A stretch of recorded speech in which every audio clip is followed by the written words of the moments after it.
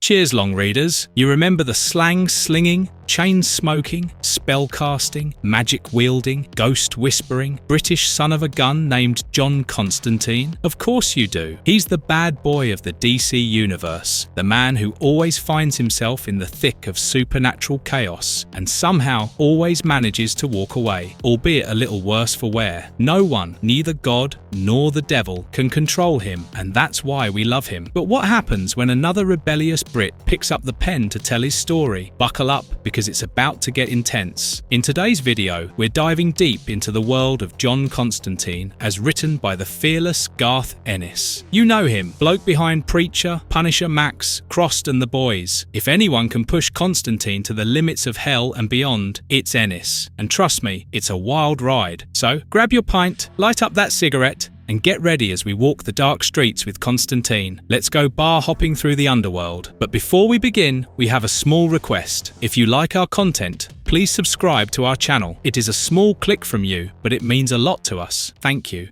Dangerous Habits. Chapter 1. The Beginning of the End. It was springtime in London, and while the city woke from its winter slumber, John Constanteen faced death. Sitting in Frank's cafe, he reflected on his mortality. Lighting a cigarette, he drifted into memories of when it all began. A week earlier, in his dingy apartment, Constantine had awoken feeling worse than usual. The room had been cluttered with beer cans and cigarette packs, but what caught his attention was the blood in his mouth. He had rushed to the bathroom just in time to vomit, blood spilling into the sink. He knew this wasn't a minor injury. As he continued to retch, he realized with horror that he had just spat out a chunk of his lungs. Now, sitting in the cafe, he tried to figure out who was behind this. Was it a curse from his old enemy Nergal? Could it be Golden Boy, his long-dead twin? Though their connection remained a blur, Constantine had always believed they had merged into something greater. He'd kept his head down since, but now, the idea of Golden Boy's revenge forced him to confront an uncomfortable truth. Was he destined to die for some grand purpose? No, his fate was spelled out in his pack of silk cuts. He recalled the doctor's office from a few days before, where the news had been laid out plainly: terminal lung cancer, advanced. The doctor's words had faded as Constantine grappled with the diagnosis. The charts, the questions, none of it had mattered. He had smoked 20 or 30 cigarettes a day, and the doctor's, "Well, there you are," stung with simplicity. John had left the office before the doctor could offer him any pity, overhearing him cancel his remaining appointments, perhaps in an attempt to soften the blow. Outside, Constantine had tossed his silk cuts in the trash, blaming them for his impending death. But it hadn't taken long before he bought another pack. Back in the cafe, Constantine watched a group of kids buying sandwiches and wondered if he'd ever see his friends again. Most of them were long gone, scattered or dead. Still, he thought, death had never stopped them from showing up before. That night, Constantine had dreamt he was dead, laid out and buried. Out of the darkness, a hand had reached for him, a familiar presence. Astra, the girl he couldn't save in Newcastle, had appeared. She had reminded him that he killed her, and now he was dead too. Then, the ghosts of his old friends had come, accusing him of being responsible for their deaths. Constantine had snapped back, reminding them he'd avenged them, but they hadn't been interested. They had told him it wasn't them haunting him anymore. He had come to them. His memories, the weight of his guilt, were there to claim him forever. He had woken in a panic, scrambling to light a cigarette, only to be interrupted by more blood and bile. He had spent the rest of the night over the toilet, thankful he didn't have to return to the nightmare. The cafe's owner glanced at Constantine disapprovingly. Lost in thought, Constantine knew the real nightmare had begun that morning. Earlier that day, he had visited his doctor friend Mark, pretending to seek care for an ailing aunt. Mark had shown him around the cancer ward, but had been called away for an emergency, leaving John to explore on his own. He had realized then that he couldn't face a death surrounded by strangers, pumped full of drugs. He had met an older patient, Matt, and they had quickly bonded over their shared fate. Constantine had promised to visit again, but not soon. As he had left, his mind began to search for ways to escape death. Back in the cafe, the proprietor was still watching him closely. A few hours earlier, Constantine had gotten a call call from his doctor. The blood test results had been strange, sparking a glimmer of hope, but the doctor had only wanted more tests. Realizing it was his demon blood causing confusion, Constantine had hung up, furious. He knew the doctor was likely imagining the money and power his unique blood could bring. Cursing, Constantine had wandered the streets until he ended up at Frank's cafe. As the cafe owner had confronted him about loitering for hours over a cold cup of tea, Constantine had flashed a cheeky grin, asking for a refill. After being thrown out, he wandered through London. Though he found some small satisfaction in aggravating idiots, he knew this time he couldn't outrun fate. He was going to die. Chapter 2. A Drop of the Hard Stuff. John Constanteen found himself on a ferry boat, battling an all-too-familiar sense of nausea. Seasickness had always been a bother for him, but today it seemed worse. To make things more unpleasant, a local trucker played a cruel joke on him by sliding over a plate piled high with greasy food. Smirking as John turned a shade greener. Unable to hold it in, Constantine rushed to the railing and vomited overboard, cursing under his breath. Once the boat docked at Dunluce Eyre, Constantine managed a bit of revenge. He waited until the trucker wasn't looking and deflated the tyres of his truck, feeling a small satisfaction bubble up as he walked away.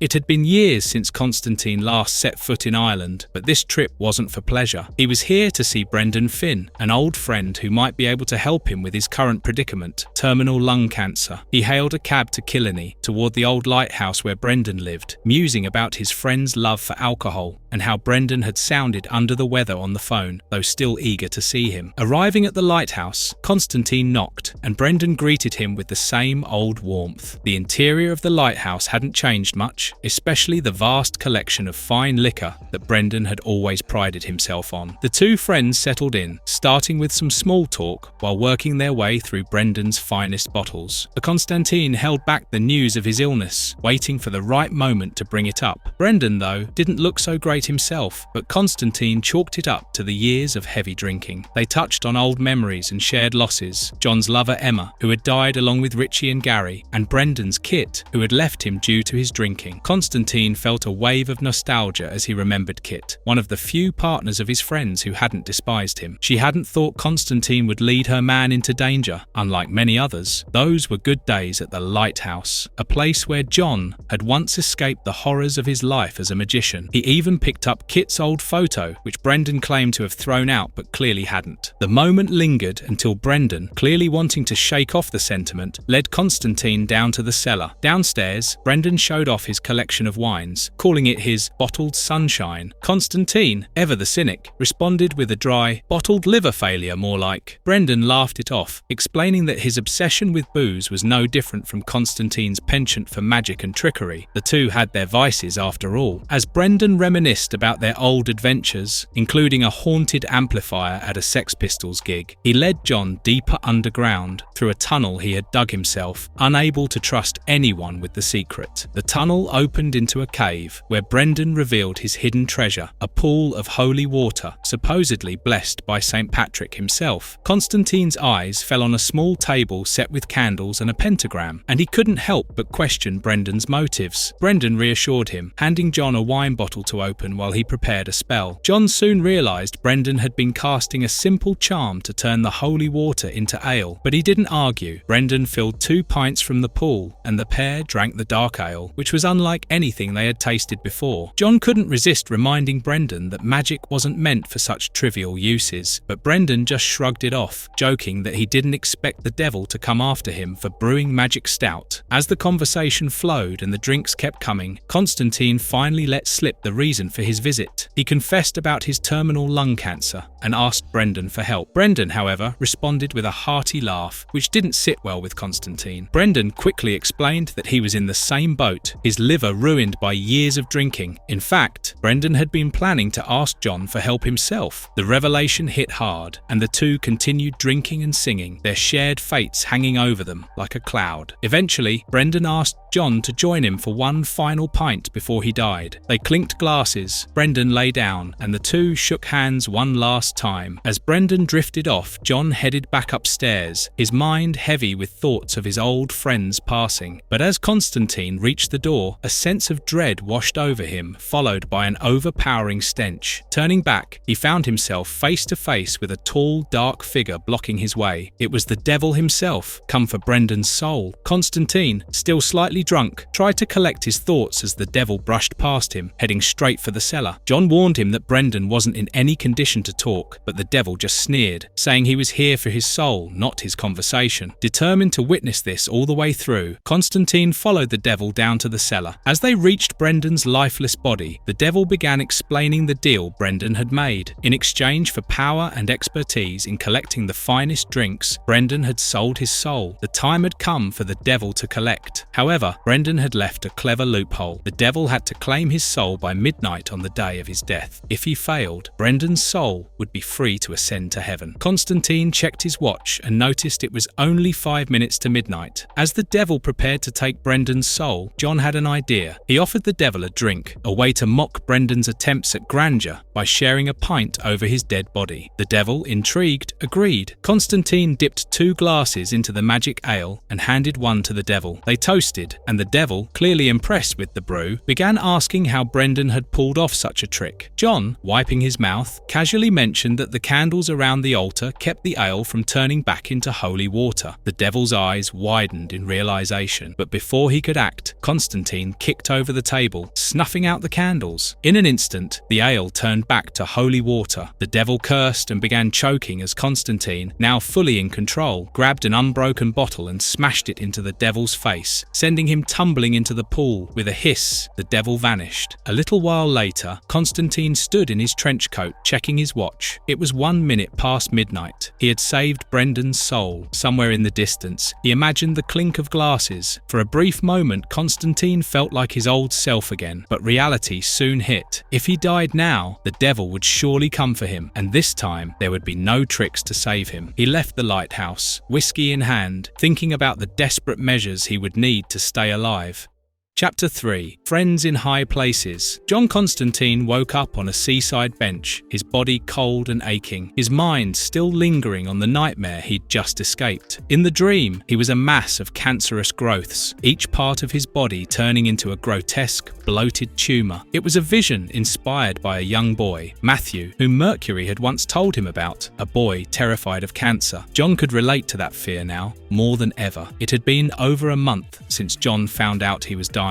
The cancer had begun to take its toll on him, and he felt weaker with each passing day. The dreams had gotten worse too. It took him weeks to reach out to the person he was about to meet, and even then, it wasn't out of hope, it was out of desperation. His thoughts were interrupted when Ellie, a strikingly beautiful woman with more behind her smile than most would guess, sat beside him. They shared coffee and sandwiches, and John wasted no time discussing his recent encounter with the ruler of hell. Ellie, a succubus and one of John's informants from the underworld, gave him a wry smile. The devil, she explained, was livid. After John tricked him into drinking holy water, hell had been waiting for him. The cancer was sealing John's fate, and the devil was eager to get his hands on John's soul, planning to tear it apart over and over. John asked Ellie if she could help him, but she shook her head. As much as she owed him, this time she couldn't intervene. John stood, feeling the weight of her words. He muttered that he was screwed, but Ellie stopped him, offering 2 last options: repentance or a cure. She suggested he could confess his sins and seek absolution, but John scoffed, doubting forgiveness was possible for the likes of him. As for a cure, that seemed just as impossible. The Swamp Thing wasn't interested in helping, and John had run out of options. But Ellie, always with a twist up her sleeve, mentioned someone else, someone called the Snob. The thought of it made John cringe, but Ellie reminded him this was his only shot. The Snob had connections that could save him, even if John despised the very idea of asking for his help. With a resigned sigh, John thanked Ellie, making a crack about her decency despite what she was, and she flashed him a grin, baring her fangs with a playful wink. With a few hours to kill before visiting the Snobs Club, John decided to make good on a promise. He swung by the hospital to visit an old friend, Matt, who was holed up in the cancer ward. They exchanged pleasantries, John filling Matt in on his ongoing fight against cancer. Matt, ever the joker, mentioned that when he found out about his illness, he opted to drink himself to death. For a brief moment, John entertained the idea of introducing Matt to the snob just to mess with him, but he kept it to himself. He explained that the snob was an arrogant wanker, the kind of guy who looked down on everyone. Matt responded with a chuckle, reminiscing about a commanding officer he once had who was just as full of himself. Eventually, John said his goodbyes and made his way to the snob's usual haunt. The rain had picked up, drenching London in a steady downpour by the time John reached the Cambridge Club. Of course, the doorman turned him away, citing his scruffy appearance and lack of invitation. It didn't take long for John to pull off one of his old tricks, slipping inside with just a flicker of petty magic. He justified it, telling himself that desperate times called for desperate measures. Inside, he found the snob by the fireplace, deep in conversation with a short, pudgy man named Charlie. From what John overheard, Charlie was feeding the snob information, something John made note of for future use if he lived long enough to need it. As Charlie passed by, John warned him to be straight with the snob. The startled look on Charlie's face was enough to amuse John, even in his current state. Approaching the snob, John wasted no time making jabs about the snob's wings and eternal youth, alluding to the fact that the man was an angel, a high-ranking one at that. The snob, however, wasn't in the mood for games. He knew why John was there and considered his visit a waste of time. John pushed, mentioning his talk with Ellie, but the snob dismissed him, suggesting that Ellie was more suited to John's company than he was. When John directly asked for help, the snob refused, stating bluntly that John didn't deserve it. John pressed further, reminding the snob of the favours he'd done for him over the years, but the angel simply waved it off, telling him that debts meant nothing to their kind. To the snob, Constantine was insignificant. John, growing more frustrated, demanded an explanation. The snob laid it out plainly. John was dying because of his smoking, and his soul was destined for hell because of his sins. He even had the gall to remind John of the darker moments of his life, leaving Constantine seething. John lashed out, asking what happened to all the good he'd done. The snob coolly replied that the evil outweighed the good. Infuriated, John accused the angel of being part of the problem, of seeing the world in black and white without understanding the nuances of humanity. The snob, unfazed, warned John that his own arrogance was leading him straight to hell, but John wasn't done yet. He mentioned Charlie Patterson and his ties to the National Front, letting the snob know that his choice of associates could cause trouble if word got out. John called the snob by his true name, Gabriel, and left him with a warning. His father wouldn't be pleased. As he stepped back into the rain, John felt a surge of bitter satisfaction. He needed a bath, and the rain provided just that. A couple of hours later, John sat in a pub, nursing his frustration with alcohol. He kept turning the conversation with Gabriel over in his mind, trying to figure out why he felt he was missing something. As he ordered one last drink, the realization hit him. He'd been looking at the problem the wrong way. Hell wasn't a person, it was just a place. If he wanted to escape, he had to take down the one who wanted his soul, not the place that claimed it. With that thought, John began to form a plan. It was risky, but it was his best shot. Bribing the bartender for one more drink after the last call, Constantine raised his glass, knowing that whatever came next, he'd be ready for it.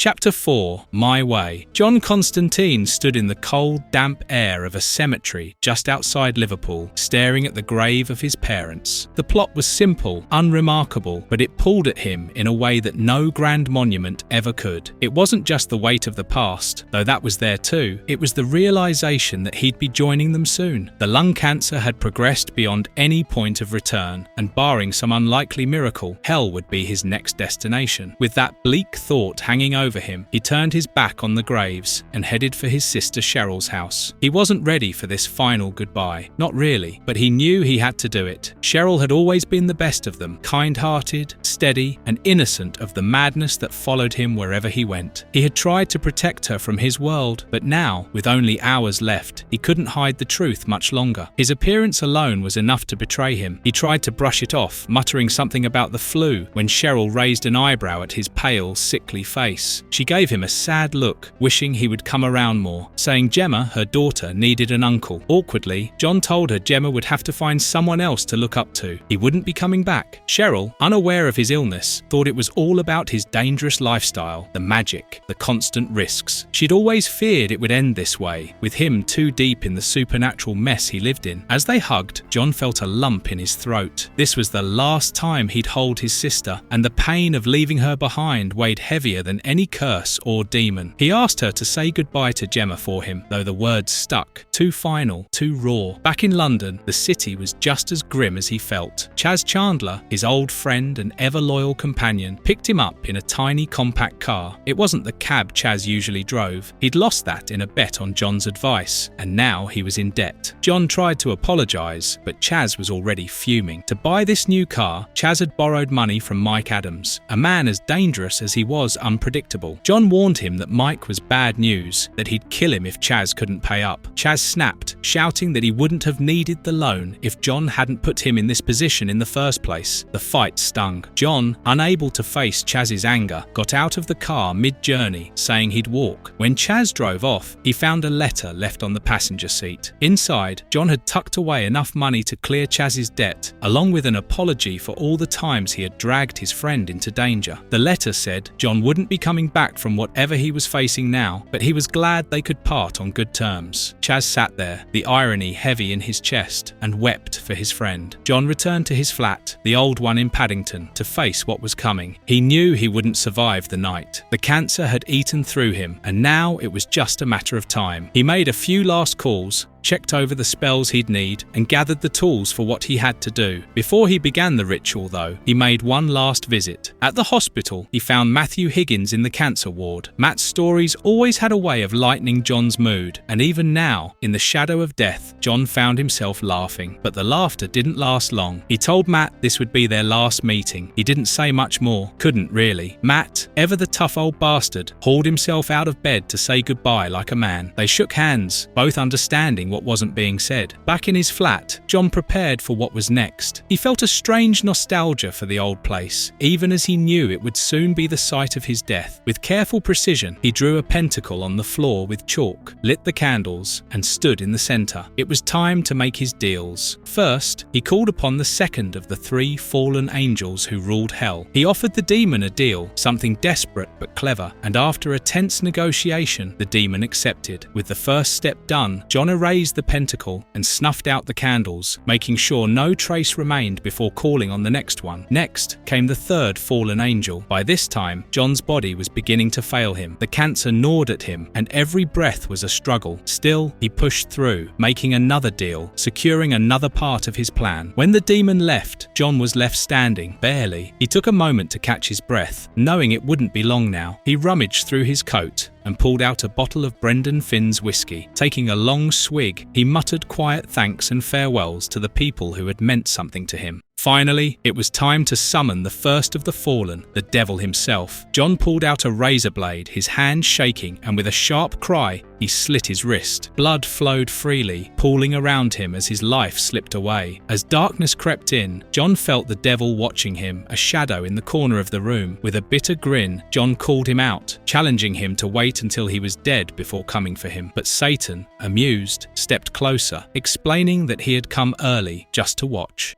Chapter 5. The Sting. John Constanteen lay on the cold floor, his life slipping away with every drop of blood seeping from the slits in his wrist. The cancer had already done its damage, but the razor blade had hastened the inevitable. His body was shutting down, and Satan himself stood over him, watching, waiting to claim his prize. Constantine could feel the weight of the devil's gaze, but he wasn't scared. He knew this was coming. He'd been ready for it, or so he thought. Suddenly, a figure appeared, Azazel, another demon with his own dark ambitions. Azazel's arrival wasn't unexpected, but it complicated things. Satan snarled, realizing that Constantine wasn't going to make this easy. Moments later, Beelzebub followed, completing the unholy trinity of hell's highest lords. The three demons circled John's bleeding body, each laying claim to his soul. It was like watching vultures fight over a corpse, and Constantine, even in his weakened state, found a bit of twisted humor in it. Satan, full of righteous fury, declared that the insult Constantine had delivered gave him the sole right to John's soul. Beelzebub and Azazel weren't buying it. They had contracts, binding agreements that said otherwise, and if there was one thing demons couldn't stand, it was having their contracts undermined. The other two pressed Satan, demanding to know what insult was so grave that it could override their contracts. Satan, irritated but proud, didn't want to admit it, but Constantine couldn't resist. With a weak chuckle, John explained how he'd tricked Satan into drinking holy water. The two demons erupted in laughter, jeering at their rival. It was a rare moment of camaraderie between them, if only to mock the devil himself. But Constantine wasn't done. He reminded them that he had duped them all. He had signed contracts with both Beelzebub and Azazel, fully aware that Satan had already laid claim to his soul. Now, all three demons had a legitimate claim, and with John on the verge of death, they had minutes, maybe less, to figure out who got to collect. As the demons squabbled, John threw out one more ace. He warned them that if they fought over his soul, God would surely intervene. That would mean none of them would get him, and worse, they could all become slaves in the fallout. Constantine could see the calculation in their eyes. The demons were arrogant, sure, but not stupid. They couldn't risk losing to heaven. With time running out, the options became clear. They couldn't let John's soul slip into limbo, and a war between them would only bring ruin. The three demons glared at each other, hatred and reluctance etched on their faces, but there was only one path left. Constantine knew it too. He grinned, feeling the tug of victory. They would have to keep him alive. As if to spur them into action, he took the razor and slashed his wrist even deeper. Blood poured faster now, and he felt the darkness creeping in as his life drained away. His vision blurred, and then everything went black. When John awoke, he found himself being lifted off the floor. Satan, with a look of grim satisfaction, was holding him up.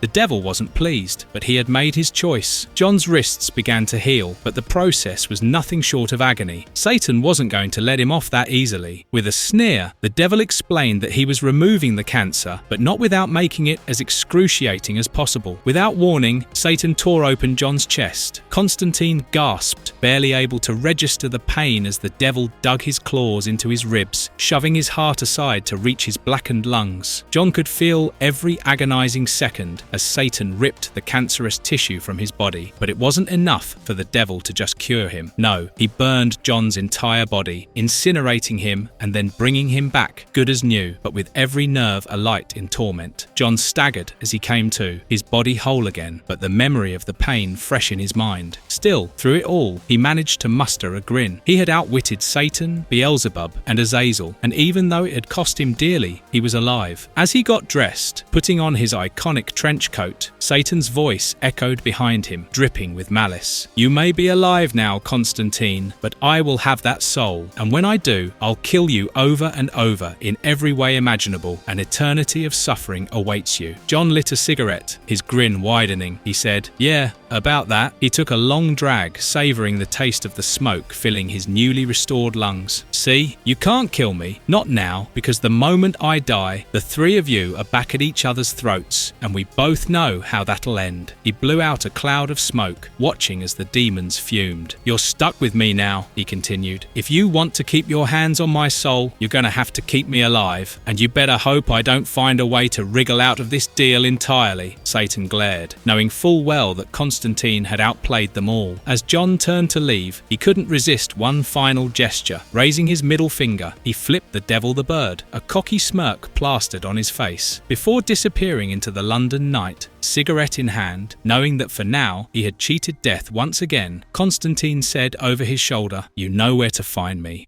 Chapter 6. Falling into Hell. When John Constanteen finally faced the reality of what he had done, the weight of it crushed him. He had outsmarted Satan himself, forcing him to cure the cancer that was eating away at his lungs. At first, it felt like victory. He'd cheated death and hell in one swoop. But now, 3 days later, the truth settled in. He realized that it wasn't over. The demons he'd tricked, Satan and his brothers were now watching him closely, waiting for him to slip up. The next time he made a mistake, they wouldn't just claim his soul, they'd make him suffer for eternity. With that knowledge gnawing at him, John spent the next 3 days drowning in whiskey, trying to forget what was waiting for him. On the third day, hungover and hollowed out, John struggled out of bed, pulling on his rain-soaked trench coat. He stumbled into the rain, barely able to see through the blur of water and his own exhaustion. As he shuffled down the street, he bumped into someone. "Sorry," he muttered, looking up, and froze. It was Kit Ryan, Brendan Finn's Kit, the woman who'd lost the love of her life, just as John had lost his friend. For a moment, they both stared at each other, stunned by the coincidence, before embracing in a warm, relieved hug. They hadn't seen each other since Brendan's death. Over coffee, they caught up on the basics, the small stuff, until Brendan's name came up. The conversation grew heavy, and John, feeling the weight of his friend's absence, suggested a proper drink to toast Brendan's memory. They agreed, but before they could leave for the bar, John heard someone calling his name. He turned and saw Chaz Chandler waving him down. Chaz had always been there for him, through thick and thin, and it hit John hard that he hadn't even told his closest mate he wasn't dying anymore. The guilt gnawed at him as he quickly explained to Kit that he'd forgotten to tell people he was still alive. They made plans to meet again soon, and Kit went her own way while John and Chaz caught up.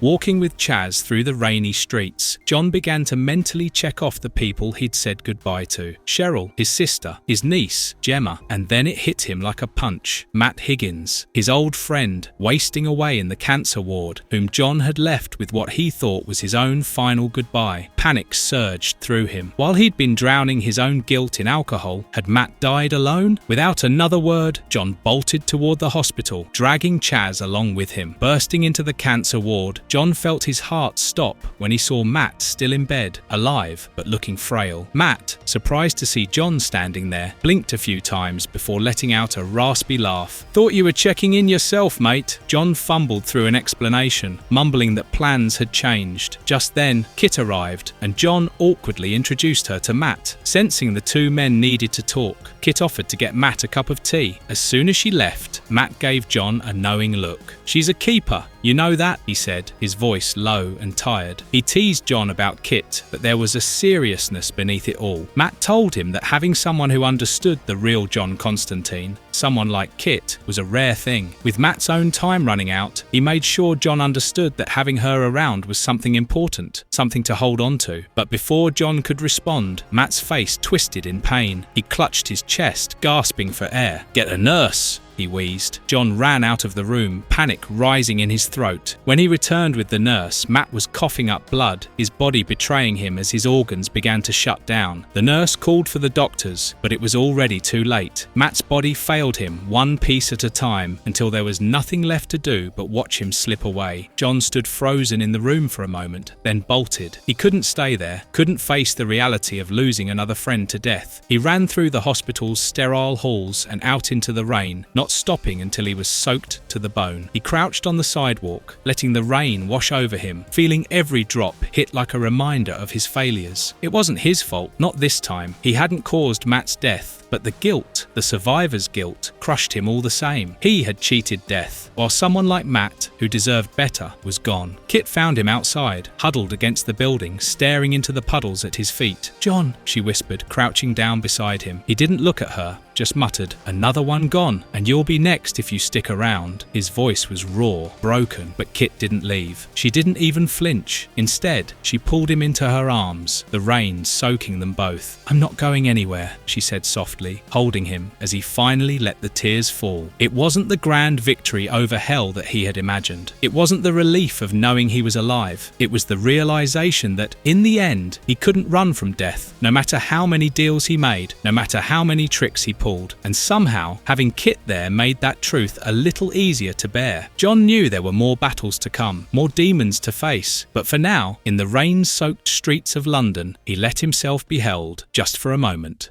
Bloodlines Chapter 1, The Pub Where I Was Born. Freddie and Laura Collins had been inseparable when they first ran the Northampton, a cosy pub tucked in Camden. Freddie had been the life of the place, its heartbeat, but after he passed, Laura carried on managing it alone, keeping the spirit of the pub alive. Now, the Northampton had become John Constantine's favourite spot, a place where he could relax, unwind, and forget the horrors of the world, even if just for a few hours. Tonight, he planned to meet Kit and Chaz Chandler there, hoping for a brief escape from the relentless burdens that haunted him. Lately, Kit had been helping John process the whirlwind of emotions that came with his cancer cure. He had been saved by trickery, but the victory felt hollow. Watching Matt Higgins, his old friend, succumb to cancer just as he had been spared felt like a cosmic joke. Now, John found himself battling a different kind of fear, his growing feelings for Kit. She'd been there for him, steady and kind, but she had once been with Brendan, another friend, now long gone. The last thing John wanted was to ruin one of the few genuine friendships he had left. That afternoon, John spent some quiet time in a park, tossing crumbs to pigeons, musing about what it might mean to grow old. Maybe it was time to give up magic, his one constant companion for all these years, but also the source of so much pain. He marveled at the fact that he'd gone an entire day without lighting up a cigarette, though the temptation still gnawed at him. It felt like progress. Maybe, just maybe, it was time for a change. By evening, the pub was alive with laughter and the clinking of glasses. John sat at a poker table with Chaz and his co-workers, Martin and David. As usual, John cleaned them out, but they took their losses in stride. Northampton was the kind of place where even losing felt bearable. Still, there were rumours that the pub's days were numbered. Laura, despite her loyalty, might be forced out soon. Word on the street was that the buyer had sent a man named Joe Hollis to pressure her into giving up the place without a fight. Joe Hollis was a man with a story that most people would laugh off if they didn't know better. Supposedly, he'd fried his own genitals after pissing onto the third rail of a tube track. Ever since then, he wasn't right in the head, dangerous, unpredictable, and unhinged. As John dealt cards and shared banter with the others, the unease lingered in the back of his mind. Joe Hollis wasn't just a thug, he was a storm waiting to break.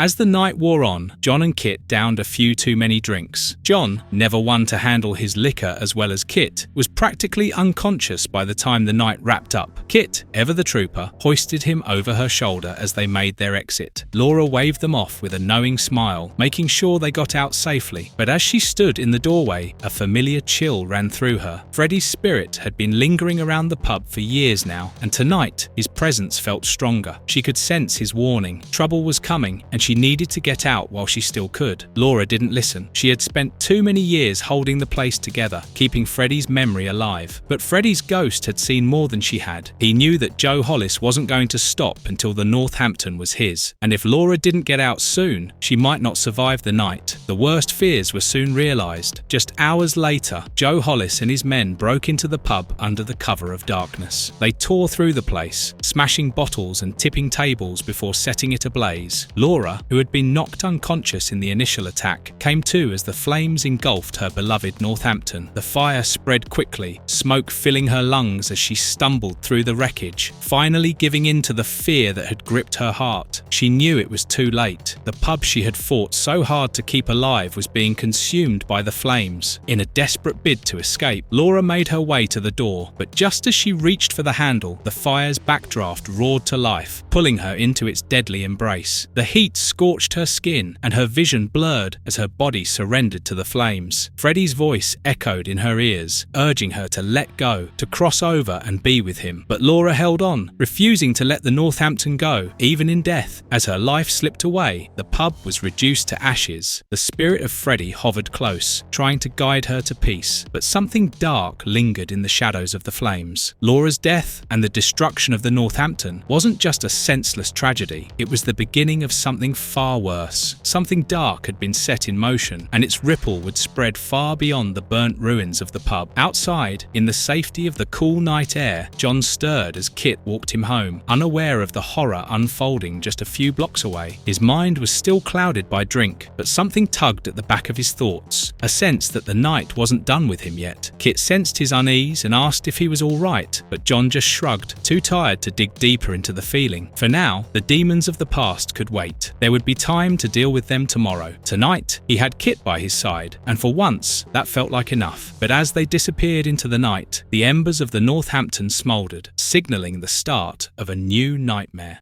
Chapter 2. Love Kills. Amid the smoke and flames that were devouring the Northampton Arms, Laura Collins stood over her own charred body, her spirit hovering in shock. She was dead, murdered. The realization sank in slowly, and her thoughts drifted to Freddie, her husband, whose spirit she had felt lingering in the pub for years. Now he was beside her, welcoming her into this strange limbo. Freddie's presence was comforting, but it couldn't dull the pain. Their pub, their home, and their love had been reduced to ash. Justice had to be done. They couldn't rest until those responsible paid for it. The morning after, John Constanteen woke on Kit Ryan's couch, his head throbbing from too much booze and too little sleep. He barely remembered the night before, Kit dragging him out of the pub after he'd drunk himself silly, the cab driver tossing him onto her couch like a sack of potatoes. Kit, fresh from the shower, appeared and offered him the chance to clean up while she prepared breakfast. Grateful, John stumbled to the bathroom, letting the hot water wash away some of his grogginess. Emerging to the smell of Irish soda bread, a breakfast that tugged at memories of better days with Kit and her late boyfriend Brendan Finn, John found himself wondering if things might be different now. Could he give up the constant chaos of his life, settle down with Kit if she'd have him? But before he could dwell on it, Kit kissed him on the cheek, smiled and headed off to work, leaving John to his thoughts. John grabbed lunch at a nearby diner, his mind still whirling. Could he really walk away from the life that had consumed him for so long? Maybe it was time to stop running into trouble and start living differently. As he mulled it over, Chaz Chandler burst through the diner doors, his face pale and anxious. He dropped into the seat across from John and explained in a shaky voice that the Northampton Arms had burned down overnight and their friend Laura Collins hadn't made it out. The idea of giving up on trouble seemed laughable now. Even if John tried to walk away, trouble would still hunt him down. The two of them headed to the ruins of the Northampton, where John picked through the charred debris. He could feel it in the air, a lingering presence, something that had once been good but had curdled into something dark and twisted. John quickly pieced it together. This wasn't an accident. It reeked of an insurance job, likely arranged by a man named Carson, who had been pressuring Laura to sell the place. When John hinted at getting involved, Chaz hesitated, clearly uneasy about where this was headed. John, knowing things were going to get ugly, told Chaz to go home, insisting he didn't want his friend caught in the crossfire. Chaz reluctantly agreed, leaving John to work alone. John's instincts led him to a stool pigeon named Lenny Fisher, a man who knew all the lowlifes in town. After some not-so-gentle persuasion, Lenny coughed up the names of two thugs who'd likely been involved, Del Carter and Tony Mackay. Del and Tony were holed up in a dingy apartment watching TV and trying to lay low like Joe Hollis, their boss, had told them. Everything seemed quiet until Del suddenly stopped mid-sentence, his eyes glazing over. Without a word, he stood, grabbed a shotgun and shot Tony dead. The sound of the blast jolted John, who had just arrived outside the apartment. He burst in just in time to see Del shove a shard of broken glass into his own neck, ending his life in a gory, self-inflicted mess. Horrified, John fled the scene, trying to drown out the images in his head with a bottle of whiskey. But before he could find peace at the bottom of his glass, one of Hollis's remaining thugs cornered him, having heard from Lenny that John had been sniffing around. The thug assumed John had killed Del and Tony, and he was ready for payback. John was in no shape for a fight, and it quickly became clear that the thug had the upper hand. That was, until Kit arrived, proving she was more than capable of handling herself. She grabbed the thug by the balls and squeezed, forcing him into submission. As he writhed in pain, John demanded to know where Hollis was. The thug, wheezing, admitted that Hollis was likely with Carson, trying to silence a man named Quincy, who knew too much about the fire. Meanwhile, Hollis and Carson were cornering Quincy, their threats pushing him closer to breaking. But something strange happened. Hollis began talking to someone who wasn't there. His body stiffened,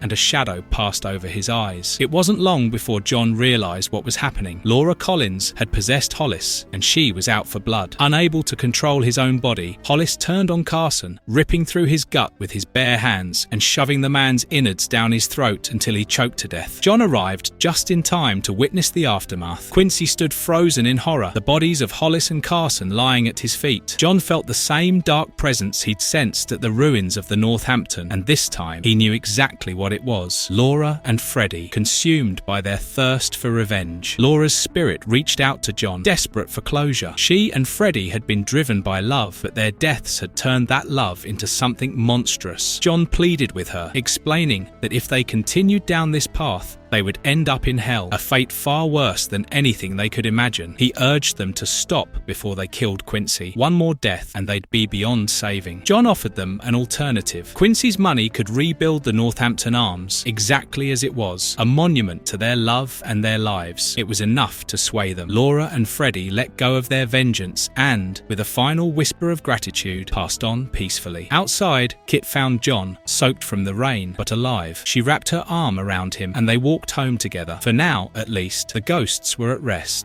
Chapter 3. Lord of the Dance. John Constanteen spent most of the day trudging through Camden, weaving between shops and market stalls, trying to find the perfect Christmas present for Kit Ryan. It wasn't like he could just grab her some generic trinket. It had to mean something that would show her how he really felt. He'd been dancing around his feelings for her for months now, unsure if she'd ever see him as anything more than a mate. But as usual, nothing he found seemed good enough. To top it all off, he had the distinct feeling he was being followed. It didn't take long for John to figure out that the one tailing him wasn't alive. He paused at a shop window, catching the faint reflection of a miserable-looking ghost. John wasn't in the mood for spooky business, but curiosity got the better of him. He spun around and surprised the ghost by asking, "What's got you down? Don't like Christmas?" The ghost, taken aback, shrugged and admitted that Christmas wasn't his favourite. He hadn't met anyone who could sense him in ages, and invited John for a cup of tea, eager for company. John, always one for odd encounters, agreed. As they sat in a quiet cafe, the ghost began to tell his story. His disdain for Christmas, he explained, went back to the old carol, Lord of the Dance. The song, he said, used to be pagan until the 1960s, when a Christian rewrote the lyrics, turning it into something religious. The reason he knew this, the ghost added with a touch of bitterness, was because he had once been the Lord of the Dance himself. Long before missionaries brought Christianity to Britain, the people celebrated the winter solstice with reckless abandon, feasting, drinking, dancing, and, as the ghost put it with a grin, a good bit of screwing. That was when he would arrive, the Lord of the Dance, to lead the merrymaking. His presence was a reminder of life's joy, of the freedom in celebration. But that all changed when the monks arrived. They condemned the festivities as sinful, replacing the pagan traditions with prayer and solemnity. The ghost watched as the people turned away from him, abandoning their old ways. Worse still, the monks erased him from memory, rewriting his history until he was nothing more than a forgotten shadow, a ghost of Christmas never. John couldn't help but feel for the old spirit. The story had a tragic ring to it, but he wasn't about to let the ghost wallow in misery. "You might be looking at this all wrong," John said, pushing back his chair. "Come on, I'll show you something." They left the cafe and headed to a nearby pub where they met up with Chaz Chandler. As they settled in with a few pints, John watched as the ghost's expression softened. There was something comforting in the warmth of a crowded pub, especially during the holidays. Drinks flowed freely, stories were swapped, and the old carols the ghost hated so much became a background hum to the laughter and clinking glasses. John and Chaz grew merrier with each round, their inhibitions slipping away as they sang a few tunes, much to the delight, or perhaps annoyance, of the other patrons. "You see," John slurred at the ghost, lifting his pint, "the spirit you're missing has always been here. Once you've had a few, you don't care if it's Christmas, solstice, or whatever the hell else. People still drink, laugh, and have a good time. That's what matters, mate." The ghost nodded, seeming to find some solace in the revelry. By the time the pub stopped serving, Chaz could barely stand, and John, with the ghost's help, dragged him back to his flat. They left Chaz on his doorstep, where his grumpy wife muttered under her breath, clearly unimpressed with the state of her husband. As they said their goodbyes, the ghost thanked John. "You've shown me," the ghost said with a small smile, "that I still have a place in the hearts of men. Maybe it's not the same as it once was, but it's something." "Cheers to that," John replied, watching as the ghost disappeared into the cold night air. When John finally made it back to Kit's flat, he realised with a groan that in all the chaos, he'd forgotten to get her a Christmas present. The whole day had been about finding something that would express how he felt about her, and now he was empty-handed. He fumbled through an apology, but Kit just smirked and cut him off. "I didn't get you anything either," she admitted, her eyes sparkling. She stepped closer, tugging on the tie he'd half-acidly thrown on that morning. "But I think I know what to give you." Her voice softened as she leaned in, the space between them disappearing. She said if John ever left her at Christmas, she would beat the crap out of him, and with that, she kissed him. It wasn't the fumbling, awkward kiss he'd feared. This was something full of warmth and familiarity, something that felt like home. John's heart thudded in his chest, and for the first time in what felt like forever, he didn't feel like running from what he wanted. Maybe this was exactly the gift he'd been looking for all along.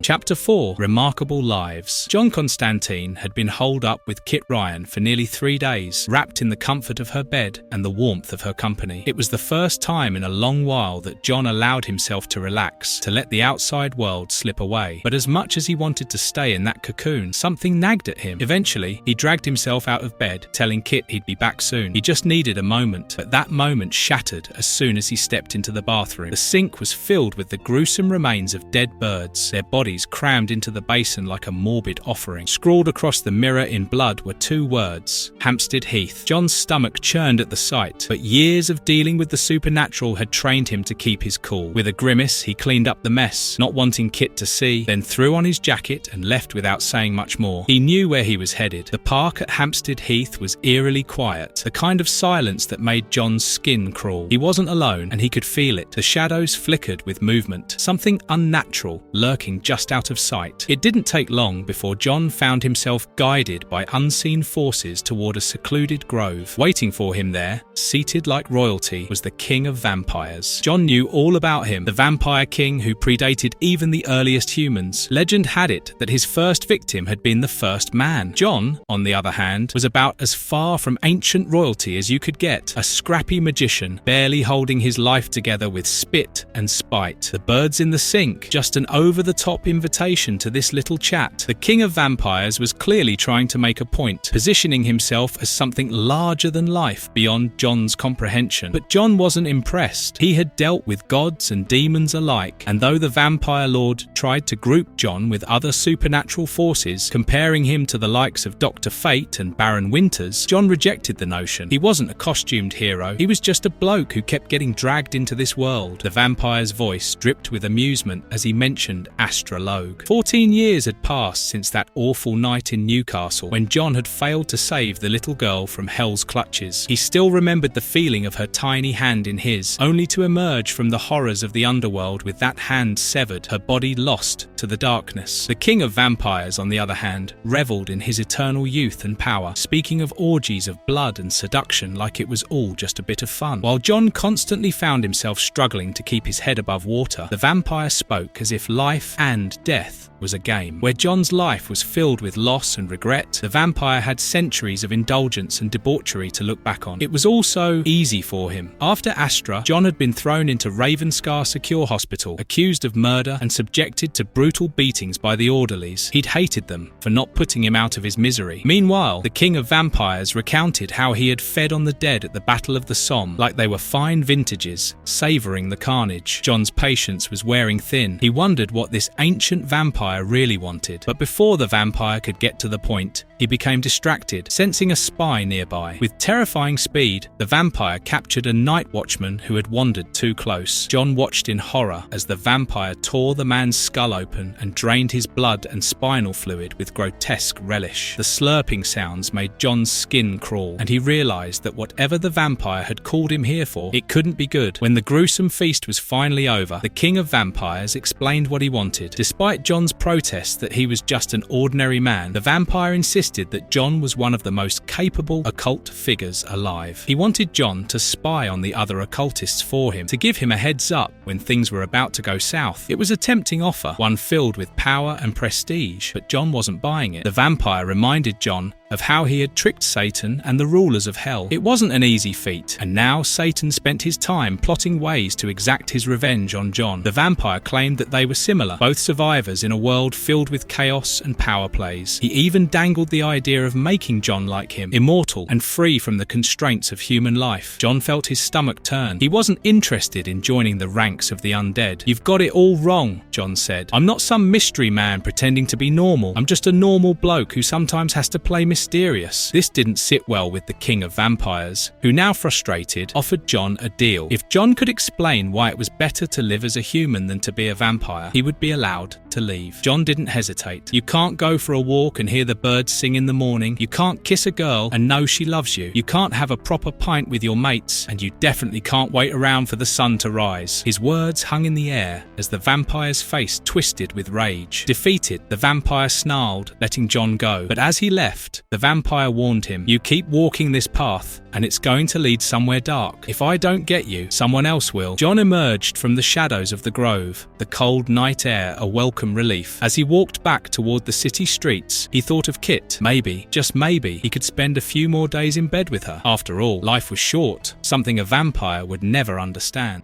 Royal Blood. Chapter 1. The Players. On New Year's Eve, Mickey Foster did what he always did, offering his company to strangers in exchange for a bit of money. It was a grim routine, but one he knew well. This time, though, something was different. The man who approached him looked strangely familiar, but there was a darkness in his eyes. Before Mickey could react, the man slashed his throat, leaving his lifeless body sprawled in the cold. A young, drunken woman stumbled upon the scene, her screams cutting through the night before she fainted in terror. While Mickey's body cooled on the street, John Constanteen was having a rare moment of peace. Waking up beside Kit Ryan, he felt something close to contentment, a feeling he'd not known in years. The last few days had been filled with laughter, warmth, and a sense of normalcy he hadn't expected. He dressed slowly, savouring the quiet moments before stepping out into the street, smiling to himself, an unusual sight for anyone who knew him. But across town, Sir Peter Marston wasn't enjoying the same peace.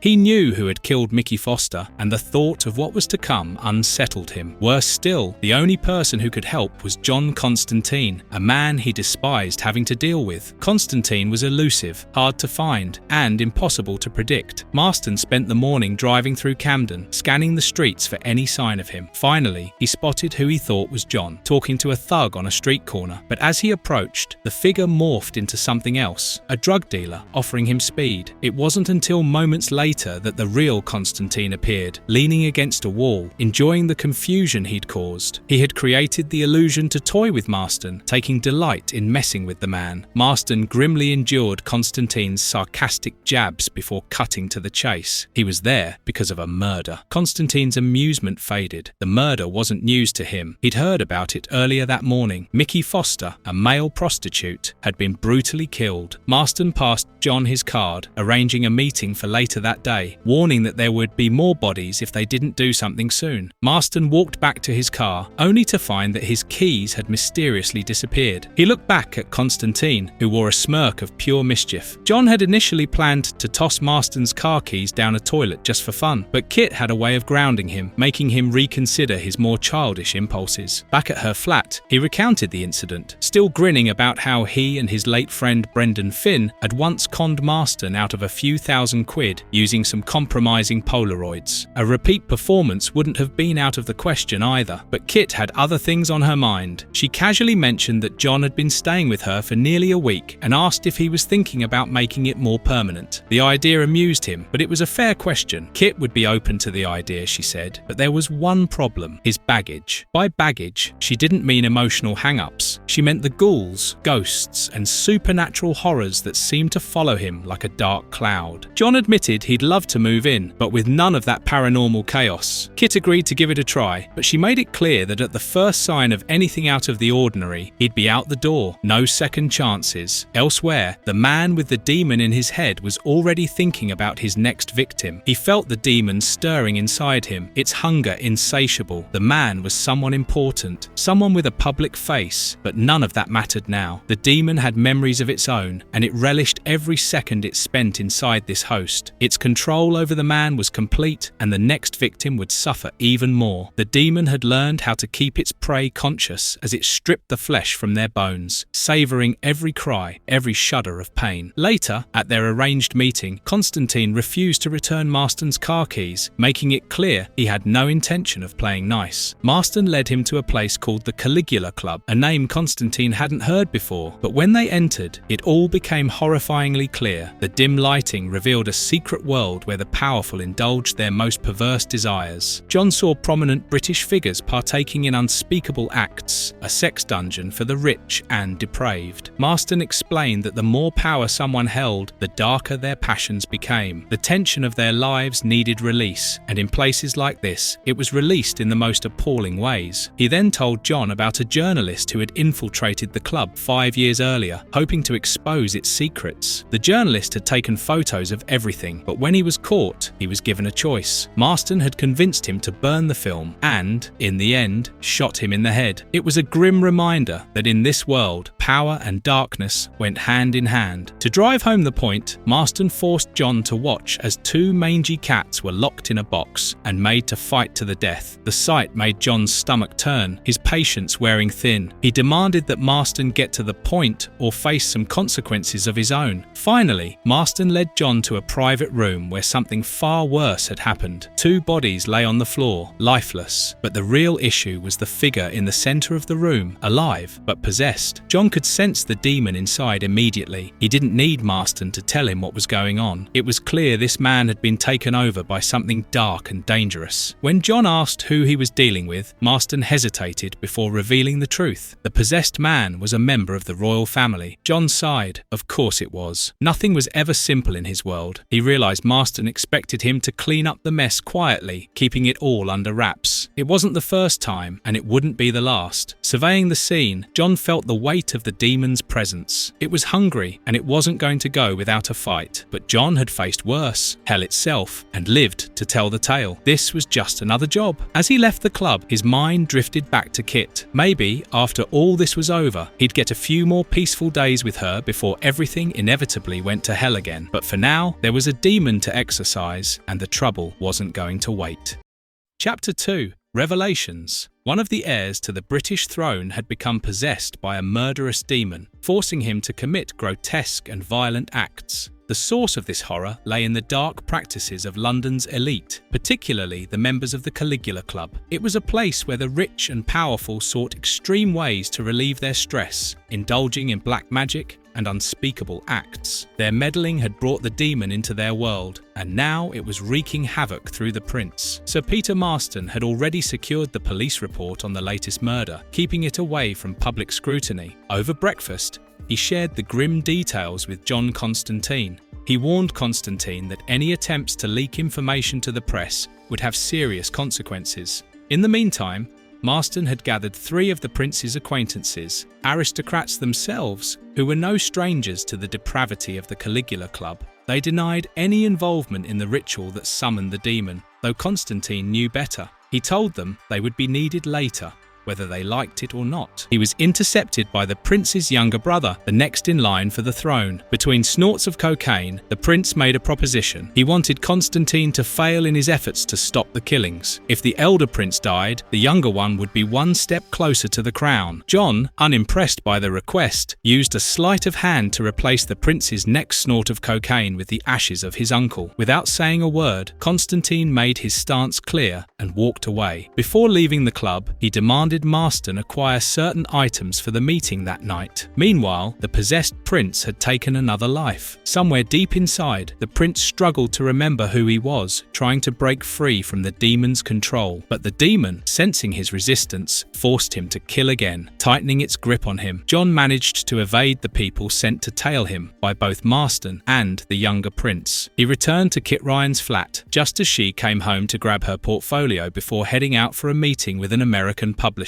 She had been working on a book jacket illustration and hoped to impress them. Noticing something was bothering John, Kit asked him what he was dealing with, but he kept the details vague, admitting only that it was some nasty business. She gently reminded him not to bring any of that nastiness into their home, and he playfully tossed his papers aside, knowing she had a point. Before she left, Kit brought up their recent conversation. She had been thinking about it and decided she wouldn't mind if John moved in with her permanently. She joked that becoming domesticated might ruin his cool, rogue image, but then light-heartedly shattered that idea by showing him a sketch she had drawn of him while he slept, proving that even he had a softer side. John couldn't help but smile. With Kit off to her meeting, John made his way to see Nigel Archer, an old acquaintance and a politically radical medium. Despite Nigel's reluctance to get involved, John convinced him to lead a séance later that night. It was a dangerous move, but John needed all the help he could get. That evening, John gathered the corrupt aristocrats spirits at the seance. They treated the situation like a political scandal to be managed, ignoring the fact that a murderous demon was running loose, indifferent to who it might claim next. John led them to a room where Marston had delivered the bodies of 3 of the demon's victims. With Nigel's help, John planned to summon their spirits, hoping their presence would draw the demon in. The seance began, and the air thickened as the spirits were called forth. Angry and restless, they resisted being summoned but ultimately appeared, their fury palpable. Their return was enough to attract the demon's attention, pulling it into the room. When it materialized, John wasted no time accusing it of overstepping its bounds, punishing innocent people without cause. The demon responded, claiming it had been summoned and was merely following orders. John saw his opportunity. He reminded the demon that by taking lives, it owed a debt. It was a lesson John had learned during the Newcastle incident, where his failure had cost a young girl, Astra Logue, her life. He wasn't going to make the same mistake this time. He demanded the demon reveal its true name. The spirits, now fully present, forced the demon to comply. It spoke out its name, Calibraxis. Nigel, visibly strained, struggled to maintain control of the seance as the spirits thrashed, their anger overwhelming the room. One of the spirits whispered a chilling truth. Calibraxis had possessed another notorious figure in history, Jack the Ripper. The revelation hung in the air like a storm cloud. John realized that this wasn't just about stopping a royal scandal or covering up the actions of a rogue prince. The demon had been manipulating events for centuries, using the chaos it created to feed on fear and pain. Now armed with its name and history, John knew what he had to do, but the stakes had become far higher than he initially thought. As the seance ended, Constantine was already planning his next move. Exorcising the demon was now a matter of urgency before it could claim more lives. But nothing with John Constanteen was ever straightforward, and he knew he would be up against more than just the demon itself. Time was running out, and the weight of it all pressed heavily on his shoulders. With the meeting concluded, John left the room, his mind already racing. After dealing with the demon, perhaps he could return to Kit's flat, where, if he was lucky, he could find a few more moments of peace. But he knew better than anyone that trouble was never far behind. Chapter 3. The Good Old Days. The prince had been fighting to regain control of his body for days, but each time the demon Calibraxis crushed his will. Every killing made the prince feel more detached from who he used to be, and the demon's disgust only grew. Calibraxis mocked the frailty of humans, irritated that this host, like his previous one during the murders in Whitechapel, was too weak to fully handle the power of possession. The human body had limits, and Calibraxis had no patience for them. Meanwhile, John Constanteen was sitting in a dingy pub with Nigel Archer, an old medium with radical views. Over drinks, John explained what he had uncovered, how the Freemasons had once summoned Calibraxis to possess Sir William Gull. That possession had enabled the brutal murders in Whitechapel, all part of a twisted campaign to cover up Prince Albert's affair with a commoner, Annie Elizabeth Crook. Nigel, always keen to stir up trouble, immediately wanted to leak the information to the press, hoping to tear down the government. But John, knowing better than to mix politics with demons, quickly dismissed the idea. This was far bigger than headlines. Back in the shadow of his own mind, the prince continued his battle. Desperate to slow the demon's murderous control, he had begun self-mutilation, ripping out his own fingernails, knocking out his own teeth. But each attempt to sabotage Calibraxis only led to more suffering. Through the haze of shared memories, the prince caught glimpses of the seance from the previous night. He recognized some of the people who had gathered there, though their names remained elusive. Only one came clearly to mind: Marston. He remembered Marston and the part he played, but before he could act on the memory, Calibraxis surged back into control, smashing the prince's head against a wall to silence him once more. Later that day, John returned to Kit Ryan's flat with a suitcase in hand, ready to make good on his promise to move in. Kit greeted him with a playful smile, pulling open the suitcase and rifling through his things. But the light-hearted mood soured when she found a strange piece of parchment hidden among his clothes. Suspicion flickered across her face as John admitted it was related to his dealings with the occult. He tried to reassure her, swearing that none of this dark magic would follow him into their home. Kit hesitated, but eventually let her irritation go. They moved on, but the tension lingered. What Kit had found was a page from the Grimorum Verum, a rare and dangerous book that John had acquired from a contact named Ben Cox. The page detailed how to exorcise and banish demons, specifically those like Calibraxis. Unfortunately, John only had a fragment of the book, the part about exorcisms. Somewhere out there, the rest of it existed, and John knew he needed to find it if he was going to survive this confrontation. He hoped what he had would be enough to bind Calibraxis and get rid of the demon before it killed him. At the same time, Sir Peter Marston was holding a secret meeting with David Heslett, a man who understood the real stakes. They both knew that John Constanteen wasn't likely to stay quiet once the killings ended. He had too much knowledge, and men like Marston knew the risks that posed. Marston handed Heslett a pistol with a silent understanding that once Constanteen had done his job, he would be eliminated. They couldn't afford to let him walk away. Not long after, John and Nigel arrived at Marston's office. 2 more bodies had been found since their last meeting. The situation was spiraling out of control, and everyone knew it. John promised that he could stop the killings, but he made no assurances about keeping the prince alive. He wasn't in the business of saving royalty if it wasn't necessary. Meanwhile, Calibraxis had grown tired of his host's resistance and the games Constantine was playing. The demon decided it was time to end Constantine once and for all. He knew that John's death would send ripples through hell, but Calibraxis didn't care. The prince, driven by the demon, headed for the Caligula Club, where he began slaughtering indiscriminately, his human form barely holding together under the pressure of so much bloodlust. The chaos in the club drew Marston away, leaving John alone in his office. It was the chance he needed. Searching through Marston's desk, he found what he had suspected, a copy of the Grimorum Verum, but with more pages than John had. The connection was clear. Marston had a direct hand in summoning Calibraxis. The demon wasn't some accidental byproduct of occult meddling. It had been called with intent. Suddenly, a piercing scream echoed down the hallway, yanking John out of his thoughts. He rushed toward the sound and found a scene of carnage more horrific than he'd anticipated. Blood stained the walls, and bodies lay twisted in unnatural angles. But before John could fully process the horror, the possessed prince launched himself at him. Calibraxis had taken full control, the prince's body a vessel of pure violence. John tried to fend him off, but the demon-possessed prince was too fast, too brutal. The prince sank his teeth into John's flesh, tearing through skin and muscle. Pain shot through John's body, and everything went dark as he collapsed, unconscious, in the blood-soaked hallway. Somewhere, in the recesses of his mind, John's survival instincts stirred, but for now, the demon had won.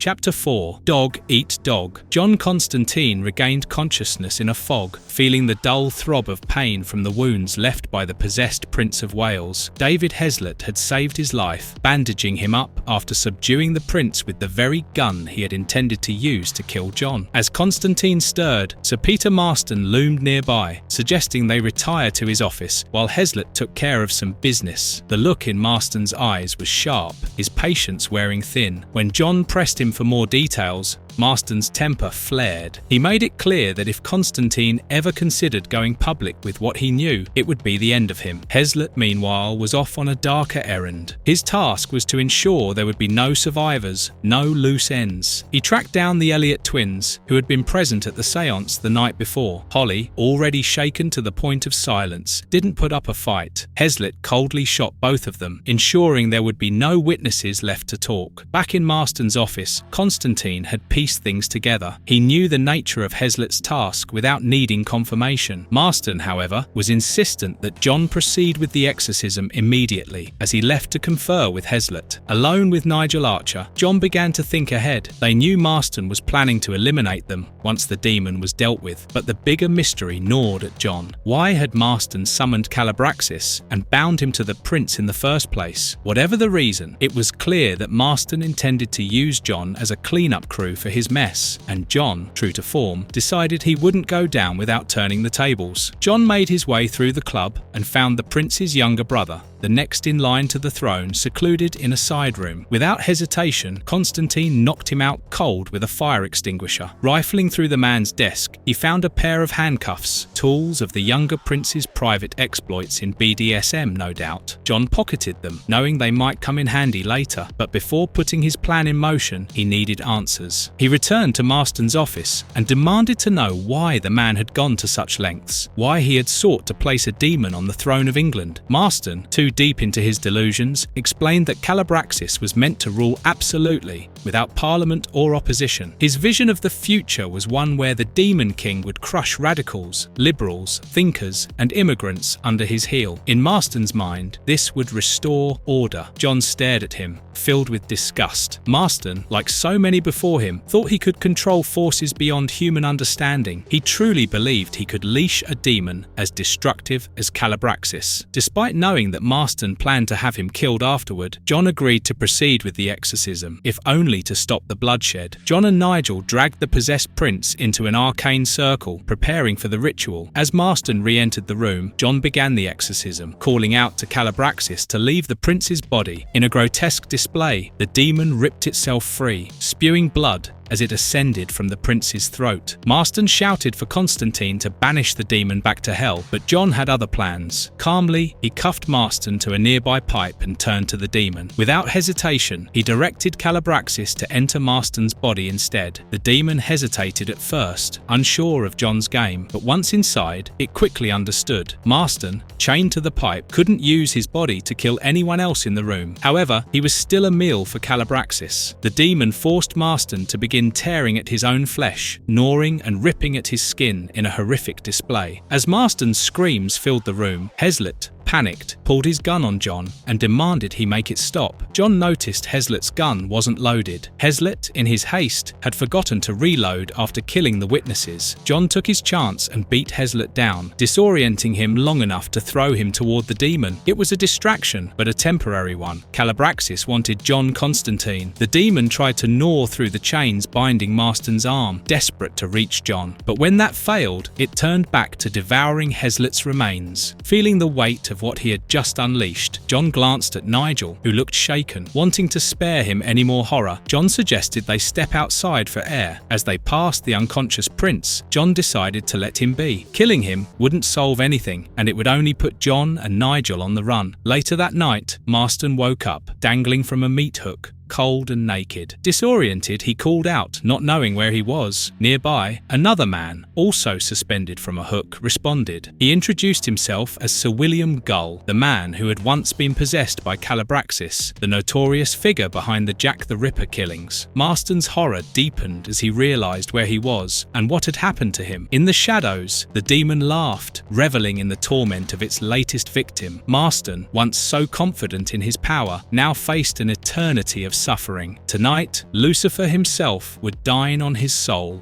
Blood Trails. Chapter 1. This is the diary of Danny Drake. John Constanteen kept to himself while riding the tube, half listening to the usual hum of conversations around him, but his attention was drawn to an outburst from a man who loudly declared himself a whoremonger. John ignored him at first, used to the occasional madman on public transport. However, his ears perked up when the man mentioned something about a grimorum. That word alone was enough to catch John's interest. He turned just in time to see the man force his way off the train at the next stop. Curiosity getting the better of him, John decided to follow. He tracked the man down through the crowded streets and cornered him, demanding to know about the book he had mentioned. Constantine was certain it had something to do with the Grimorum Verum, a book he knew well, one filled with spells for summoning demons and other occult knowledge. He had once obtained a portion of it from Ben Cox, and any mention of it was never a good sign. The young man, flustered but eager to talk, introduced himself as Danny Drake. Danny led John back to his house, a modest place that didn't match the description of someone wealthy or successful. Over tea, Danny explained that he believed he was being haunted by his own diary. He had kept a diary for nearly 10 years, writing down every thought, every secret, every confession. His wife, Daphne, had left him because of his infidelity, which he had confessed to strangers on the train. After she left, he met a woman named Ophelia, who had made him happy, listened to him, and made him feel whole again. In a moment of liberation, he burned the diaries, feeling that he no longer needed them. But soon after, Ophelia left him too, and that's when things got strange. Danny started blurting out his darkest secrets at the worst possible moments, on phone calls, in random conversations, even to the police. It was as if the diary he'd burned still existed and was using him to reveal all the things he had hoped would stay buried. He was unnerved, certain that something supernatural was happening, happening. John listened, skeptical at first. He'd seen plenty of people go mad, and Danny's story could easily be a case of guilt eating away at him. But something nagged at him. When John pressed him for more, Danny hesitated before confessing the truth. His success in the 1980s hadn't come from good business acumen. Back in university, he had dabbled in black magic. 10 years ago, he had made a pact with a demon named Triskeli, selling his soul in exchange for wealth. John sighed, disappointed. "Falling for the oldest trick in the book," he muttered, shaking his head. "Selling your soul for riches?" It was a tale as old as time, and yet people still did it. Leaving Danny's place, John decided to do some digging of his own. He headed to Chaz Chandler's lockup, where he stored his more dangerous occult books. Kit wouldn't allow them in her flat, not that John blamed her. Flipping through his copy of the Grimorum Verum, John found the information he needed about Triskel. She was particularly vicious, the type of demon who didn't play games. Her contracts were always short, violent, and ended with the soul of the person in question dragged to hell within 5 years. That's when John realized something didn't add up. It had been 10 years since Danny made his deal. Why wasn't he already burning in hell? Irritated by this new puzzle, John stormed back to Danny's house, demanding answers. He confronted Danny, asking why he hadn't already been taken by Triskel. "You should have been in hell 5 years ago. What did you do to delay it?" Cornered, Danny finally broke down and admitted the horrible truth. His wife, Daphne, hadn't left him. He had killed her, and worse, she had been pregnant at the time. He had offered their unborn child to Triskel in exchange for another 5 years of life. John's stomach turned at the confession. The weight of Danny's guilt and horror hung in the room, and John, revolted, pushed past him. Making his way to the cellar, John discovered Danny's latest sin. There, bound and terrified, was a baby. Danny had kidnapped the child from Covent Garden, intending to offer it to Triskel that very night to buy himself more time. John picked up the baby, his rage barely contained. Turning to Danny, he warned him, voice low and cold, that if he tried to escape his fate tonight, John would kill him himself. With the baby safe in his arms, John left Danny to his grim fate. He returned the child to the authorities, leaving out the supernatural details, of course. His involvement would end here. Danny had made his bed, and now he would have to lie in it forever. Later that evening, John met up with Chaz for a drink, the two of them sitting in a quiet corner of the pub. Chaz, as always, had a way of grounding him, of making the chaos of the day seem far away. John sipped his beer, knowing full well that at that very moment Triskel was collecting Danny Drake's soul. It was a sickening thought, but one that carried with it a grim satisfaction. The world had one less liar, one less killer. John had long since learned that no one ever truly escapes their demons. Some, like Danny, tried to cheat their way out, but hell always found a way to collect.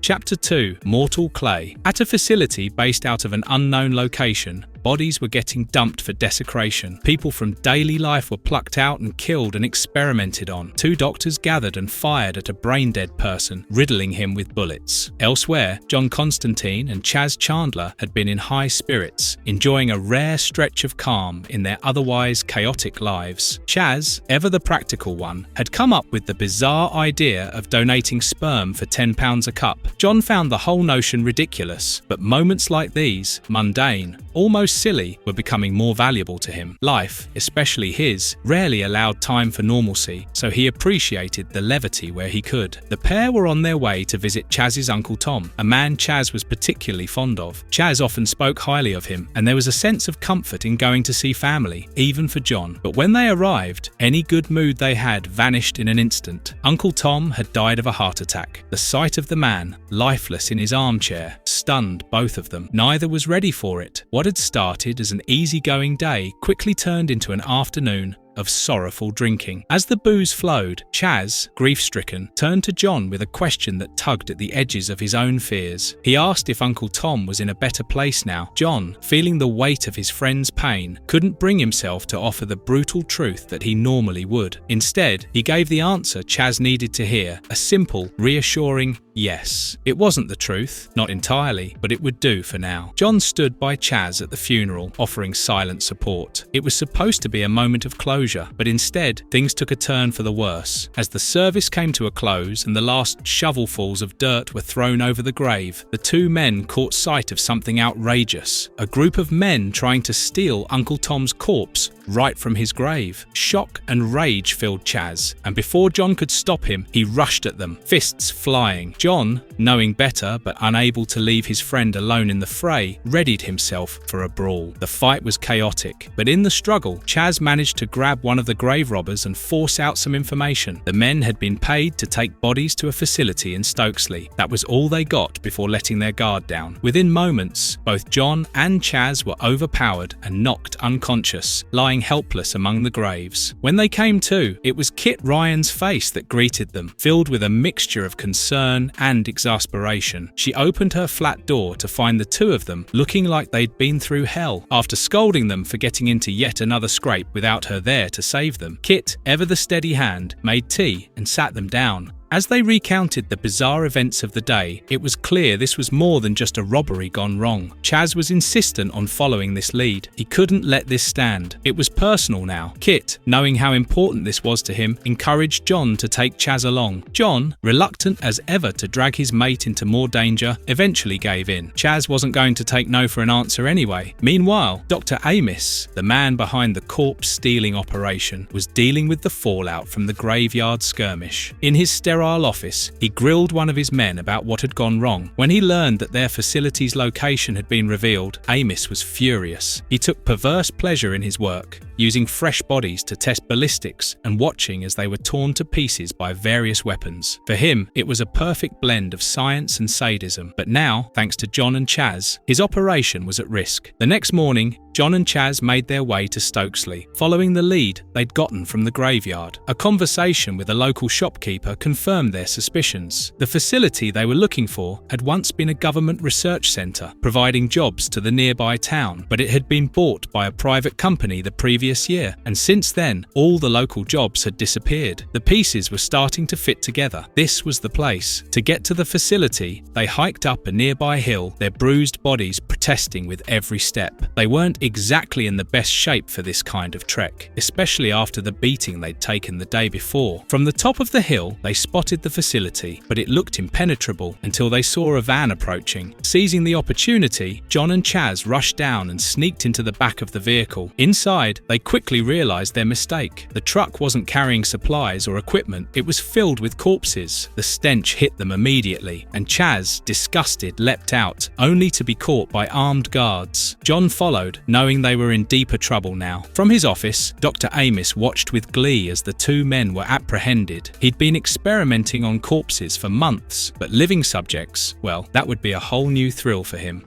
Chapter 3. Body and Soul. After capturing John Constanteen and Chaz Chandler, Dr. Amos, with a casual and unnerving confidence, explained the nature of his facility. It wasn't just some research centre, it was a covert operation for a private munitions firm. His team was conducting ballistics tests, not on animals or models, but on human corpses, illegally obtained bodies, like that of Chaz's Uncle Tom. They were cheaper, easier to come by, and far more plentiful than any legal means would allow. The doctor, showing no concern for ethics, laid out his plan with disturbing ease. Since John and Chaz had meddled in his operation without any official backing, they had, in his mind, agreed to be his next test subjects. He would be testing the effects of various projectiles on their living bodies. It wasn't just scientific for Amos, it was personal now. Locked in a holding cell, waiting for what seemed to be their inevitable death, John and Chaz sat in grim silence. The facility was quiet, but an unsettling presence began to stir. The spirits of the corpses being desecrated by Amos's tests were growing increasingly restless. The desecration of their bodies had trapped their souls in limbo, unable to move on. The pain they felt, the horror of having their remains shredded by bullets, was unbearable. And now, one particularly tortured spirit could feel something else, something it hadn't felt before: magic. It latched onto John, drawn to the faint signature of his occult power. With a scream of torment and fury, the spirit surged toward him, flooding the cell with a blinding light. John and Chaz shielded their eyes, but the presence was unmistakable. The spirit, broken and enraged, wailed about the horrors it had endured. Unable to rest, unable to pass on, it begged for release. John understood then that because their bodies were being desecrated, these souls were being denied the afterlife, their very existence in jeopardy. If they didn't act soon, not only would these spirits be wiped out, but Chaz's Uncle Uncle Tom would also be among them. Determined to save the souls, John borrowed Chaz's knife and carved a circle into the wall of their cell, using blood from his hand to fuel the magic he needed. He was preparing to cause a soul storm, a chaotic, powerful spell designed to unleash the pent-up energy of the dead. It was risky, but there was no other choice. Outside the cell, the souls gathered, growing louder, their collective rage and frustration rising. With John's spell, the barrier holding them back from the physical world shattered, and the souls, filled with vengeance, were unleashed upon the facility. Dr. Amos, oblivious to the storm he had triggered, was startled by the sudden appearance of the angry souls. But instead of being terrified, he saw something else in them: beauty. The souls, glowing and fierce, seemed ethereal to him, almost divine. Overcome with emotion, he realized the extent of his mistake. He hadn't just been conducting tests, he had been torturing these spirits, inflicting unimaginable pain on them. Now, faced with their ethereal forms, he begged them for forgiveness. As the souls began to turn away, Amos, desperate and overwhelmed by their beauty, pleaded to go with them. In his delusion, one of the souls extended a hand toward him, and tears of joy streamed down his face. Meanwhile, Chaz was visibly shaken. This was the first time he had witnessed the supernatural so closely, and the experience had rattled him. John, however, reassured him that all the souls, including Uncle Tom, had been freed and allowed to pass on to the afterlife. It brought Chaz a small measure of peace, but the anger still simmered inside him. He wasn't done yet. Without saying a word, he stepped out of the cell, snatching a machine gun from a stunned guard. John followed at a slower pace, his eyes catching on a nearby testing chamber where one of the scientists, pale and trembling, explained how Dr. Amos had conducted his gruesome tests over and over because he enjoyed watching the bodies torn apart. John, his dry wit kicking in despite the horror, muttered, "Could have been worse. He could have been shagging them." Yet Chaz, still fuming, made his way to Dr. Amos's office, ready to finish the job. When he burst in, though, he was met with a grotesque sight. Amos, in his madness, had clawed his own fingers deep into his eye sockets, ripping at his face in a delusional attempt to join the souls he had wronged. Chaz, gun in hand, stood frozen for a moment. He had come to kill Amos, to exact revenge for what the man had done to Uncle Tom. But now, seeing the doctor in such a state, something inside Chaz shifted. He couldn't pull the trigger. The man was already lost. Instead, in a fit of rage, he savagely beat Amos to death with the butt of the gun. John waited outside, feeling the weight of the day's events. He knew Chaz blamed himself for what had happened to his uncle, and John felt a similar guilt. He had promised Chaz that Uncle Tom was in a better place, not knowing then that Tom's body would be defiled like this. As Chaz stepped out into the cool air, John braced himself for what might come. But instead of anger, Chaz simply asked for a cigarette, and John handed him one.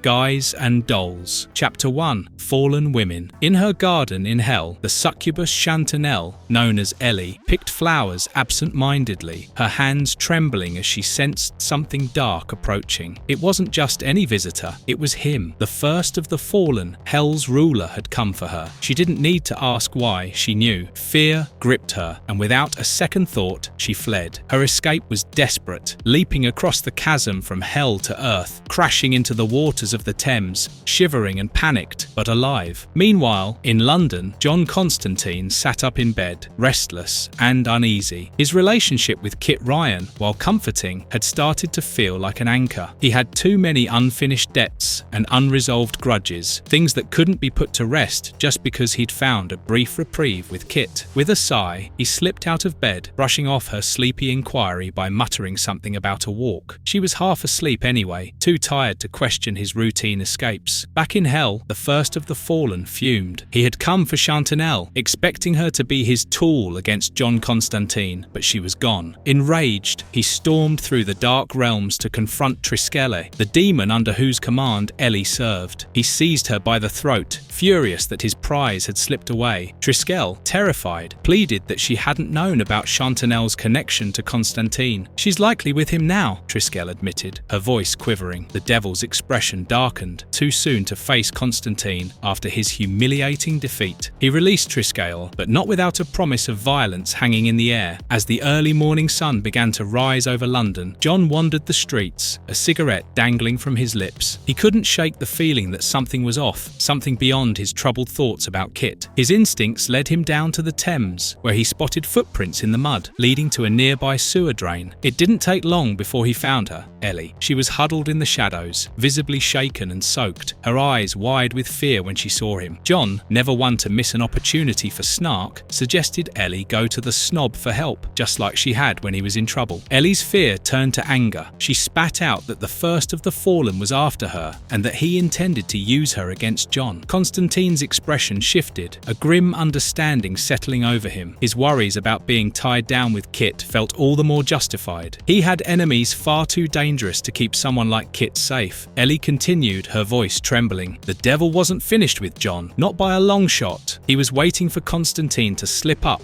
waiting for the smallest mistake to exploit, to break through the clever trap that John had set to escape him. Ellie had fled because, if the devil learned how she and John were connected, it would be her end. There was no room for hesitation in hell. She was as vulnerable as she had ever been. John, seeing her state, took off his coat and wrapped it around her, leading her out of the dank sewer into the open air. In hell, the first of the fallen was still seething. Triskel, her face ashen, reminded him that while Lucifer was gone, he ruled hell. But it wasn't that simple. He still had his brothers to contend with, and their presence in the shadows gnawed at him. Frustrated beyond control, he ripped the skin from Triskel's face in a brutal rage, vowing that none in hell would rest until John Constantine was tortured and broken, his body torn apart on the walls of Dis. His anger was a festering wound, one that wouldn't heal until Constantine was in his grasp. Back in London, John found a hotel for him and Ellie. They needed somewhere safe, at least for the moment, where they could talk. Ellie, still shaken, explained the true nature of the devil they were up against. The first of the fallen was a far more dangerous foe than Lucifer had ever been. Lucifer, as an archangel, had always been a reluctant villain. His rebellion was more about defiance than evil, and his role in hell was almost begrudging. The first of the fallen, however,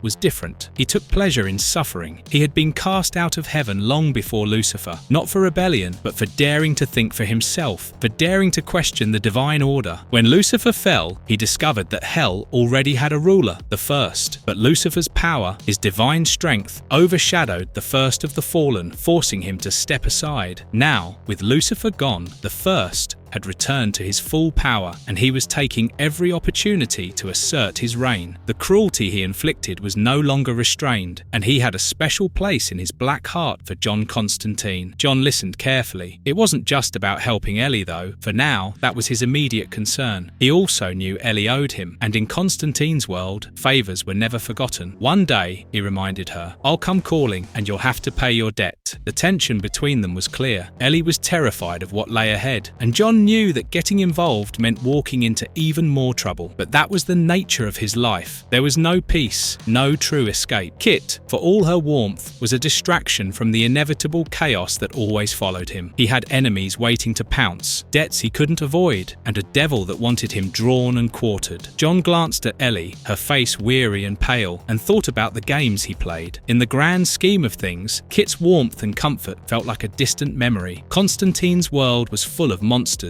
demons and devils. Settling down was a fantasy he could never afford.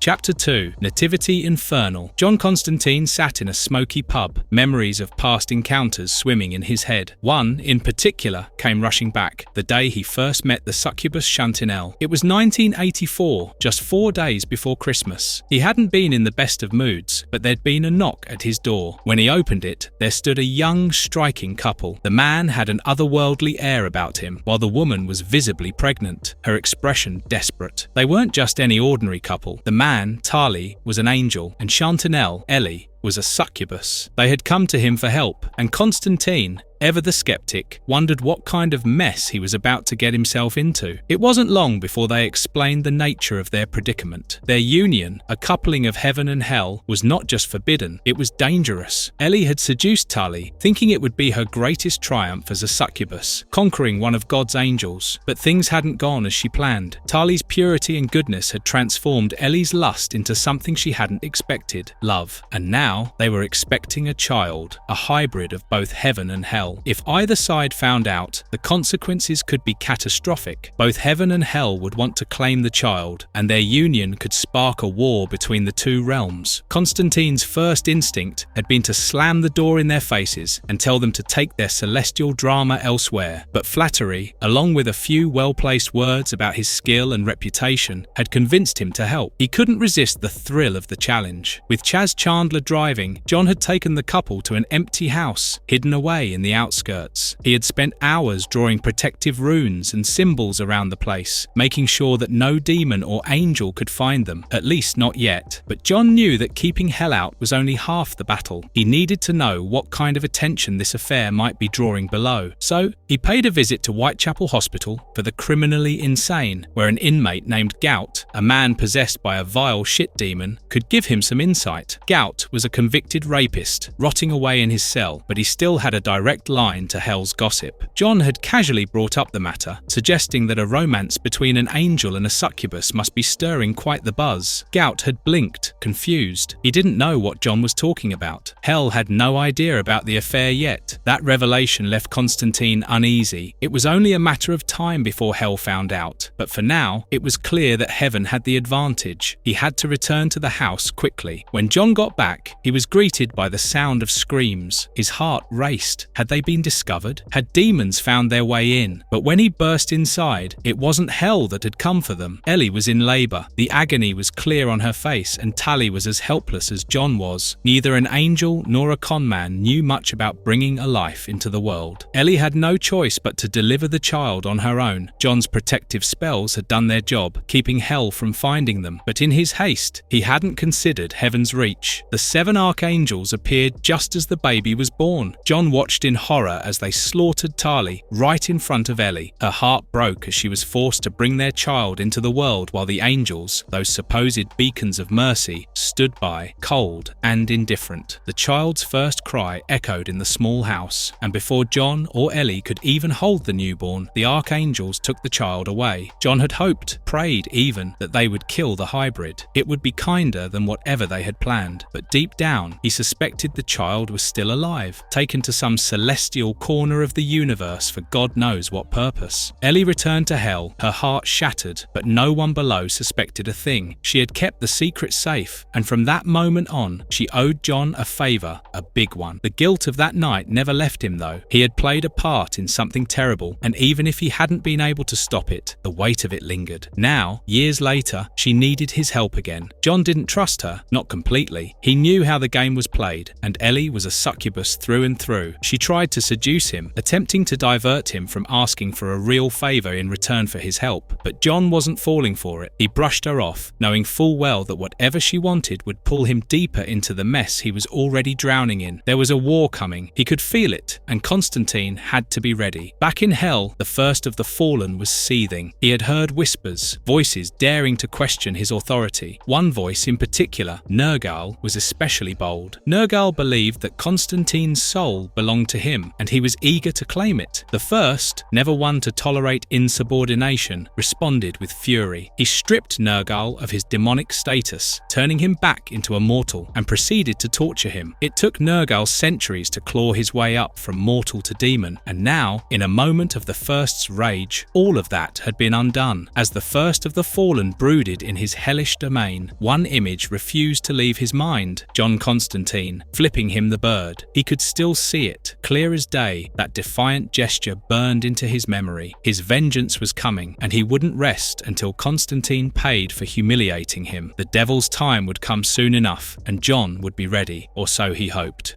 Chapter 3. She's buying a stairway to heaven. John Constanteen had found something resembling happiness with Kit Ryan. Their relationship, though far from perfect, offered him a brief sense of peace. Kit didn't ask too many questions, and for a man like John, that was a rare gift. But as always, the calm in John's life wasn't built to last. Somewhere out there, Chantanelle, the succubus he had once helped, knew it too. Since the day John intervened on her behalf, her life had been a lonely one. Her lover, the angel Tali, had been slain by his own kind, and the child they had hoped to protect was taken by the archangels. Heaven and hell had pursued them relentlessly, determined to erase any trace of their forbidden union. Ellie had survived, but only barely, and now she owed John a debt she could never repay. The first of the fallen, Hell's ruler, had not forgotten about Chantanel either. He spent his time seething over the escape of the succubus and the human who had defied him. Watching from his looking pool, he grew more frustrated with each passing moment, and the incessant chatter of his underling, Triskel, didn't help. Chantanel's absence was a thorn in his side, and he was determined to track her down. He knew that Constantine was involved, and that was reason enough for him to push harder. The man had made a fool of him once, and the first was not in the habit of letting such slights go unpunished. Meanwhile, John had his own plans brewing. He had recently acquired some stolen surgical instruments, dark, unsettling tools for a man with even darker intentions. He met Ellie in a dingy bar where she had been nursing a drink, wary of what Constantine might want from her this time. She knew John well enough to sense that whenever he came around, there was always a catch. Though he had saved her once, there was always a price with John. She guessed that he was planning to use her to take on hell itself, but when he sat down beside her, he revealed something far more disturbing. John leaned in close, his tone as casual as if they were talking about the weather, and told her he had found a way to help her, but she wouldn't like it. Ellie's eyes narrowed, but she stayed silent. She knew better than to interrupt when John was working through one of his schemes. He had her cornered, and she knew it. If anyone could carve out a solution to the problem she was in, it was Constantine, and if anyone could make that solution hurt, it was him.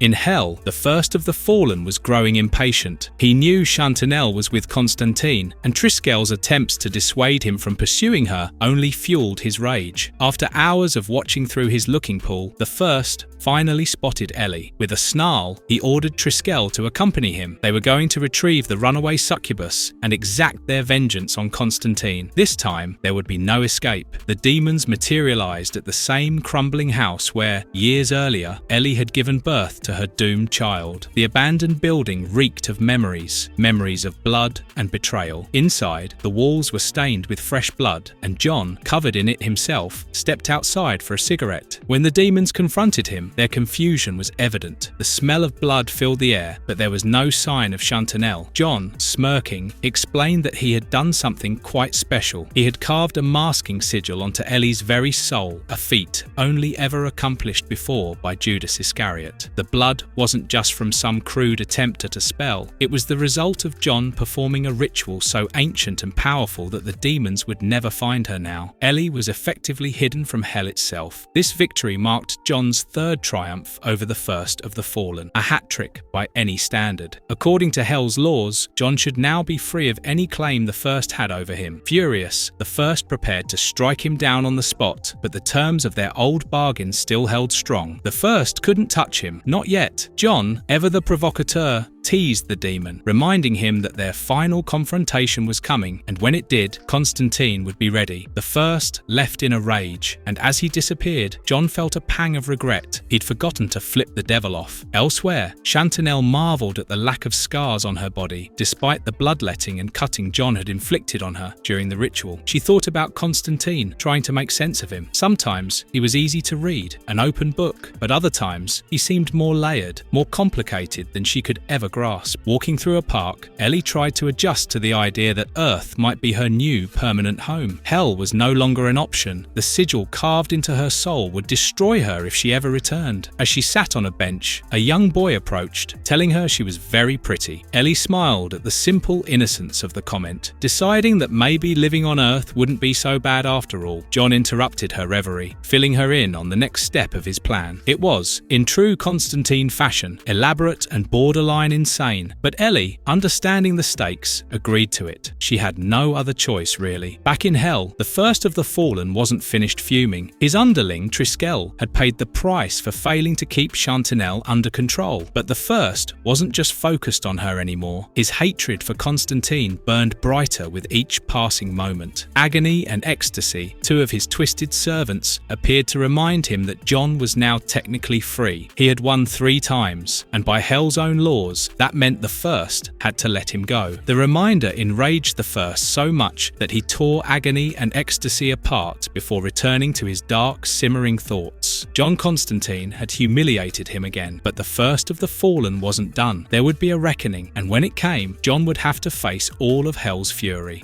Tainted Love. Chapter 1. End of the Line. A week before Christmas, John Constanteen and his girlfriend Kit Ryan travelled to Liverpool for a visit with John's sister Cheryl. It was a typical family visit on the surface, but Kit noticed tension the moment they arrived. Cheryl seemed curt, particularly toward her daughter Gemma. Kit could sense something was off, and John, attuned to his sister's mood, caught it too. Not one to let things fester, John confronted Cheryl, wanting to know why she was acting so cold. Cheryl, frustrated, pulled out a small board with a photo pinned to it, the surface covered in thumbtacks. It was a curse board, something she had found hidden in Gemma's room. "This is what's going on," she said, her voice sharp. She blamed John, accusing him of being a bad influence on Gemma, dragging her into the dangerous world of magic. But John was genuinely taken aback. He had nothing to do with it and told Cheryl as much. The idea that Gemma, his own niece, was dabbling in magic bothered him deeply. He promised Cheryl he'd handle it. Later,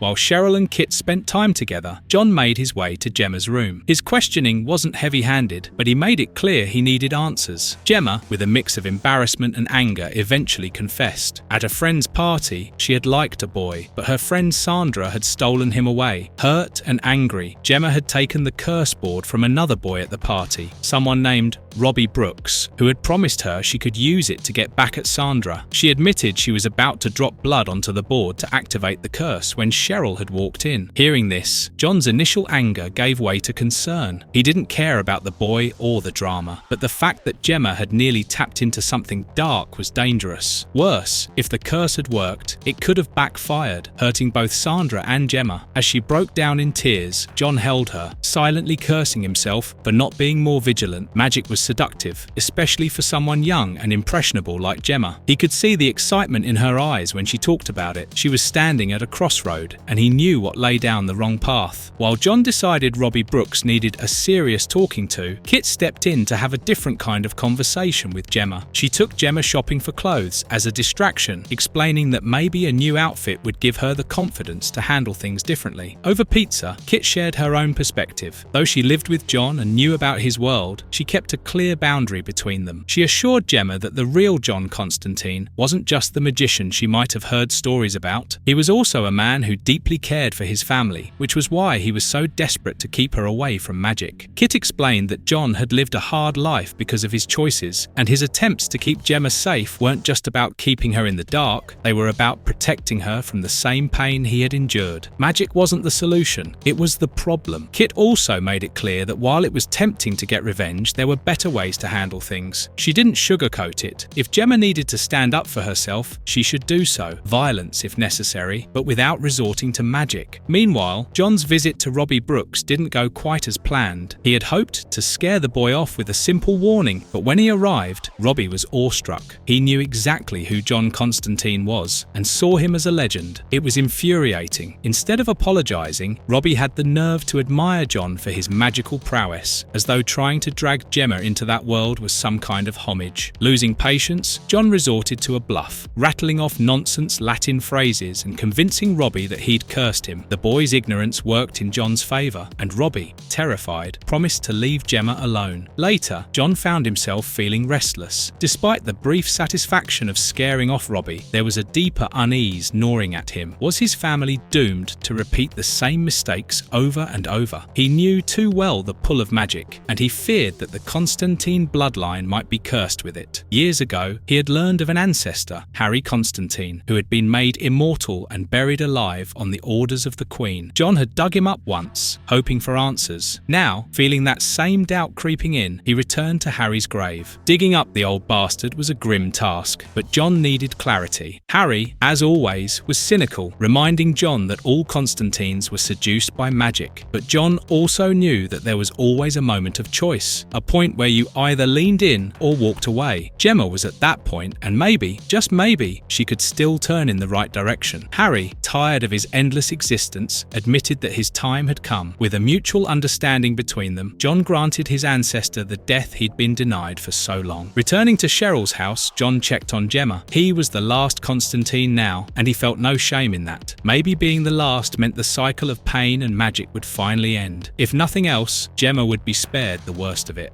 Chapter 2 – Confessional. As John Constanteen returned from a cigarette run, a figure from his past stopped him in his tracks. A man he had long thought gone stood in the distance. John's heart pounded as he recognized him, the memories rushing back. Shaken by the sight, John decided to follow the man, trailing him to a nearby church. The place, meant to be a sanctuary for others, stirred nothing but dread in John. The man looked haggard, worn by time and guilt. John confronted him, the past surfacing between them. It had been decades since their first encounter, sometime in the late 60s. Back then, John was just a young, naive hitchhiker, making his way to London, searching for a place in the world. The man had picked him up, and at first, he seemed like just another kind stranger, but darkness crept in quickly. The man had attempted to sexually assault John, yet even as a teenager, John had been quick, sly and resourceful. He escaped, turning the man into the police. It was a buried memory, but seeing the man again brought it crashing back into John's mind. Now, the man was back, standing before John in the church, desperate for something. When pressed, he revealed his intentions to confess. He wanted to unburden himself of sins that weighed too heavily on his soul. John, against his better judgment, agreed to listen. The man began recounting his fall from grace. He had once been a priest, a man of faith, but over time, the weight of the world and humanity's depravity chipped away at him. He had seen too much, heard too many confessions of sin and darkness. The world was crumbling around him, and he had no power to stop it. The confessions he heard, of people admitting to their most shameful, wicked desires, had gnawed away at him, driving him to the edge. The breaking point came when a woman stepped into his confessional, admitting that during a drug-fueled orgy, she had slept with her younger brother. The man snapped, his fragile faith shattered at that moment. In a blind rage, he beat the woman mercilessly. That was the beginning of his descent into madness, but it was an encounter with the first of the fallen, Lucifer himself, that pushed him fully over the edge. The first appeared to him during one of his darkest moments, mocking his faith, revealing a truth the priest couldn't handle. The first told him that Jesus Christ, the Son of God, was destined to be reborn, but this time he would come back in Los Angeles, running with street gangs. It was an affront to everything the man had believed in. The first confessed his own twisted sins to the priest, laying them bare with casual cruelty. This revelation, this mockery of the divine, was too much. The man lost whatever was left of his sanity. His violent tendencies escalated, turning into murder. Shortly after this, the man met John, attempting to assault him before John turned him into the police. That arrest marked the beginning of the priest's downfall. He spent the next 2 decades locked away in a mental institution, his mind ravaged by guilt and the torment of his nightly visits from the first of the fallen. For 20 long years, the first returned each night, haunting the man, reminding him of his twisted confessional duty. The priest had become a shell of a man, broken by the torment he endured. But nearly a year ago, the first appeared again, telling the priest that he was cured. Desperate for any form of salvation, the man believed it. As John listened, dread crept into his soul. Something about this confession felt like more than just a broken man's story. John knew there was something deeper, something the first had whispered into the priest's ear. He needed to know. Turning to ask what the first's confession was, John watched in horror as the man's expression changed. Before John could react, the man grabbed 2 pencils and drove them into his own eyes. The gruesome act left John speechless, staring at the former priest as he collapsed, blinded and bleeding. It all made sense now. This was no mere confession. The first of the fallen had used the priest as a pawn, a messenger. This entire encounter had been orchestrated to deliver a message to John. The devil's plan was unfolding, and John was next. The first of the fallen wanted John to understand one chilling fact. Before his death, John Constanteen would hear the devil's final confession. Somber and shaken, John realized that the battle between him and the first was only just beginning. This was a warning, a prelude to what was to come. The first was coming for him, and when that moment arrived, John would have to face the darkest truths imaginable. John flicked his cigarette and walked on, determined to hear the devil's confession too.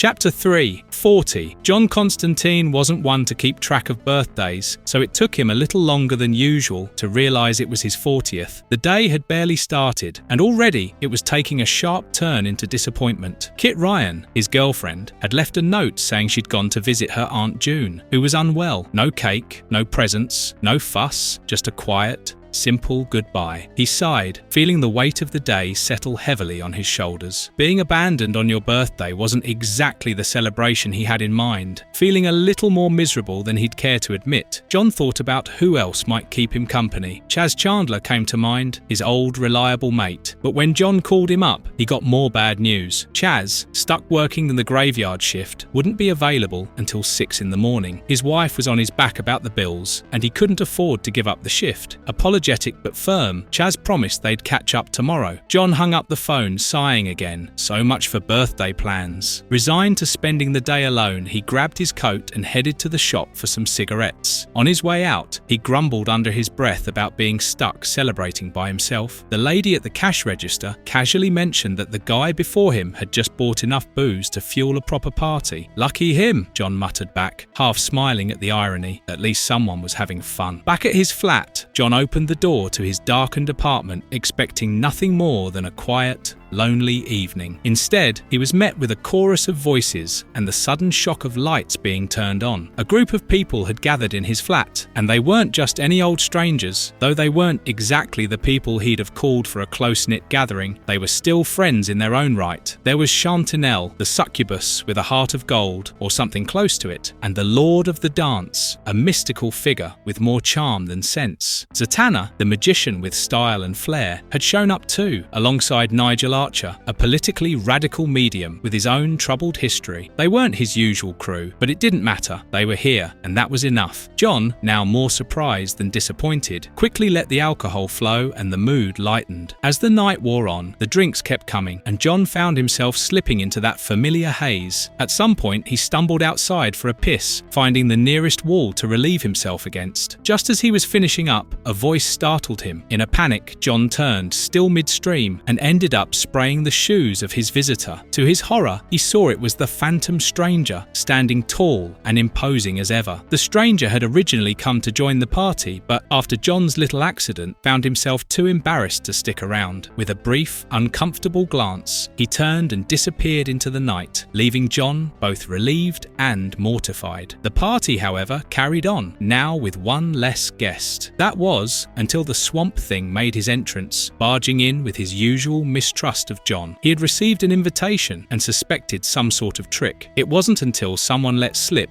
that it was John's 40th birthday that the Swamp Thing softened a little. In an effort to make amends, and perhaps in a rare moment of camaraderie, the Swamp Thing used his powers to turn Nigel's small marijuana plant into a massive bush. With that, the mood shifted again, and soon enough, everyone was getting drunk, high, or some combination of the two. The hours passed, and the party stretched into the early morning, with guests slowly drifting out one by one. Eventually, it was just John and the Lord of the Dance, the two of them nursing glasses of whiskey. Their conversation turned more serious as the night wound down. The Lord of the Dance, who always seemed to have some insight others lacked, leaned in and warned John that things were going to get rough in the coming years. John had pissed off the wrong people you don't come back from crossing, but the Lord of the Dance promised to be there when the time came. John, half drunk and half tired, nodded, the weight of those words settling uncomfortably on him. By the time morning rolled around, John was passed out in Kit's bed, the remnants of the party scattered throughout the flat. Kit returned, not to the calm, quiet home she had left, but to a chaotic mess. Bottles, ashtrays, and who knows what else cluttered the room. And there, in the middle of it all, was John, still in a drunken stupor. She stood in the doorway, arms crossed, surveying the scene. When John stirred awake, bleary-eyed and confused, Kit gave him a look that said it all. "You're a dead man," she said. John groaned, pulling the blanket over his head in a futile attempt to hide from the consequences of the night. Another year older, and as far as he could tell, not much wiser. But at least, he thought, it wasn't the worst birthday he'd ever had.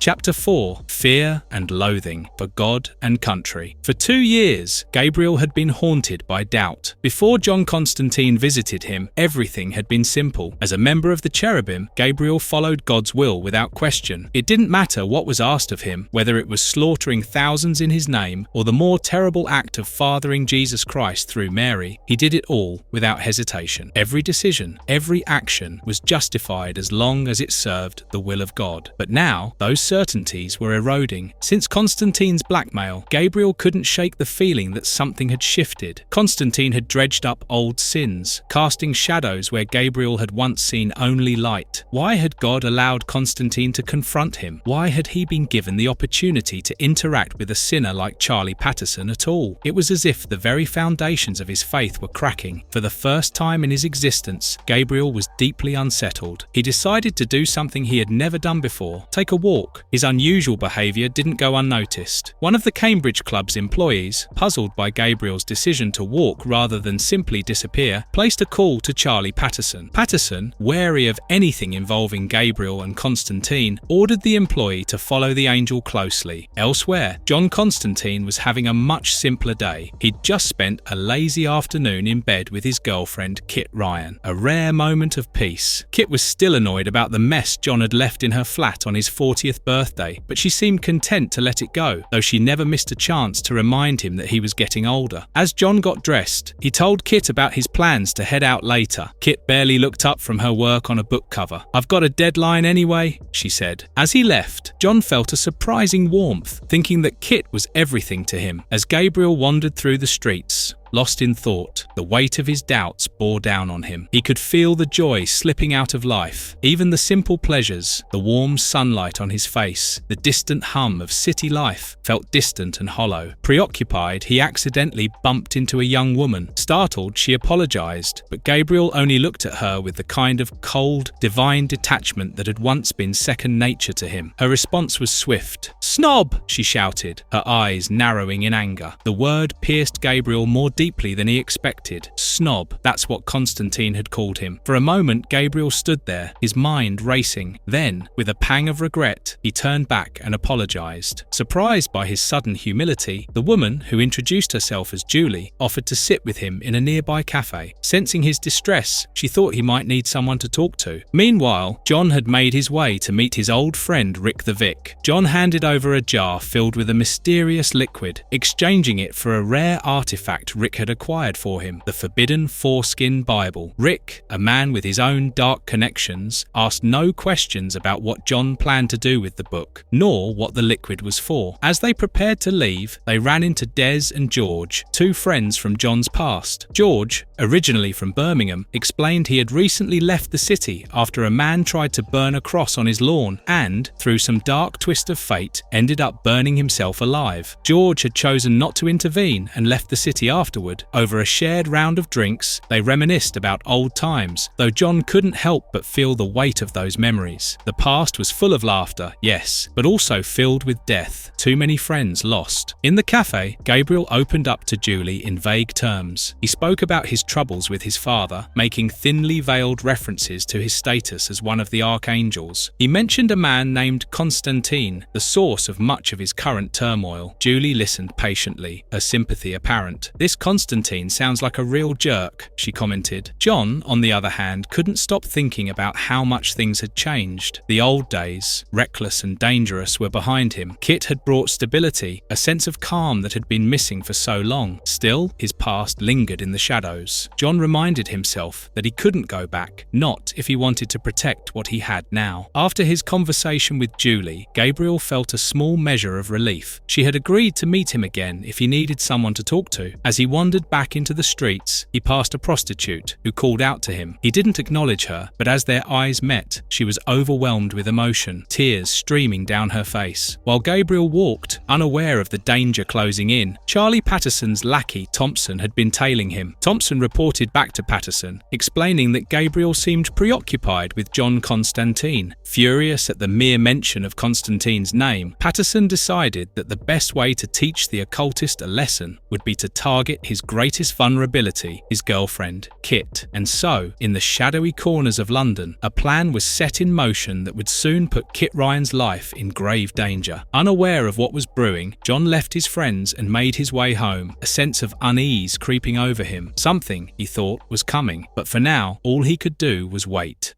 Chapter 5. Fear and Loathing. London kills me. Gabriel met Julie again, walking the streets of London, still wrestling with the weight of his doubts. She couldn't understand how a grown man could be so burdened by the fear of his father's disappointment. To Julie, this was the stuff of human relationships, ordinary struggles with a parent. She had no idea that Gabriel's father was God himself. He kept that detail hidden, though. Julie encouraged him to break free of the guilt, to stop feeling so beholden to someone he couldn't even explain properly. Gabriel listened, but the heavy silence inside him persisted. Meanwhile, Kit Ryan was being pushed to reconsider her life in London. Her friend Claire was insistent that she return to Ireland, maybe even convince John Constanteen to come with her. But Kit knew John was tied to London, and despite everything, she couldn't see herself leaving him behind. As Claire's voice faded on the phone, Kit heard footsteps outside. Thinking it was John coming home, she ended the call. But when the door swung open, it wasn't John standing there. It was Charlie Patterson's thugs, and Kit instantly realised what they were there to do. Kit didn't flinch. Steeling herself, she warned them to leave, giving them one last chance. The thugs weren't intimidated. They laughed at her defiance, closing in on her. One of them, the larger brute, trapped her in the kitchen. She gave him a final warning before she grabbed a knife from the sink and drove it into his groin. The man howled in pain, collapsing to the floor. Kit wasted no time, scratching the other across the face and dashing out the door. The smaller thug called after her, panicking when he realised his partner had been incapacitated by Kit's quick thinking. The thugs limped back to Charlie Patterson with their tails between their legs, reporting their failure. Charlie, hearing the details, decided to let Kit go. For now, she wasn't the priority. The real target was Constantine, and he planned to deal with him directly. A car was arranged, and Patterson's men prepared for the next step.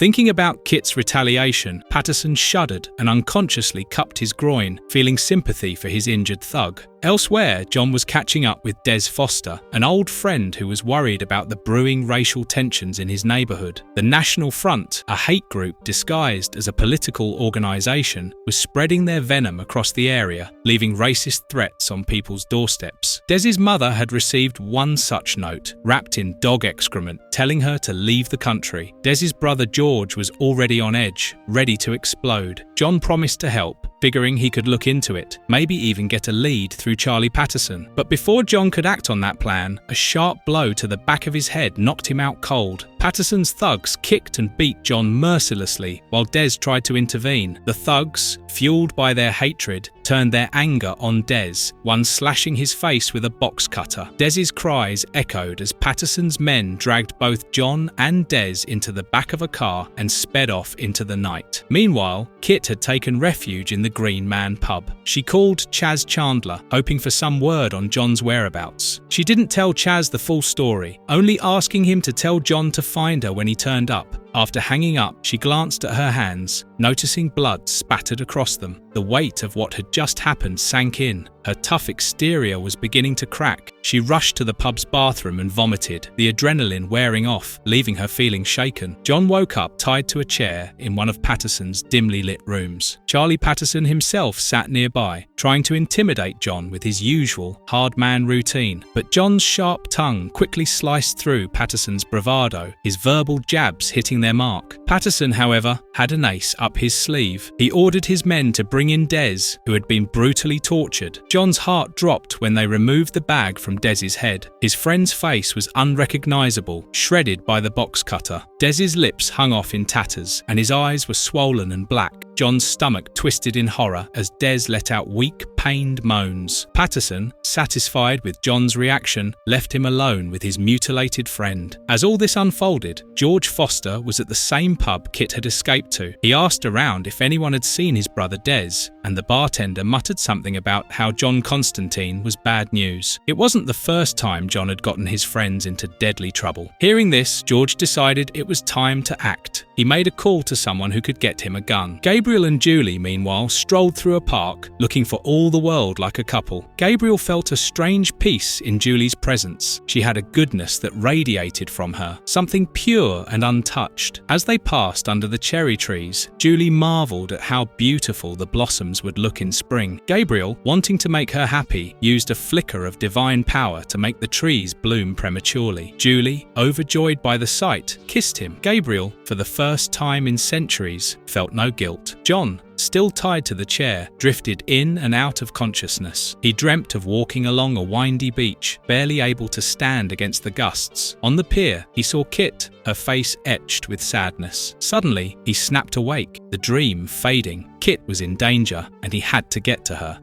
Chapter 6. Fear and Loathing. Down to Earth. Des. Foster was dead. He passed away almost an hour ago. John Constanteen sat in the dark room, still tied to the chair, and listened as his friend's laboured breaths faded into a death rattle. Helpless rage simmered beneath John's skin. Des was gone, and John couldn't shake the gnawing certainty that Kit Ryan was in danger too. His hands were bound, his body sore from the beating he'd taken, and his mind raced with frustration. Charlie Patterson, ever the smug thug, strolled back in with his men. They came for a little victory lap, eager to gloat. Patterson's eyes gleamed with hatred as he surveyed John's battered state. It was all a game to him, a way to assert dominance, as if that would fill the void of his own pathetic existence. Meanwhile, across town, Julie had invited Gabriel to her flat. Gabriel was visibly nervous, unsure of himself, fumbling in the newness of human vulnerability. Julie teased him, asking if this was his first time. Gabriel, usually so composed, couldn't lie. He admitted the truth, his voice faltering. Julie smiled, reassuring him in a way that felt warm and safe. For a moment, Gabriel thought he could forget the weight of what he was, the cosmic burden he carried. Back in the grimy shed, Patterson leaned in close to John. He ranted about hatred, how all people held onto it no matter what. He spewed his racist drivel, laying bare the ugliness inside him, as if that somehow justified his cruelty. John stared back at him, cold and silent, thinking how Patterson was every bit the fool he believed him to be. At the same time, Des's younger brother George was out on the streets, armed with a sawed-off shotgun. He tracked down a neo-Nazi thug who'd been bragging about capturing John and Des. George's grief-fueled rage spilled over, and he demanded to know where his brother was. The thug, terrified, spilled the location, a shed off the tracks near Putney. George, without hesitation, blew the man's kneecap off, leaving him writhing in the dirt. Elsewhere, Gabriel and Julie shared a tender moment, an intimacy that Gabriel had never known, but it turned sinister. As they lay together, Gabriel felt something shift, something dark. His eyes widened in horror as Julie's form melted away, revealing Chantanelle, the succubus. She grinned wickedly as she reached into his chest and tore out his angelic heart. Gabriel gasped, betrayed and helpless. Chantanelle, smug and satisfied, whispered that it was time for him to meet his father. Back in the shed,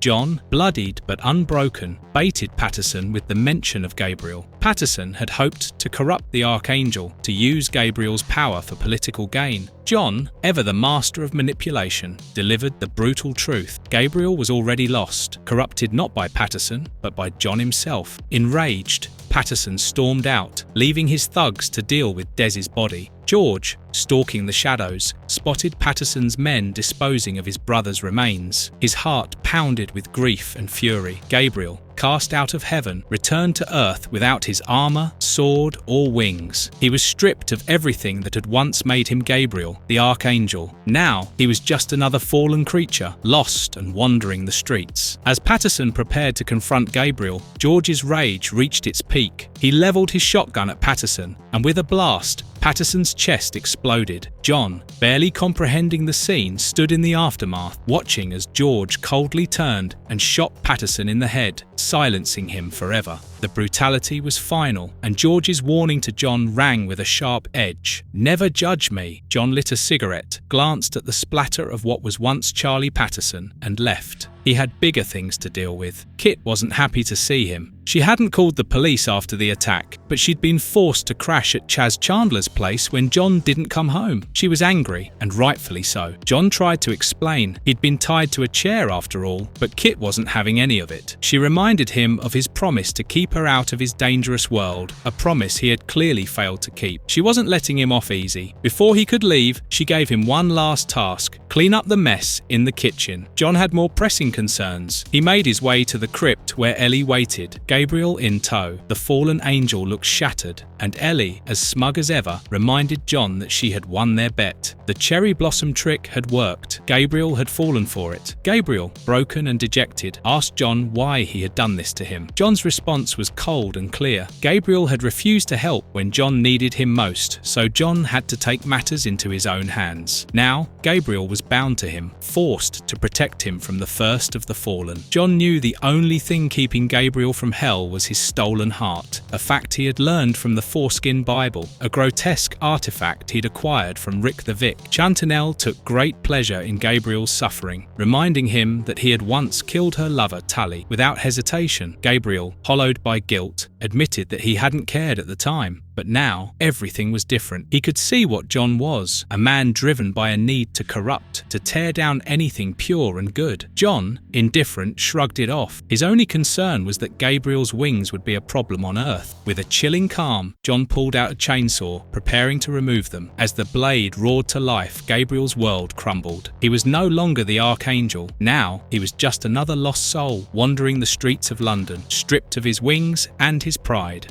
Chapter 7. End of the Line. Kit Ryan had been dreading this moment for days. She sat in her empty apartment, mentally rehearsing the words she'd been turning over in her mind for weeks, knowing the conversation was going to break John Constantine's heart. But it had to be done. The relationship had become impossible, and she was done waiting for things to get better. When John finally arrived, the weariness in his face made it all the more difficult. She took a deep breath and told him the truth. She was going back to Belfast for good. She couldn't be with him anymore.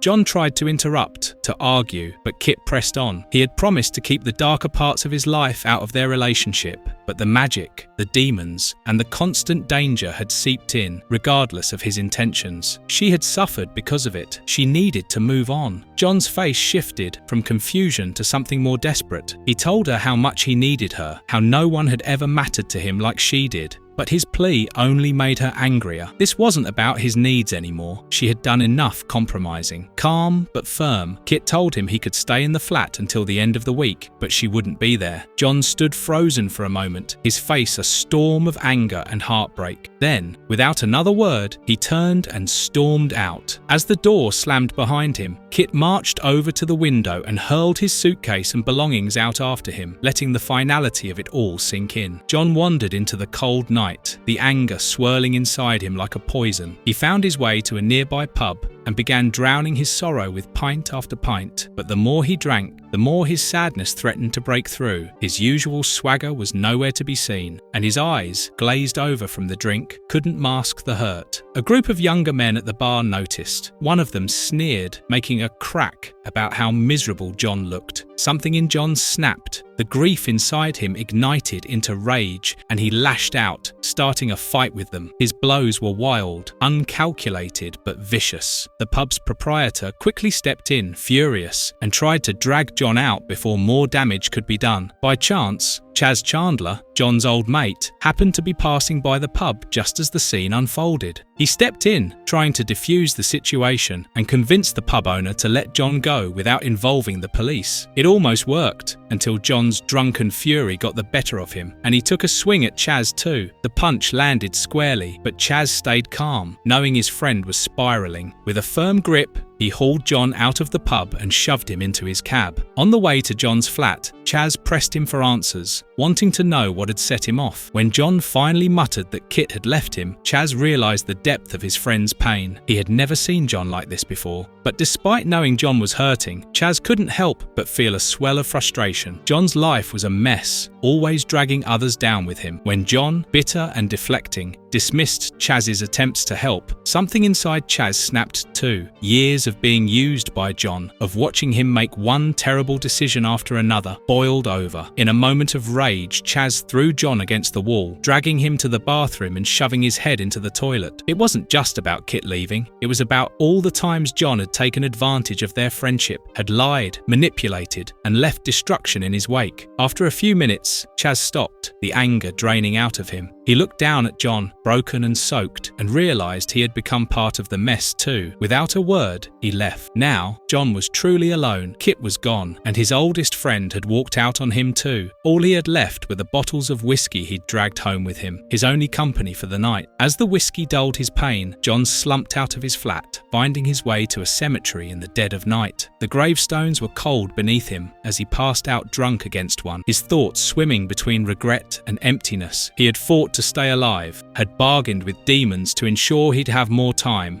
that he thought he'd spend with Kit. But now that was over. He had ruined it all, clinging to the only things he knew, chaos and self-destruction. Kit, meanwhile, was already on her way back to Belfast. As the miles stretched between them, she felt a strange mix of relief and sorrow. She had loved John, but she knew she couldn't live in the shadow of his demons any longer. It had taken her a long time to gather the strength to leave, but now that she had, there was no looking back. John Constanteen, with his bottle of whiskey and his endless regrets, lay unconscious in the cemetery, the cold London night settling in around him.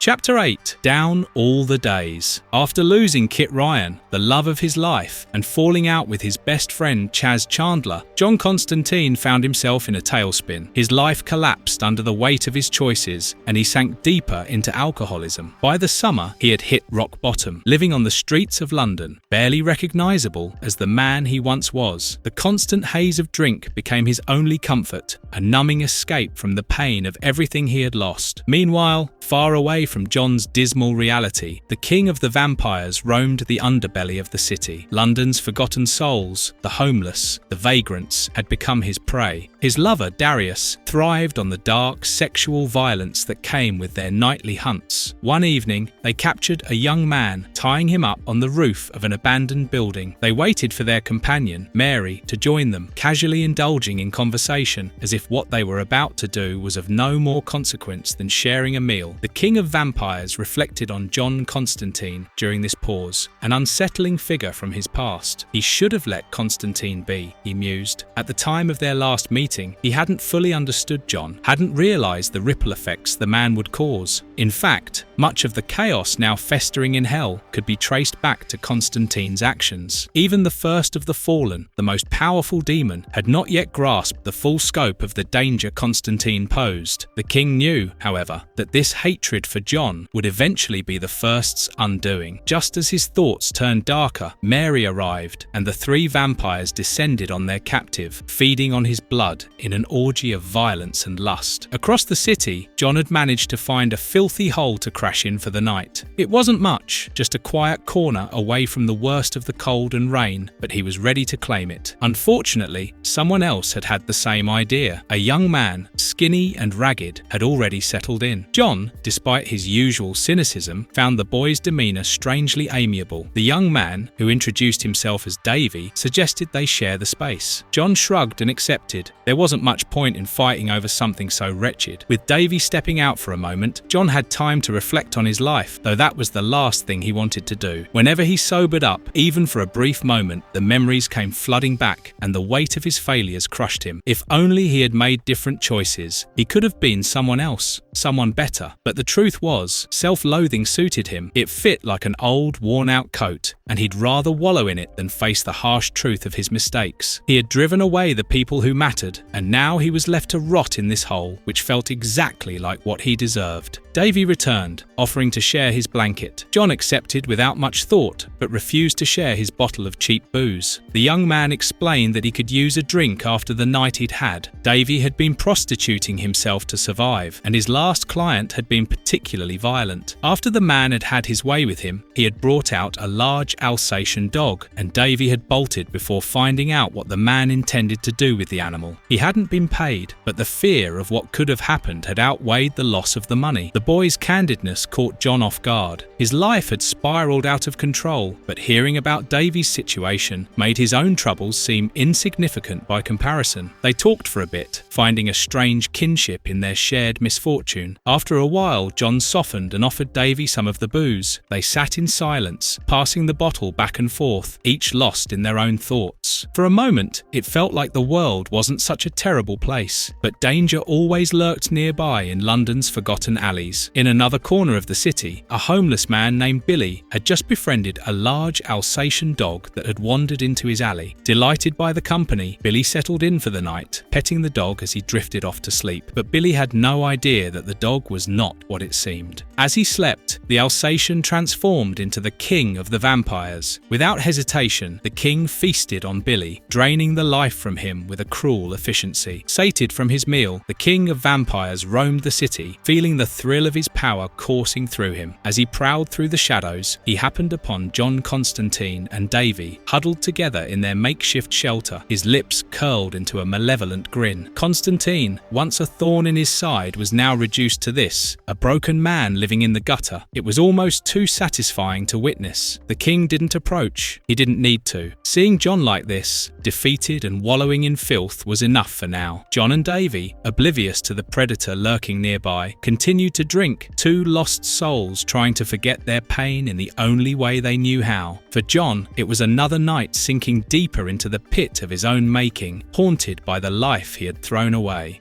Chapter 9. Rough Trade. The king of vampires stood in the shadows, watching John Constanteen sleep, a twisted grin playing across his face. He remembered another Constantine, John's grandfather, William. The vampire had tasted the blood of that Constantine back in 1916 during the First World War. William had been a good man, compassionate, a rare trait in the Constantine bloodline. He had tried to care for a fellow soldier, Ken Wilson, who was bleeding out after losing his legs to an explosion. William had gone off to fetch water for the dying man, but when he returned, it wasn't Ken lying in the mud. Instead, the king of vampires stood before him wearing a British officer's uniform, feeding on the corpse of Ken Wilson. William didn't last long after that. The vampire had drained him dry in seconds. The taste of Constantine blood had stayed with him ever since. Now, decades later, he found himself looking down at another Constantine, one who had fallen so far that he was unrecognizable. John Constanteen, once a man who could outsmart demons and devils alike, now lay in filth, sharing a tattered mattress with a rent boy named Davy. He had fallen hard into alcoholism, his once sharp mind dulled by endless bottles of cheap booze. The vampire's grin faded, replaced by a sneer of disgust. This Constantine was hardly worth the effort, but he couldn't resist the allure of playing with his prey. John awoke with a groggy start, his head pounding. Davy, lying next to him, complained about feeling ill. John shrugged it off, more concerned about finding another drink. Davy got up to take a walk, and John decided to join him, hoping the night might offer him a chance to scavenge a bottle of something strong. As they walked, Davy talked about moving back to Sheffield, but John, ever the cynic, reminded him that work was hard to come by up there, especially for someone like Davy. Suddenly, Davy let out a sharp cry, clutching at his neck. His skin had gone pale, his movements weak. John, still hazy from the alcohol, didn't react at first, but when Davy collapsed, John crouched beside him, pulling back his jacket. Blood soaked Davy's shirt, dripping from two puncture wounds on his neck. John's heart sank. He'd seen this before. As Davy's life drained out of him, blood spurted from his neck in thick streams, and within moments, the boy lay dead in John's arms. The king of vampires stepped out of the shadows, his eyes gleaming with sadistic amusement. Though dawn was approaching, he couldn't pass up the opportunity to gloat. He looked down at Davy's lifeless body and laughed, mocking John as he announced that Davy had AIDS. The vampire wondered aloud if John had slept with him, hoping that the virus would further taint Constantine's already ruined life. He relished in John's pain, using the man's own hopeless words against him, pointing out how far he had fallen. Fear, the vampire mused, was the true poison of humanity. It made men weak, led them to kill each other, and in the end,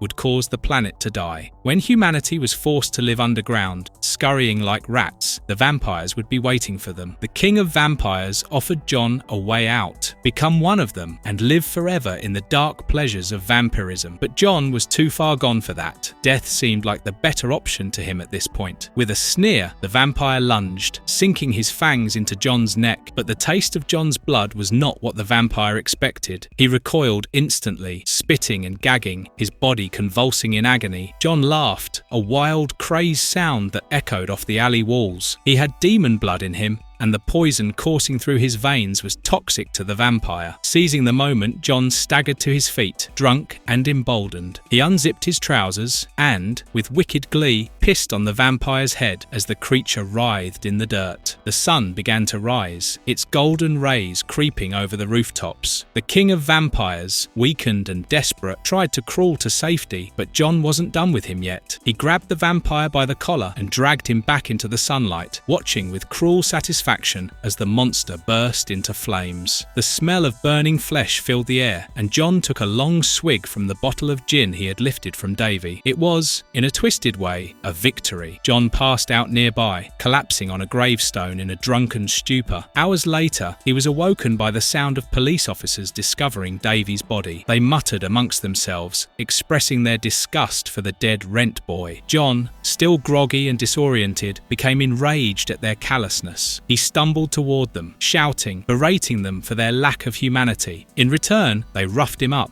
treating him with the same disdain they had for Davy. In their eyes, he was just another worthless vagrant. Later, John returned to his old neighbourhood, a place he had once called home. He shuffled into a tobacconist's shop, buying a bottle of cheap liquor. The shopkeeper recognised him, recalling how John used to buy silk-cut cigarettes every day. But John brushed off the recognition, pretending to be someone else, anyone else. The streets were his home now, and he wanted to forget everything he had once been. As he wandered back into the shadows, bottle in hand, John Constanteen was alone, drowning in a sea of his own making. The king of vampires was dead, but the battle within John was far from over, and as always, the drink would be his only escape, even if it couldn't wash away the pain.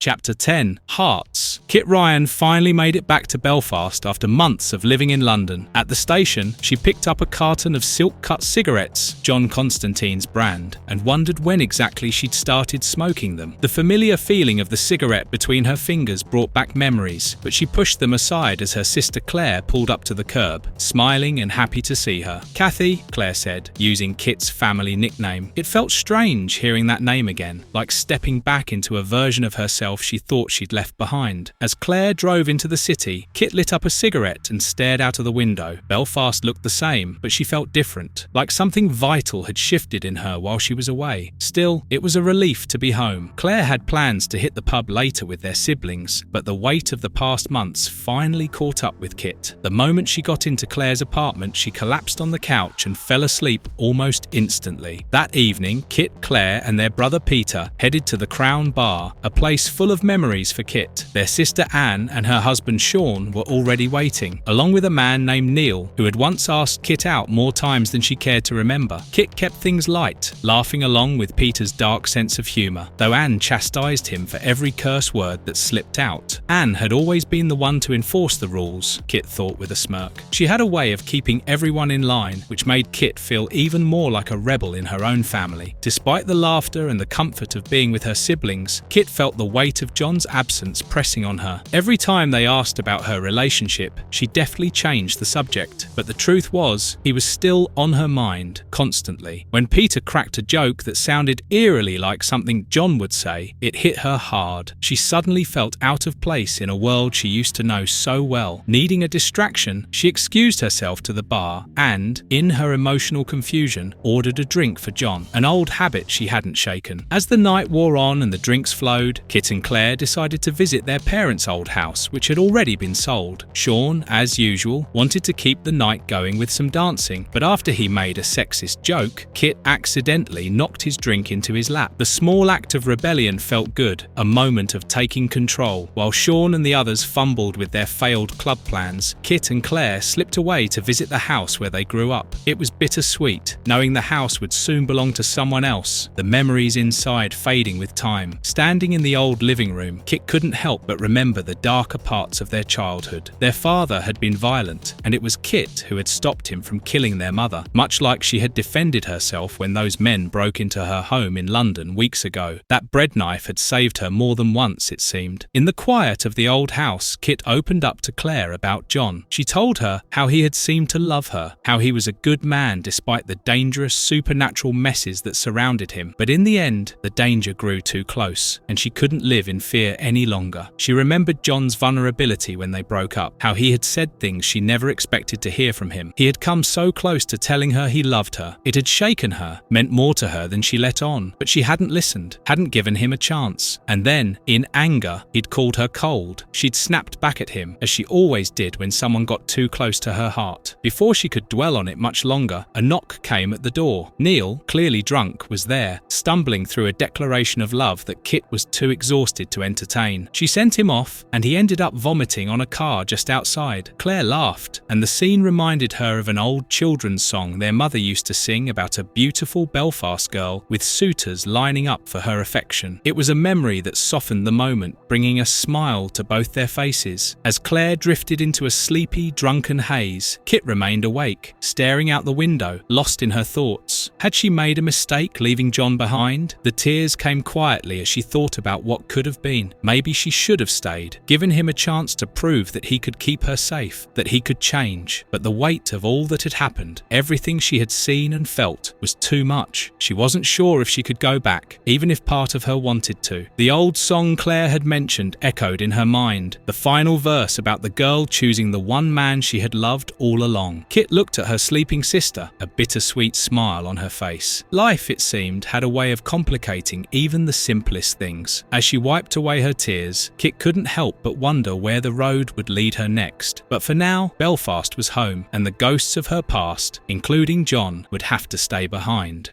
Chapter 11, Finest Hour. John Constanteen staggered along the banks of the Thames, still drunk from the night before, his steps uneven and his voice slurring through the chorus of a half-remembered song. It was an old tune, one Kit Ryan had once taught him, though he refused to acknowledge that now. He was too drunk, too stubborn to let himself dwell on her. He belched loudly, the alcohol burning in his throat, followed by a violent retching that brought up more than just bile. He glanced down and saw the red stain in the vomit. Blood. For a brief moment he felt the familiar twinge of panic before his body gave out and he collapsed into a patch of grass, uncaring of anything around him. It wasn't until his head hit the dirt that he noticed the skeletal remains beside him, but he was too far gone to care. His thoughts drifted, circling back to something his late friend Davy had once said. Once you hit rock bottom, at least you know you can't go any lower. John scoffed. If Davy had lived long enough, he would have known better. There's always a deeper pit to fall into, John thought. There's always something worse waiting at the bottom. The bones beside him belonged to Jamie Kilmartin, a young pilot from World War II. Jamie had been shot down over London, barely 18 and terrified, knowing his time was almost up. He had circled his damaged plane over the city, struggling to keep control, narrowly avoiding crash after crash. He had been certain he would die young, with only 2 enemy kills to his name and still a virgin. Yet, through the panic and fear, Jamie had remembered a final conversation with his squadron leader, Grant. The older man had overheard Jamie once say that death was inevitable, and he had gotten angry, almost violently so. "Never give in to death, lad," Grant had told him, his face flushed with rage. "You fight it to the last bloody drop, or what was the point of living in the first place?" And so, Jamie had kept his plane in the air until it could no longer hold. He had crashed by the Thames, his last thoughts on that message: fight until the very end. John awoke in the same spot, still groggy from the alcohol, and haunted by the strange dream he'd just had. His body ached as he shifted, and when he turned his head, his bloodshot eyes met the empty gaze of the skull beside him. He jerked back, a raw scream ripping from his throat. Scrambling away, his hands dug into the dirt, heart pounding. After a few moments, though, the panic subsided. He sat up slowly, eyes fixed on the bones. He glanced around, spotting the remnants of an old plane not far from the body. He frowned, but instead of horror, a strange sense of recognition washed over him. Something about it all clicked. There, on the banks of the Thames, John felt a flicker of determination that had long been missing. He stood, brushing dirt from his ragged coat, and made his way back to London. He wasn't entirely sure why, but he needed to pull himself together. His first stop was to use his usual tricks, manipulation and a dash of magic, to convince a rich bloke to part with some cash, just enough to get himself cleaned up.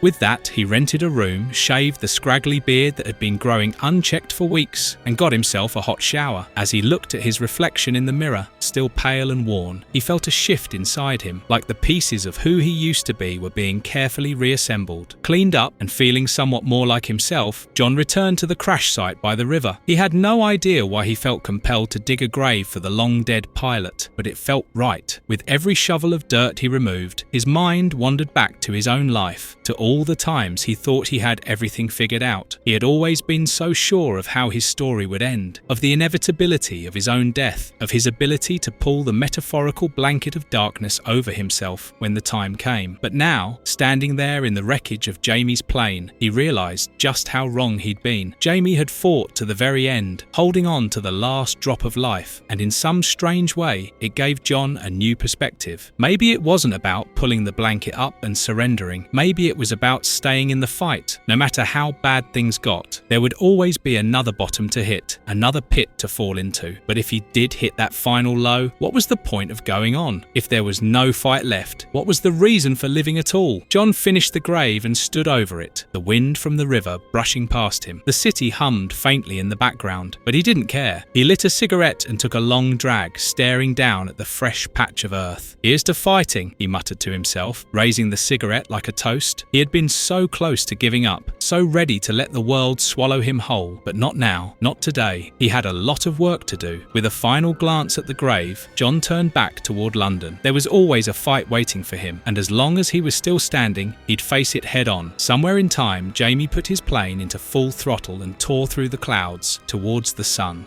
Damnation's Flame. Chapter 1. Brave New World. John Constanteen managed to snag the last seat on an early flight to New York, but it wasn't much of a win. He found himself sitting beside a man who wouldn't stop talking, the kind who doesn't pick up on social cues and just rambles endlessly. John, irritated, tried to tune him out by flipping through the in-flight magazine, though nothing in it caught his interest. That is, until he came across an ad condemning magic users. The ad was filled with warnings about the dangers of magic, urging people to report any suspicious activity to a specific address. Amused by the ridiculousness of it, John pulled out a pen and, with a smirk, wrote a letter in the guise of his old friend, Nigel Archer, ordering an information package under his name. The talkative man finally excused himself to use the bathroom. As a parting shot, John warned him not to go, spinning a wild story about a man whose insides were sucked out by a plane toilet. The man, clearly unnerved, chose not to engage further, which suited John just fine. Silence. At last. After landing in Manhattan, John stopped by an old Irish pub, one he hadn't visited in almost a decade, back when Brendan Finn was still alive. The bartender recognised him right away, a faint flicker of familiarity passing between them. John, nursing a pint of beer, felt the twinge of nostalgia hit harder than the alcohol. His thoughts drifted back to those days with Brendan, times that were simpler in their own way, even with all the chaos that surrounded them. Across town, a man named Zirka had been keeping tabs on John since his arrival. He reported back to Papa Midnight, a long-time rival of Constantine. Zirka seemed particularly smug as he explained how different John was now. He relished telling Midnight that John hadn't even recognised him, despite their shared history, specifically the role Zirk played in Ben Cox's death. John had walked right up to him earlier, asking for a light without the slightest hint of recognition. Whatever spark John used to have, Zirka claimed, it was gone now. Papa Midnight wasn't one to miss an opportunity. Using his sister's skull as a conduit, he looked in on John himself, eager to see if this was indeed true. Watching through the skull, he saw the changes for himself, confirming that John had indeed lost something vital since his last visit to New York. A smile crept across Midnight's face. Now was the perfect time for revenge. Meanwhile, John checked into his hotel, using a bit of magic to influence the receptionist into giving him the room for free. It was an old trick, but one that still worked like a charm. Once in his room, he let the facade drop for a moment, thinking about how he'd wasted the last year of his life after Kit Ryan had left him. He'd fallen apart after she walked away, and it showed. He knew he needed to pull himself together, keep moving, and stay ahead of the darkness that always seemed to chase him, especially the kind with horns and hooves. Later that night, John found himself back at the Irish pub. This time, something was off. He hadn't noticed his drink had been spiked with a hallucinogen, courtesy of Papa Midnight. Slowly, the world around him started to distort. Morbid visions began creeping into his mind, grotesque images filling his sight, twisting reality into something terrifying. Panic hit him like a punch to the gut. He bolted from the pub, stumbling out into the street, trying to get away from the nightmarish visions, but the hallucinations only intensified. When John finally came to, he was in a dark, unfamiliar room. His head throbbed and his memories were foggy. The room was cold, sterile. He felt trapped. A figure loomed in the shadows, and the man's voice cut through the haze. The man claimed they were on Ellis Island. He demanded to know John's name, his nationality, his criminal record, and his destination. John, still disoriented, gave the man everything except for his destination, refusing to be led any further into whatever game this was. The man's voice turned sinister, warning John that soon his destination would be revealed to him, whether he liked it or not. John was released into a warped version of the city, a distorted, nightmarish version of Manhattan that bent and twisted in ways that defied logic. Streets bled into one another, buildings folded in on themselves, and nothing made sense. He wandered through this disorienting cityscape, desperately trying to regain his bearings, knowing full well that whatever was happening, Papa Midnight was behind it. John gritted his teeth, pushing forward, determined to get out of this hellish labyrinth and face Midnight head-on.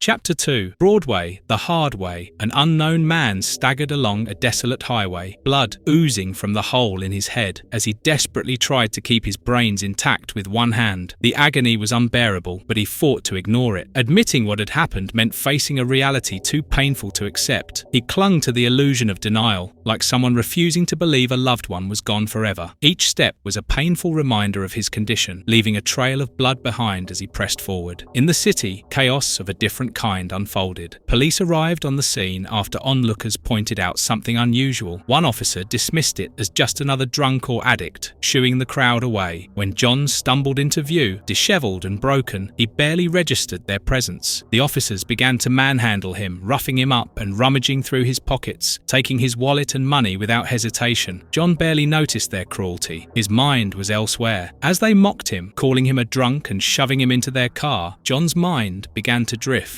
The physical pain and harsh treatment faded into the background as his thoughts wandered. It was as if his soul had left the scene, transported to a cold, parallel reality where he wandered alone down a desolate city street. The officers' taunts were distant echoes as John struggled to stay present, but his mind continued to slip away. In his mind, John found himself on an empty street, the fog swirling around him. A man in a robe appeared and sarcastically greeted him, calling it a cold day in hell. John, disoriented, barely responded. The man informed him that this was New York, though it looked nothing like the city he knew. As they walked through the eerie streets, the man asked if John was hungry, and John numbly agreed. Their conversation was grim, with the man pointing out that the white flakes falling from the sky weren't snow, they were crack. Together, they wandered through the fog, two lost souls in a city that had become something dark and unrecognizable. They came across a grim sight, a man hanged from a beam with the word Wag Street scrawled across his chest. Shocked, he muttered, "Oh, bloody hell." The stranger beside him expressed frustration, saying, "I thought we got all of them," referring to the missing street signs in the city and how they used the corpses instead. John, overwhelmed, rubbed his head and vented his frustration, admitting that New York had gone mad and he couldn't even begin to understand what was happening to him. As they continued walking, John asked where everyone had gone. The stranger explained that the people hadn't left, they were still around, mostly hanging out in Central Park. Skeptical, John recalled the news reports about how dangerous the park had become, mentioning a girl who had been raped multiple times. The stranger confirmed this, calling the girl Liberty and adding that she deserved her fate because she was a hoe. John's anger flared and he snapped at the stranger, demanding he stop with the cryptic metaphors. He made it clear that he was having a terrible day and didn't have the patience for philosophical games. The stranger, unfazed, continued talking about Liberty and how her brutal treatment had become routine in the park. Shocked, John asked if Liberty was a real girl, and the stranger cynically confirmed, adding again that she deserved it. As they walked, the stranger explained how words like liberty could be twisted to mean whatever people wanted, depending on who held power. Disgusted by the stranger's attitude, John pushed the topic further, but the stranger maintained his detached view, explaining that words only hold meaning when controlled by those in power. The stranger recounted witnessing a massacre at a building where a death squad had gunned down people indiscriminately. As they approached the blood-soaked building, John compared it to a concentration camp, horrified by the carnage. Eventually, they arrived at a makeshift camp in Central Park where people huddled around a fire. Hungry and exhausted, John mentioned that he needed to figure things out. The camp's residents welcomed them, and a woman named Sally offered John something to eat, P168. As he ate, John noticed that some of the people had strange patchwork appearances, their clothes and bodies stitched together as if they had been reconstructed. The stranger pulled out a knife and caught John by surprise. In the real world, John was dragged to St. Martin's shelter for transient and homeless men by the police. The officer pulling him along urged him not to be difficult, while another grumbled about the poor quality of food, saying it tasted repulsive. As John was checked in, they explained the rules: no drugs, no fighting, and to make sure to relieve himself only in the restroom. John was informed about meal times and was told that he would fit right in. He was then shoved further into the shelter, disoriented and overwhelmed. In a parallel reality, the cannibals surrounded him, pinning him down as John screamed for them to get off. The stranger Larry, in his usual detached tone, calmly told John to shut up and suggested they would make him their next meal. Without hesitation, Larry plunged a knife into John's jugular, blood spurting out as John's life drained away. Larry called out to another man named Pete and suggested bleeding John out slowly while they prepared to use him for a warm coat. Pete prepared to chop John up further. Something strange happened. Dollar bills began raining from the sky. The bills carried surreal proclamations, each more disturbing than the last. Among the words that fell from the sky were declarations like, "I shot JFK, I created AIDS, I armed Iraq's little Hitler, airliners raining from the sky, burgers of shit to the world we starved and I screwed you all and screwed you good." These eerie proclamations caused chaos, and the attackers fled in panic. Meanwhile, in the real world, Papa Midnight sat with the skull of Sister Sedella, asking it to read his fortune. He smiled as he huddled around the fire and told tales to keep the dead at bay.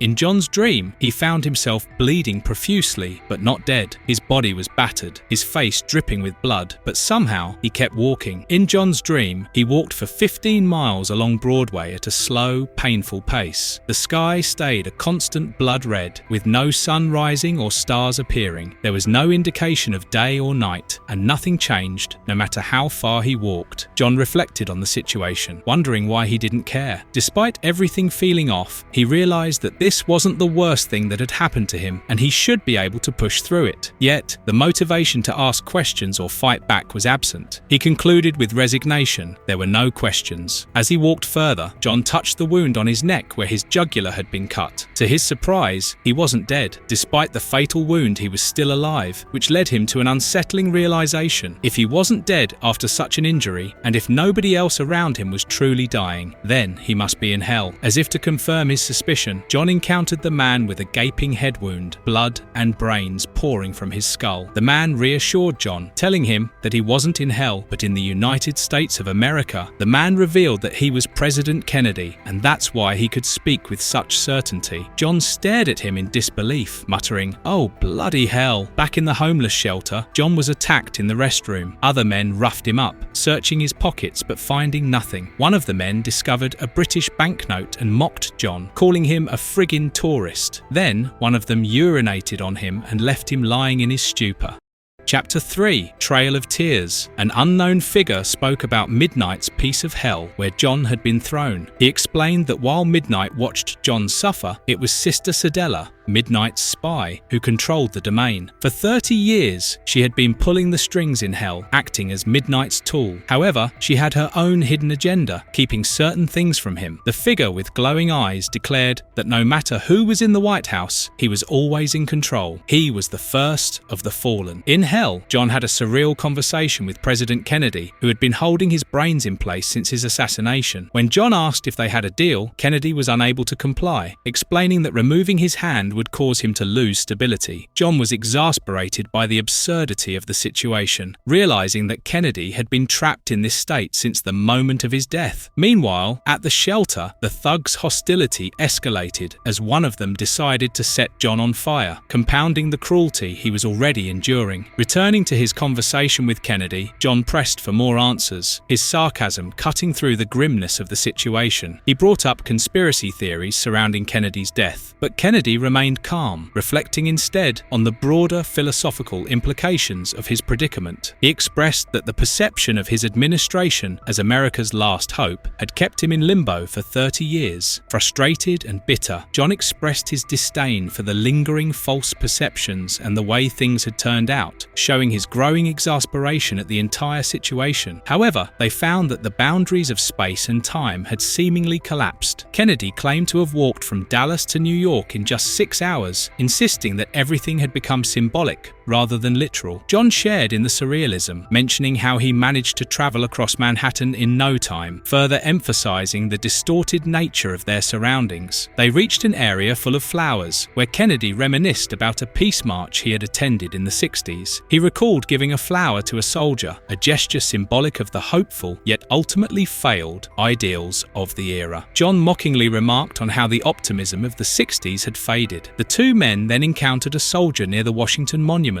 The soldier claimed to have taken and held heaven, proudly stating that it was beautiful. His face was scarred, with bleeding eye sockets, revealing the futility of his belief. Kennedy regretted the situation, but John, growing impatient, urged him to move on. Kennedy then revealed the access point to the White House, which he claimed was the solution to John's problem. The access point, however, turned out to be Sister Sedella's head, the very being through whom Midnight had been controlling Hell. As John and Kennedy stepped into this entrance, it broke apart, cutting off Midnight's connection to Hell entirely. Midnight, enraged by this loss, demanded to know what was happening and why he had lost control. At the same time, Sister Sedella appeared before John and Kennedy, glowing with an ethereal light. She spoke calmly, acknowledging that John had taken longer than expected and hinted at the pain caused by the delay. John told her they didn't mean to trespass and suggested they would leave, but Sedella was firm. She revealed she had brought John here because she needed him. Sedella then revealed that she was Midnight's sister, and it was Midnight who sent John to America through witch-walking. As John's frustration grew, a voice in his head reminded him that he had let his guard down. He cursed Midnight for manipulating him, blaming him for all that had happened. Meanwhile, Sedella calmly explained her own suffering, stating that Midnight had wronged them both, though she believed her pain was far worse. She recounted how Midnight had once brought her a gift, something that led to her torment. Sedella shared how she was killed by Midnight but had not fully died. Instead, she had been kept in a state of limbo. For 10 nights, Midnight manipulated her, reshaping her spirit and body for his own purposes. He proclaimed himself the Haungan Voodoo King. When Sedella finally awoke, she found herself trapped in Hell, forever bound by her brother's power. She had been a spy in Hell for Midnight, stealing secrets from the lords of Hell and feeding them back to him. Her information had helped Midnight rise in power, but now she longed for a way out and asked John if he could help her escape this torment. John, however, knew that stopping Midnight wouldn't be simple, not even with magic. Reflecting on the nature of magic and how it marks the soul, John acknowledged the scars Midnight had left on Sedella. She asked if he could remove them. With a cigarette in hand, John agreed, but warned that the process would hurt. As he began the painful task of drawing the magic out, Sedella screamed in agony, feeling the weight of her torment lift slightly. John knew how painful it could be to fix something so broken. He compared it to surgery, where things get worse before they get better. As exhaustion overtook him, he collapsed, while Sedella recovered her strength. She asked how they would escape now, offering to show John the way out. saying they could leave as long as they knew where to go. As they walked, Sedella explained that what they had seen was only a small fraction of hell. It was shaped by her brother's magic to reflect America. However, Sedella warned that the true ruler of this place was still out there, though she didn't know who it was. John, ever cynical, guessed that it might be Nixon, throwing in a sarcastic comment. Together, Sedella led John and Kennedy toward what they thought would be their exit. But before they could leave, they were confronted by a group of ghostly, skeletal...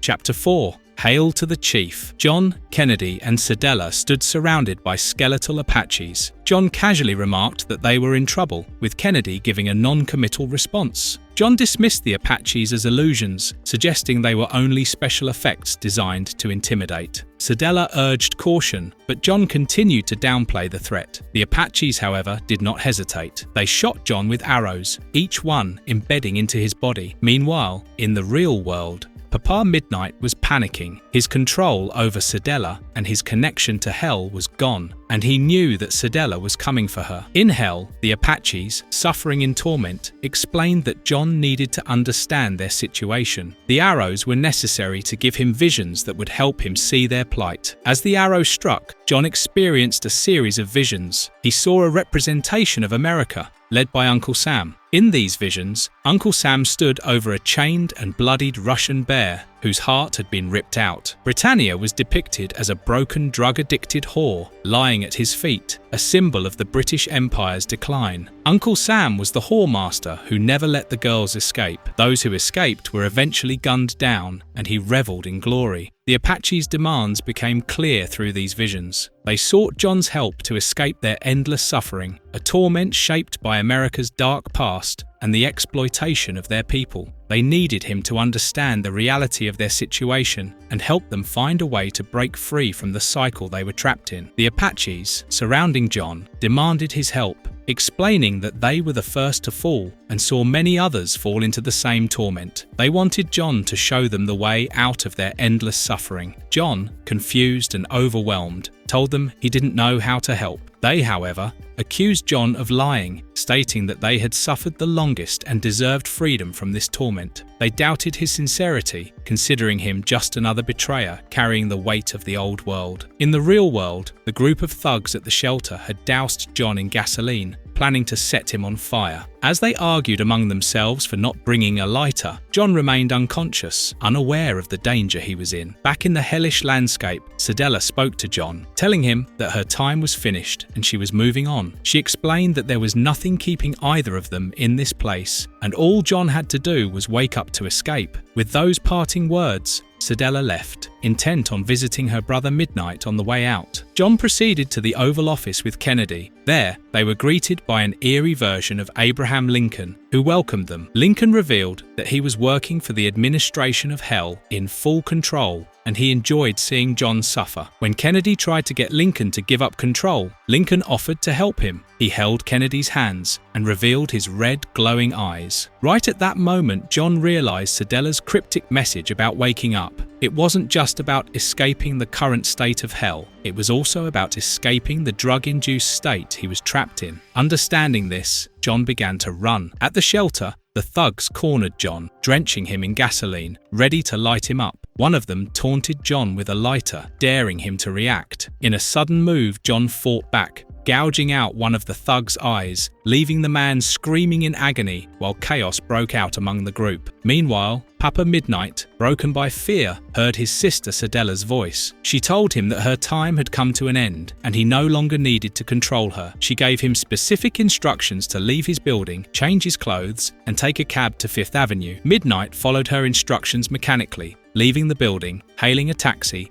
and giving the driver the directions. When the driver asked if he was sightseeing, Midnight responded coldly that he was planning to jump from the 86th floor of the Empire State Building to kill himself. The cab driver unemotionally drove on. John wandered the streets of the real world, reflecting on how everything in the city felt like an illusion. The same old lies whispered around him. He scammed a rich man to buy some new clothes, and at a food stand, grabbed a hot dog but discarded it, lighting up a smoke instead. As he strolled, he encountered Peter at a bar where they shared a drink. Their conversation was filled with cynicism, with John remarking how the world was full of idiots and bastards. The moment was interrupted by a man covered in blood stumbling into the bar, explaining that someone had jumped off the Empire State Building, splattering blood everywhere. John remained unfazed, commenting on how typical it was, calling it the American way. Later, Kennedy walked through the city streets, humming a patriotic song. Lincoln had ripped off Kennedy's hands. As Kennedy wandered aimlessly through Route 66, his brain, no longer able to hold itself together, spilled out onto the road. His memories faded along with his pain. His journey seemed endless. As he disappeared down the road, blood still dripping from him as the night grew darker, and the words to the song slowly faded from his mind. Interlude. Chapter 1. Confessions of an Irish Rebel. John's journey started with a frustrating experience aboard a British Airways flight. The announcement explained the plane was an old Boeing 747 that should have been retired long ago, and due to technical difficulties, the flight would be diverted to Dublin instead of its intended destination in London. The pilot's sarcastic apology added insult to injury, and John found the entire ordeal laughable in its absurdity. Upon landing, the chaos continued when air traffic controllers went on strike, pushing John to head straight to a pub for a pint. Frustrated but resigned to the ridiculousness of the situation. Once in Dublin, John ran into Brendan Finn, who, despite being dead, seemed alive enough to share drinks with John. John attempted to touch him, only for his hands to pass right through him. Yet Brendan's spirit was in an uplifted mood, leading John on a night of bar hopping and storytelling. He joked about John looking like a pimp in his new coat. It was like old times, except now with the strange twist of sharing a pint with a ghost. As they wandered through Dublin's pubs, John reminisced about their past adventures, especially the time John introduced Brendan to Jerry O'Flynn. Brendan had always been a bit too loud and brash for Jerry's liking, and the meeting quickly became a disaster. The two clashed over their egos and their need to dominate the conversation. Jerry's more pretentious side grated on Brendan, while Brendan's unapologetic personality pushed Jerry's buttons. The tension had John playing the peacemaker, but it was clear that the two men were never meant to get along. There, John had discussed buying an Ace of Winchester's rifle from a bloke named Zirka. During their night out, Brendan and John had a laugh, remembering their old friend Terry Hatcher, who had long since passed. Terry had always been obsessed with the idea of writing a book about a serial killer, and he had excitedly pitched an idea for a story he called The Noise of the Sheep.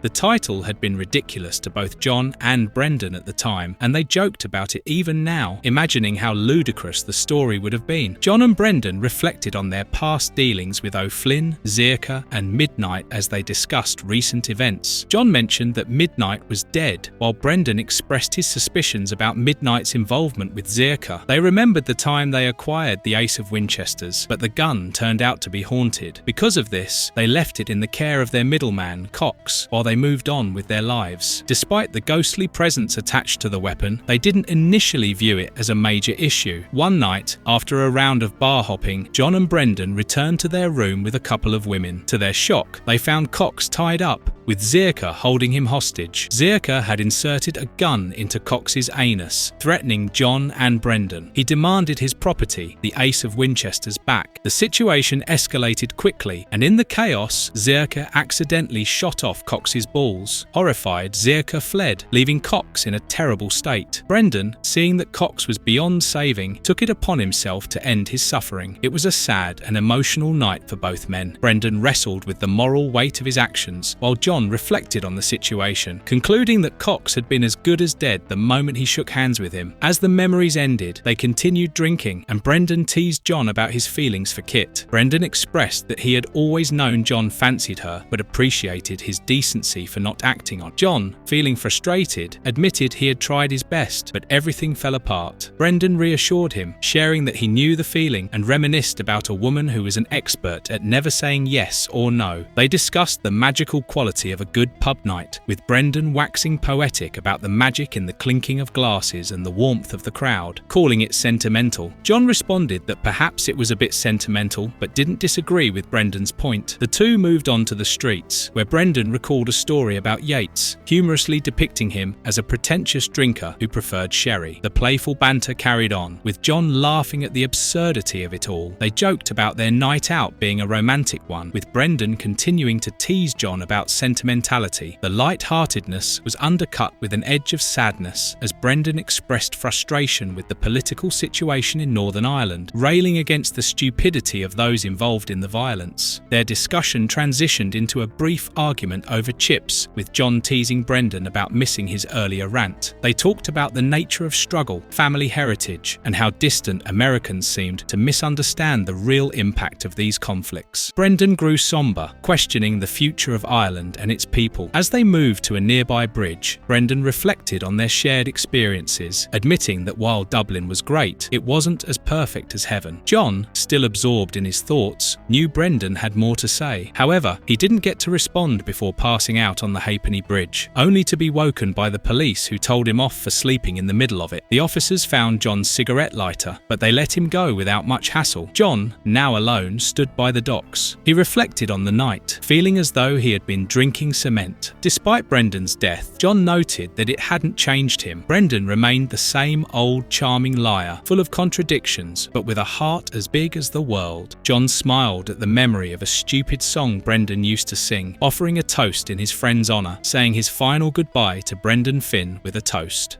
Chapter 2, and the crowd grows wild. After an exciting football match, Chaz and his friends gathered in a shabby pub to share drinks and chat about the game. The atmosphere was lively, with Chaz mentioning how he expected trouble from the Arsenal supporters, but to his surprise, nothing happened. The group engaged in light banter, discussing the game and the referee's questionable decisions, calling him a wanker. They also talked about Arsenal's poor performance, joking about them firing blanks. When asked by his friends about John Constanteen, Chaz began recalling a moment from 10 years ago when John had commandeered his taxi for a strange visit to an eerie apartment. John introduced him to Bino, a drug addict who lived in the dilapidated building. John had been drawn there by something supernatural, and what he showed Chaz inside the apartment brought him to tears, a haunting sight where a little girl covered in soot was being strangled by her father. Both of them were ghosts from the Victorian era, and the captor's father was looking evil. John explained to Chaz his plan to free the girl's spirit, which was trapped in the building by the hate of the father. He asked Chaz to wait outside while he dealt with the situation. John then hatched a plan with Bino, intending to create a path of candles that would lead the girl's soul out. They needed to be precise. The candles would serve as a conduit to guide the spirit, but John warned Bino that if the spirit's captor saw the path, he could use it to escape too. When John confronted the spirit of the girl, he spoke gently to her. He told her that what had happened to her was long over, and she didn't need to stay in that place any longer. He encouraged her to leave, pointing out the path he and Bino had created with the candles. John's words were calm and reassuring, showing the girl a way out of her torment. As the candles flickered, the girl's soul slowly found its way toward peace, but Bino was so scared that he forgot to knock away the candles. John cursed and jumped to extinguish them himself, but the evil father had already spotted him. As his captive daughter was gone, he pulled John into hell instead. Back at the bar, Chaz's friends were absolutely raving with interest. When they asked what happened next, Chaz continued. A small funeral service was held for John. People gathered inside a small church, including some of his old friends, associates, and a vicar named Reverend Rick Nilsson. Chaz arrived feeling uncomfortable in a suit, which the vicar reassured him about. Inside the church, John's family, including his sister, sat in the front row, somber and quiet. The rest of the attendees were a mix of colourful characters, many of whom seemed out of place in the formal setting. As people whispered among themselves, some commented on the unusual group at the funeral and how few people showed up considering John's life. One man named Ray mentioned that despite John's shady dealings, he could be a lovely person when he wanted to. Meanwhile, another guest criticised the gathering, calling them weirdos and queers, prompting John's sister to snap back, reminding them that John was her brother. Others speculated about John's disappearance, wondering how he ended up in a church instead of a bar, given his lifestyle. Someone noted that John's sister likely wanted a more respectful send-off than the chaotic lifestyle he was known for. Emma, one of the women attending, talked about how hard it was to keep track of John and his constant disappearances. She mentioned that despite being close, she felt him drifting in and out of her life. Father Rick gave the eulogy, acknowledging that John followed no creed but his own. He remarked that John walked through both light and darkness and made friends and enemies alike, following his path without caring about society's judgments. Rick Rick added that this independent spirit was likely why John ended up with such an unusual group of friends. He concluded his sermon by saying that while he hoped John would not be forgotten, the statement was obvious, as John's impact was undeniable. Just as Father Rick was finishing his eulogy, John unexpectedly walked into the church, startling everyone. He casually greeted Rick, who was visibly taken aback. As John nonchalantly lit a cigarette, some attendees reacted with a mix of shock and humor, recognizing John's irreverence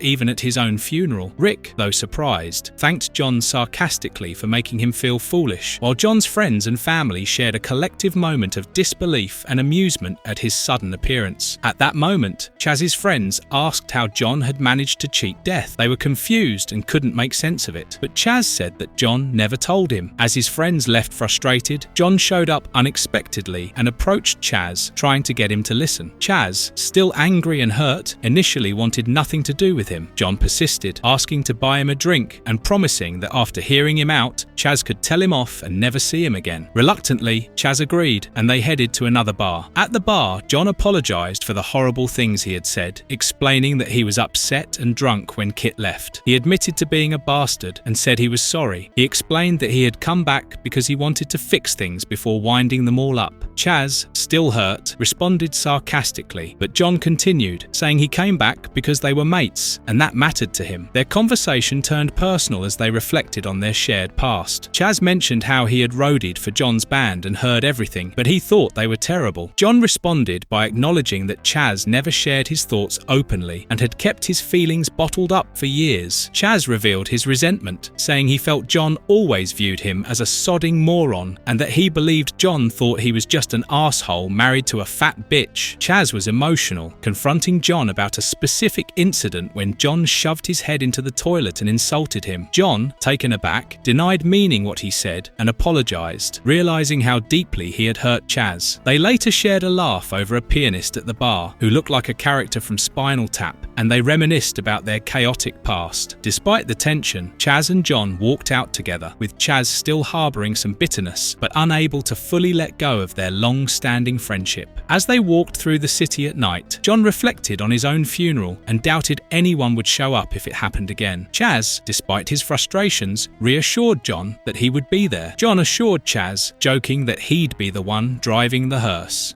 Rake at the Gates of Hell. Chapter 1. Someone whispered in the dark, "If anyone wants to pray for him, now's the time." John Constanteen and his friend Hedda were sitting at a bus stop late at night. Both men stared blankly into the distance, weighed down by the heaviness of their experiences. As John lit a cigarette for Hedda, the conversation turned somber. Hedda shared a grim story from his time in the Falklands War. He recounted how his unit had been ordered to execute American mercenaries fighting for the Argentinians.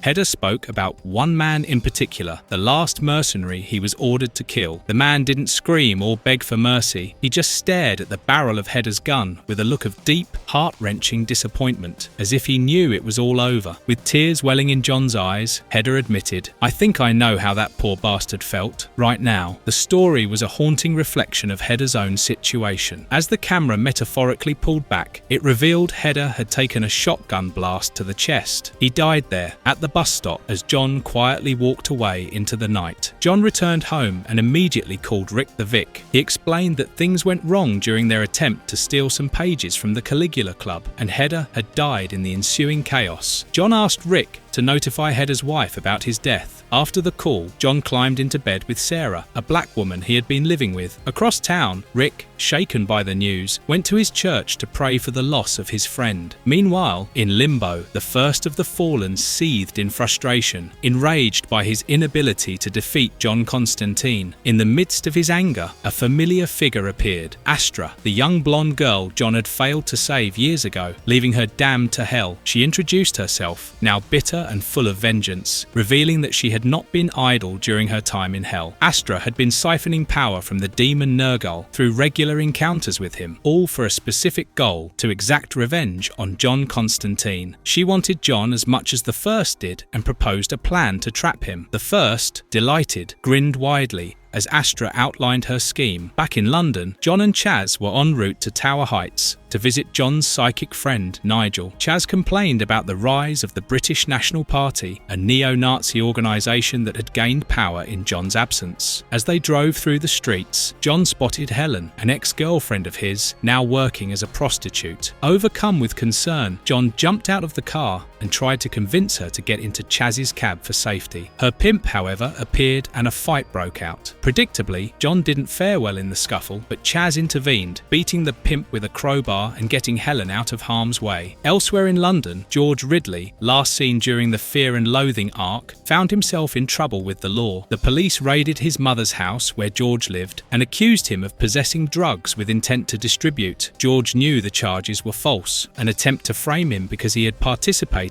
in an anti-Nazi rally. During the raid, George's mother was accidentally pushed down the stairs, breaking her neck. Enraged and desperate, George grabbed a shotgun from under his bed and fired at the police, killing one officer and threatening the other if he dared follow him. Back at John's place, Sarah reluctantly agreed to help treat Helen's injuries from her heroin addiction and a severe eye infection. Neither she nor her sister wanted to take on the responsibility, insisting Helen should be in a hospital, but John feared her pimp would track her down there, so he convinced them to help at home. Chaz was sent on a mission to steal the necessary supplies from the local hospital. That night, John sat with Helen as she went through painful withdrawal symptoms. While Helen suffered, John's mind raced. He thought about the choices he had made, the people he had lost, and the mounting chaos in his life. Hedda's death weighed on him heavily, as did the looming threat from the first of the fallen. He felt trapped, realizing that the storm was just beginning, and he might not be able to save Helen or any of his friends from the darkness to come. John swore to himself that he needed to stop getting distracted. He needed to find the snob, call Nigel, and get ahead of whatever scheme the first was planning. He promised to take better care of his friends, to ensure Helen would be okay, and to be more honest with Sarah. Meanwhile, the first of the fallen continued scheming. He summoned his concubines, faceless female homunculi with tragedy masks, and ordered them to send messages to the other two members of Hell's ruling triumvirate. The first had discovered a way to break the deadlock that had kept them trapped, and he was eager to finally claim John Constanteen's soul. Satisfied that his plan was in motion, the first indulged in a celebratory bottle of Dom Perignon and an orgy, knowing that his victory over Constantine was now within reach.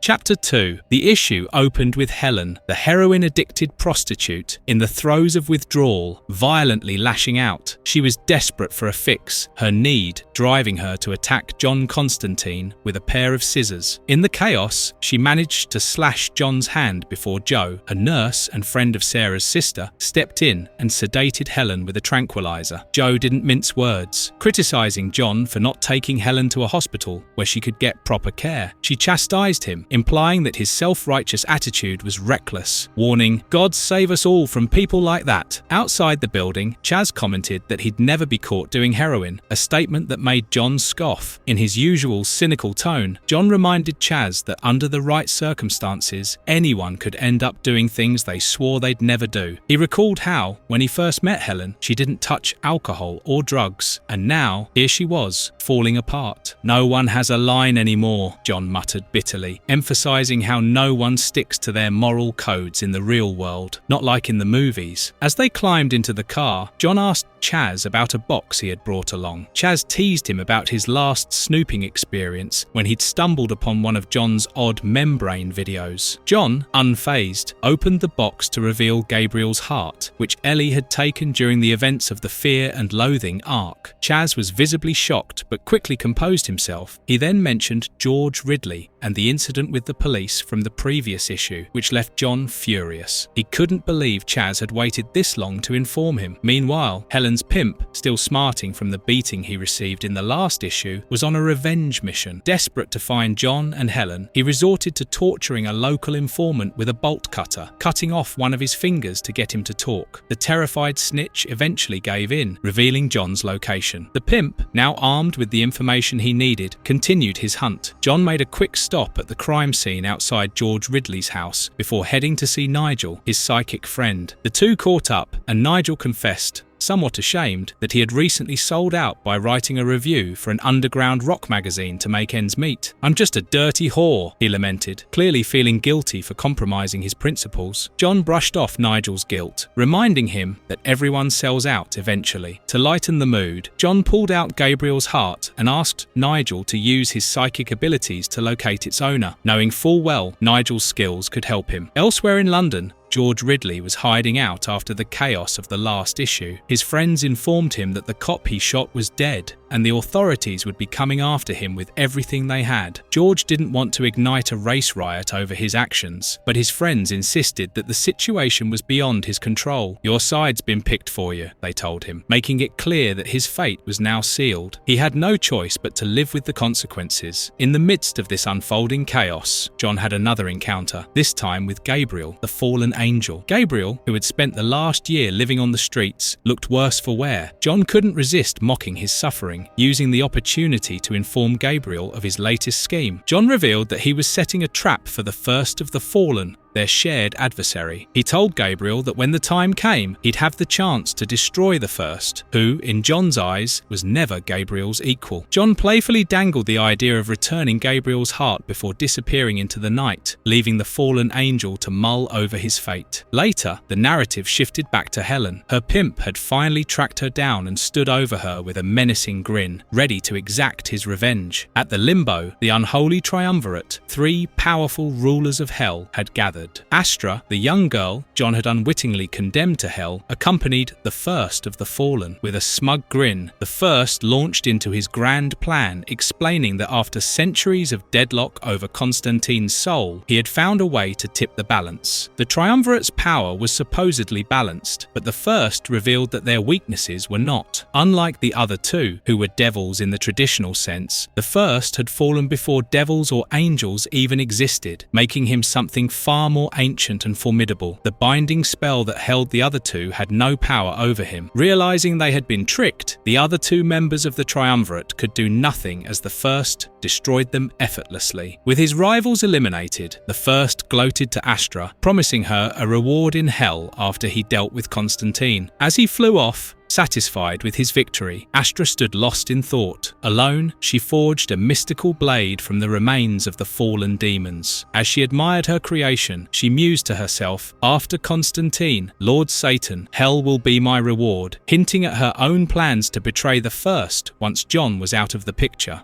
Chapter 3. Reverend Nilsson delivered a fiery sermon at the church, reading from the Book of Revelation, emphasizing judgment, death, and the afterlife. He concluded with a sarcastic remark, "And if you believe a word of it, you'll believe anything," casting doubt on the very message he had just preached. Despite his fervor, Nilsson's lack of sincerity was clear as he mocked the gravity of the occasion. Afterward, Betsy, a woman dressed provocatively, interacted with him, revealing a more intimate relationship that stood in sharp contrast to the public facade he maintained. Meanwhile, John was outside a building, feeling exhausted but still compelled to intervene in a dangerous situation. He reflected on how this wasn't his business, but couldn't resist getting involved. John encountered George, who was armed with a crowbar and clearly ready to escalate a violent conflict. John warned him not to take the wrong step, referring to their shared past and George's association with Bates. John revealed his knowledge of George's connections to dangerous people and how he had obtained ammunition for a planned attack. George, growing frustrated,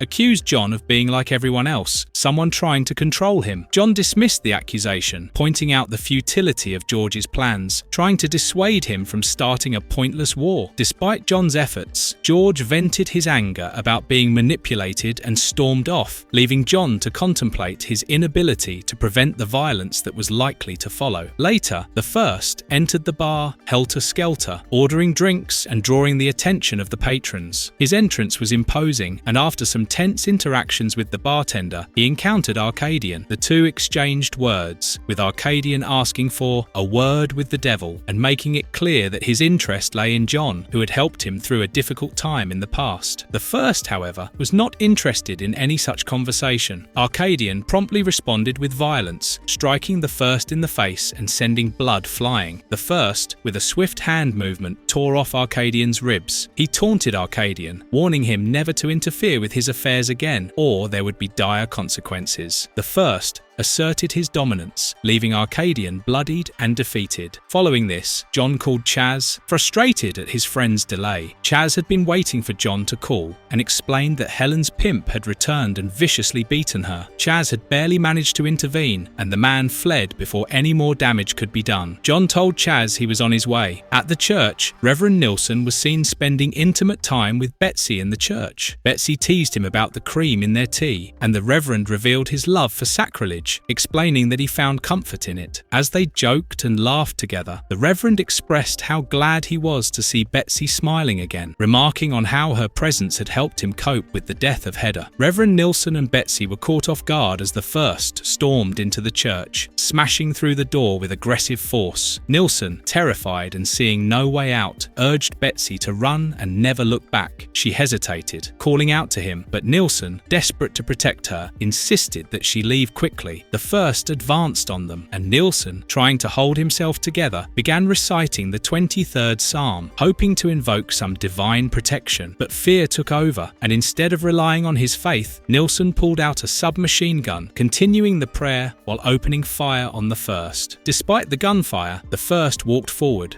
completely unfazed. Nilsson's panic grew as the bullets seemed to have no effect. In the end, Nilsson took his own gun and shot himself. Meanwhile, John and Chaz arrived at the hospital. Chaz, still shaken from what he had witnessed, recounted the horrifying scene. Lucy had been tied to a chair, while Helen was in a drugged state, barely aware of what was happening. Chaz had acted quickly, rushing the perpetrator and throwing him through a window before he could do more harm. As Chaz spoke, John listened intently, wondering how the assailant had found them. They discussed the situation briefly before John told Chaz to wait. Inside the hospital room, Lucy lay heavily bandaged, her face swollen and bruised from the attack. Two other women sat by her bedside, their faces filled with a mix of anger and sorrow. John stood in the doorway, visibly affected by the scene in front of him. One of the women, unable to contain her frustration, confronted him. She demanded to know if he was happy now that they were all caught in the mess, accusing him of being responsible for the danger Lucy had faced. She recounted the terror Lucy endured, tied to a chair and helpless as she watched everything unfold. John tried to explain his helplessness, admitting that he had felt utterly useless throughout the ordeal, but the woman, filled with fury, accused him of only caring about revenge and perpetuating a cycle of violence rather than helping anyone. Afterward, John got into a car with Chaz, and they discussed hiring someone to do over the assailant. The bitterness in John's tone was evident as he made arrangements for a group of thugs to attack the man responsible for Lucy's suffering. He wasn't looking for justice anymore, just cold revenge. Reverend Nilsson found himself in a twisted, nightmarish version of a chapel. The first appeared again, seated casually among the pews. He taunted Nilsson about suicide being a sin, realizing he was now in hell and under the command of the first. He demanded to know where John Constanteen kept the Archangel's heart, which he sought. Nilsson, clearly terrified, stammered that he didn't know, but under the relentless pressure from the first, he mentioned a psychic named Nigel might have the information. The first pushed him further, leaving Nilsson on the verge of betraying everything he knew to save himself. Meanwhile, a bloody massacre broke out when the police tried to apprehend George, and his friends tried to stop them. The first stood by the river and ordered Archangel to lick and clean his shoes until they were spotless. He recalled how John had shown them how to treat a snotty little faggot like Archangel. He crushed Archangel into the ground. Archangel, pale with fear, begged for mercy. He pleaded with the first not to destroy his heart, promising to do anything in exchange for his life. His voice shook as he confessed his terror of hell, offering his devotion and apologizing for his father's sins. Desperate, Archangel continued to beg, trying anything to avoid his grim fate. Unmoved by Archangel's pleas, the first lifted his heart in his hand, dripping with blood, and crushed it mercilessly. Archangel's body crumpled at the first's feet, his life extinguished without a second thought. Meanwhile, John stood alone in a quiet room, holding a box. He opened it and muttered in frustration, "Shit."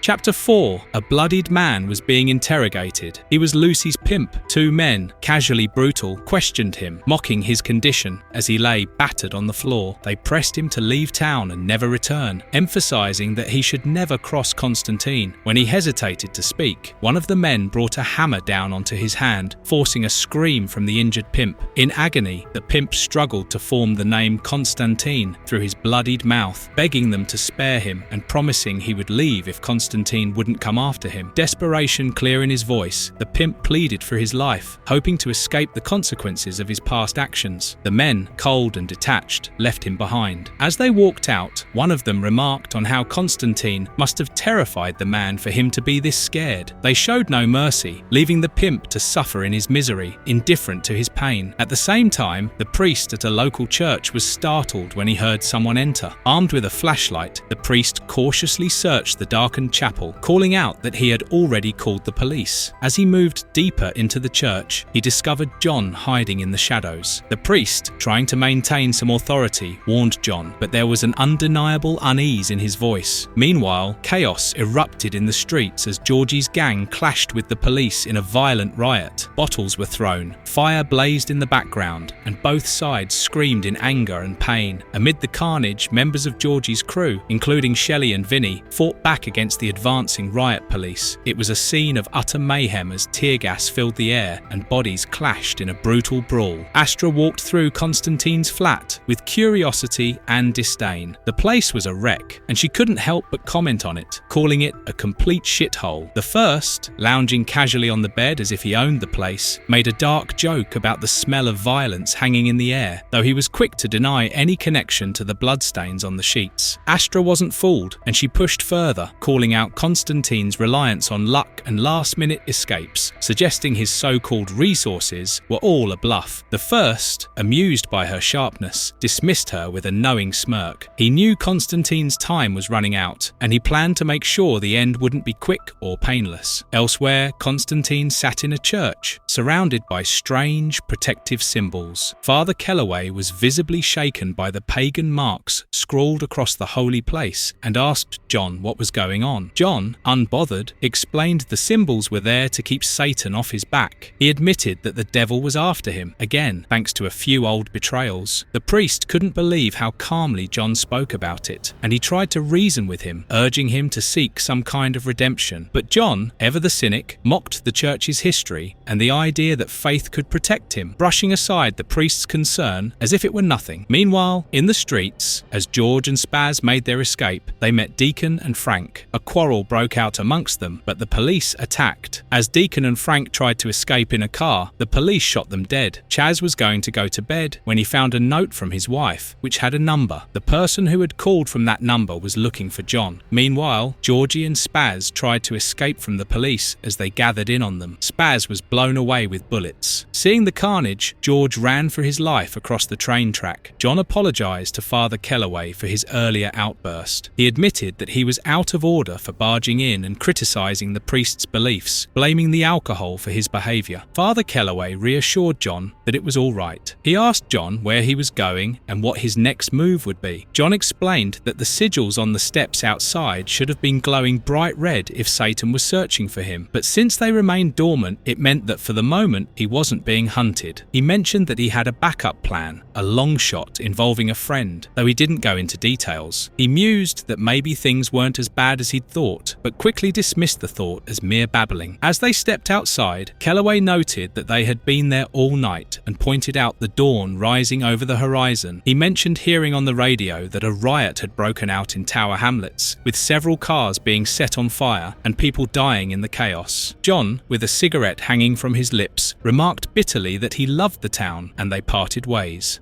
Chapter 5. When John and Kit met, they kissed each other without a second thought. Kit greeted John warmly, and they exchanged some small talk. She quickly called him out for his silence, prompting John to apologize, explaining that he had been feeling out of sorts. Kit responded gently, suggesting they leave the pub and head towards Covent Garden, which John usually found pretentious, but he agreed to go along with her. As they walked together through the streets, they reminisced about how much they hated seeing older people kissing when they were younger. Kit laughed it off, but John seemed preoccupied. She asked why he had come back, and he told her he was looking for Chaz. Kit mentioned that Chaz had given her some ideas on where to find John, and they talked briefly about how they had lost touch. John admitted that he hadn't slept much, recounting how he'd fallen asleep on the tube and ended up at Heathrow Airport. Kit teased him about not being his usual sharp self, and John joked that he could look classy even in a bin liner. They continued to walk in the rain, discussing the riot in Tower Hamlets that John had heard about on the telly, before deciding to find a place to eat. At dinner, Kit shared that she had taken up a teaching job at an art college and was doing some freelance work. She confessed she had turned vegetarian thanks to her sister, which John found amusing. They enjoyed a light-hearted moment over the differences in their meals, John poking fun at her choice of food while savouring his steak. Kit reflected on her life back in Belfast, explaining how she had been getting back into painting, something she truly enjoyed. However, the conversation turned more serious, as Kit revealed that nothing in her romantic life had worked out since their breakup. She spoke about a man who told her he loved her, but only when drunk, leaving her feeling unfulfilled. Then, she admitted she had come back to find John. John, in turn, opened up about how deeply hurt he had been after they split, confessing that he had never felt so close to anyone before or since. He told Kit that he was hers, that he would do whatever she wanted, give up magic, leave London, anything, just to be with her. Kit, overwhelmed, said sorry, and John's frustration erupted. He didn't want just friendship or pity from her. He shouted that he always ended up getting hurt and blamed everything going wrong in his life on himself. Kit, growing frustrated too, yelled back, telling him to stop shouting and actually listen to her, that if he didn't, everything they had would fall apart and it would be his fault. Their conversation turned serious later, when Kit asked why John hadn't contacted her during their time apart. John revealed that he had been involved in various messes, including getting people hurt and killed, and the devil was now after his soul. Kit called him out for falling back into his old, dangerous habits, expressing frustration that he hadn't learned from their previous breakup. She admitted that despite everything, she couldn't forget him and had returned to say goodbye properly. Kit's vulnerability and unresolved feelings became apparent as she shared her regrets about their relationship and how deeply it had hurt her to walk away. She confessed that she had come back for closure, but was struggling to move on. John, recognizing the depth of her pain, tried to comfort her, but the emotional weight of their past still lingered. Kit admitted she had thought about him often and couldn't fully move on without seeing him one last time. She returned to give a final farewell, but both of them were left struggling with what their future might hold. Later, in a hotel room, the tension between them reached its peak as Kit reminisced about their time apart. Despite their emotional baggage, they couldn't resist the connection that still lingered between them, leading to a passionate encounter. Afterward, Kit fell asleep while humming her favourite song, A Rainy Night in Soho. John, barely awake later, extended his hand to Kit as she packed and left. In his thoughts, he regretted not telling her that he loved her, leaving him with a sense of longing and unresolved feelings as he awoke alone. When John came to the hotel diner to have his breakfast, the news channel reported the citywide carnage that the first had brought upon. He had made up his mind. He needed Nigel to help him psychically trap the first and attack him from the back. He left the diner and made his way to Nigel's apartment through the citywide massacre. There was blood everywhere, people killing themselves, stitching their own eyes up. He paid no attention and went straight ahead and knocked on Nigel's door, but no one answered. He found the door unlocked and walked in. To his surprise, he found Nigel dead, his head nailed to a table. Heartbroken, John looked out from the balcony and watched the city burn. The first walked up behind him and said with glory, "My kinda town."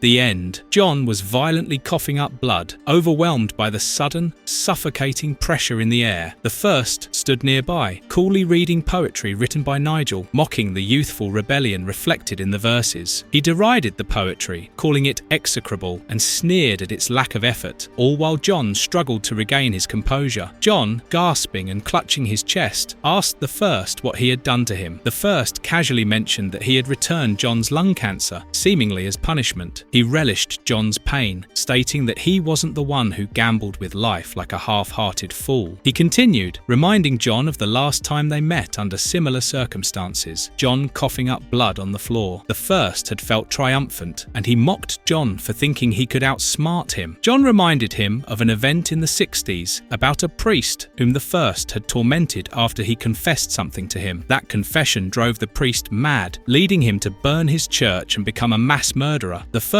recalled the incident with detached amusement as he remembered the priest, Tolly, who had succumbed to madness because of him. him. The first then told John his own backstory, recounting how he was created by God before anything else, even before the angels. He wasn't the devil then, just a being designed to converse with God. As God shared his plans for a perfect creation, including a flawless universe of stars, planets, and ecosystems, the first had been filled with awe and shouted his approval. He had imagined the beauty of creation, but soon realized that his role in it would be more complex than he had anticipated. As the conversation continued, the first confessed his mistake, his belief that he could guide God's creation with the best of intentions. He had suggested free will, a concept that, in hindsight, was disastrous. Most beings, he noted, would make the wrong choices when given the opportunity, leading to chaos and suffering. John then presented a theory to the first. He speculated that the first was, in fact, God's conscience. John's hypothesis was that the first was that small, nagging voice in everyone's head, the one that pushes them toward good, but also makes them feel guilt and torment when they fail. He suggested that God, tired of being constantly stopped from doing whatever he wanted by that voice of conscience, must have grown frustrated. John explained that this nagging voice likely told God, "Don't do this, don't do that, don't be nasty, don't hurt people." At some point, God must have decided to get rid of it, to shut the voice up and give it a body, hence the first. John continued to push the idea, arguing that it allowed him to act without remorse. "He bars you," John said to the first, implying that God had effectively locked the first, now the embodiment of that conscience, out of his own mind. The first would have been left powerless, unable to stop God's decisions. The first seemed rattled by the suggestion, his arrogance briefly shaken. He paused, reflecting on John's words, clearly affected. John pressed further, suggesting that this voice was a part of God's plan, a necessary balance to the freedom of choice. The first didn't outright deny the theory, but he seemed troubled by the thought, contemplating it deeply. The first then shifted, his expression pained as he pondered his purpose. He revealed that since being cast out, he had wandered the eons, endlessly wondering what God had meant for him. What was the point of being created as someone God could talk to if he wouldn't listen? This existential crisis had torn at the first ever since, making him question his entire existence. John, ever sharp, smirked at the irony of it all, laughing at how the first, being so powerful, was wrestling with doubt and uncertainty. The first, angered by John's mocking laughter, took a good look at John. It was as if he could see John's strings. His friends believed in him, depended on him, and would come to his aid. John, he observed, was a soul gloriously loved despite his broken and discarded body, a person who got love without a single effort from his part. He was a rake at the gates of hell. John claimed that despite all his failures, he still had something the first could never have: friends. The first to summon Astra, the girl John had once failed and sent to hell. John's demeanor shifted, and he was visibly shocked and started pleading. He begged the first to take Astra away, unable to bear the sight of her. Astra cruelly mocked him, repeating John's words to her from their past. "Take my hand, don't be afraid."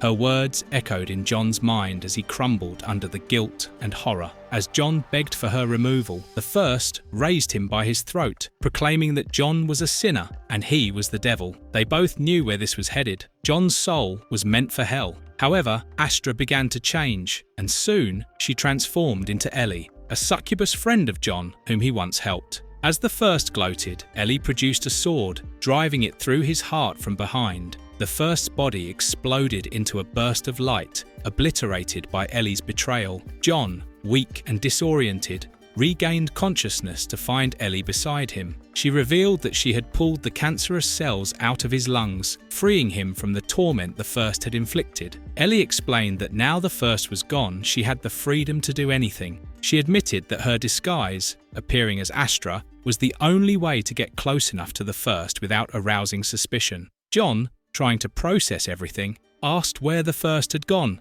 but Ellie couldn't say for sure. She said the first was likely terrified of where he might end up. Before leaving, Ellie reminded John that everything he had learned that night made sense, and that he owed her a favour now. After the chaos, John encountered George amidst the smouldering ruins of the city. John commented on the destruction, likening it to Armageddon, and mentioned the lives lost. He added that despite the fighting, people simply went home, leaving him to face a future on the run. George, weighed down by guilt, reflected on how his once noble ideals of black power and solidarity had led to the deaths of his friends. He blamed himself for the violence and its senseless outcome. In a rare moment of empathy, John told George to hold on to that guilt. He said that maybe, over time, George could find meaning in it. As they parted, George and John exchanged light-hearted racial slurs and flipped at each other. Later, John met Helen at a cafe. She joked about adjusting to her eye patch after losing her eye. Reflecting on her past,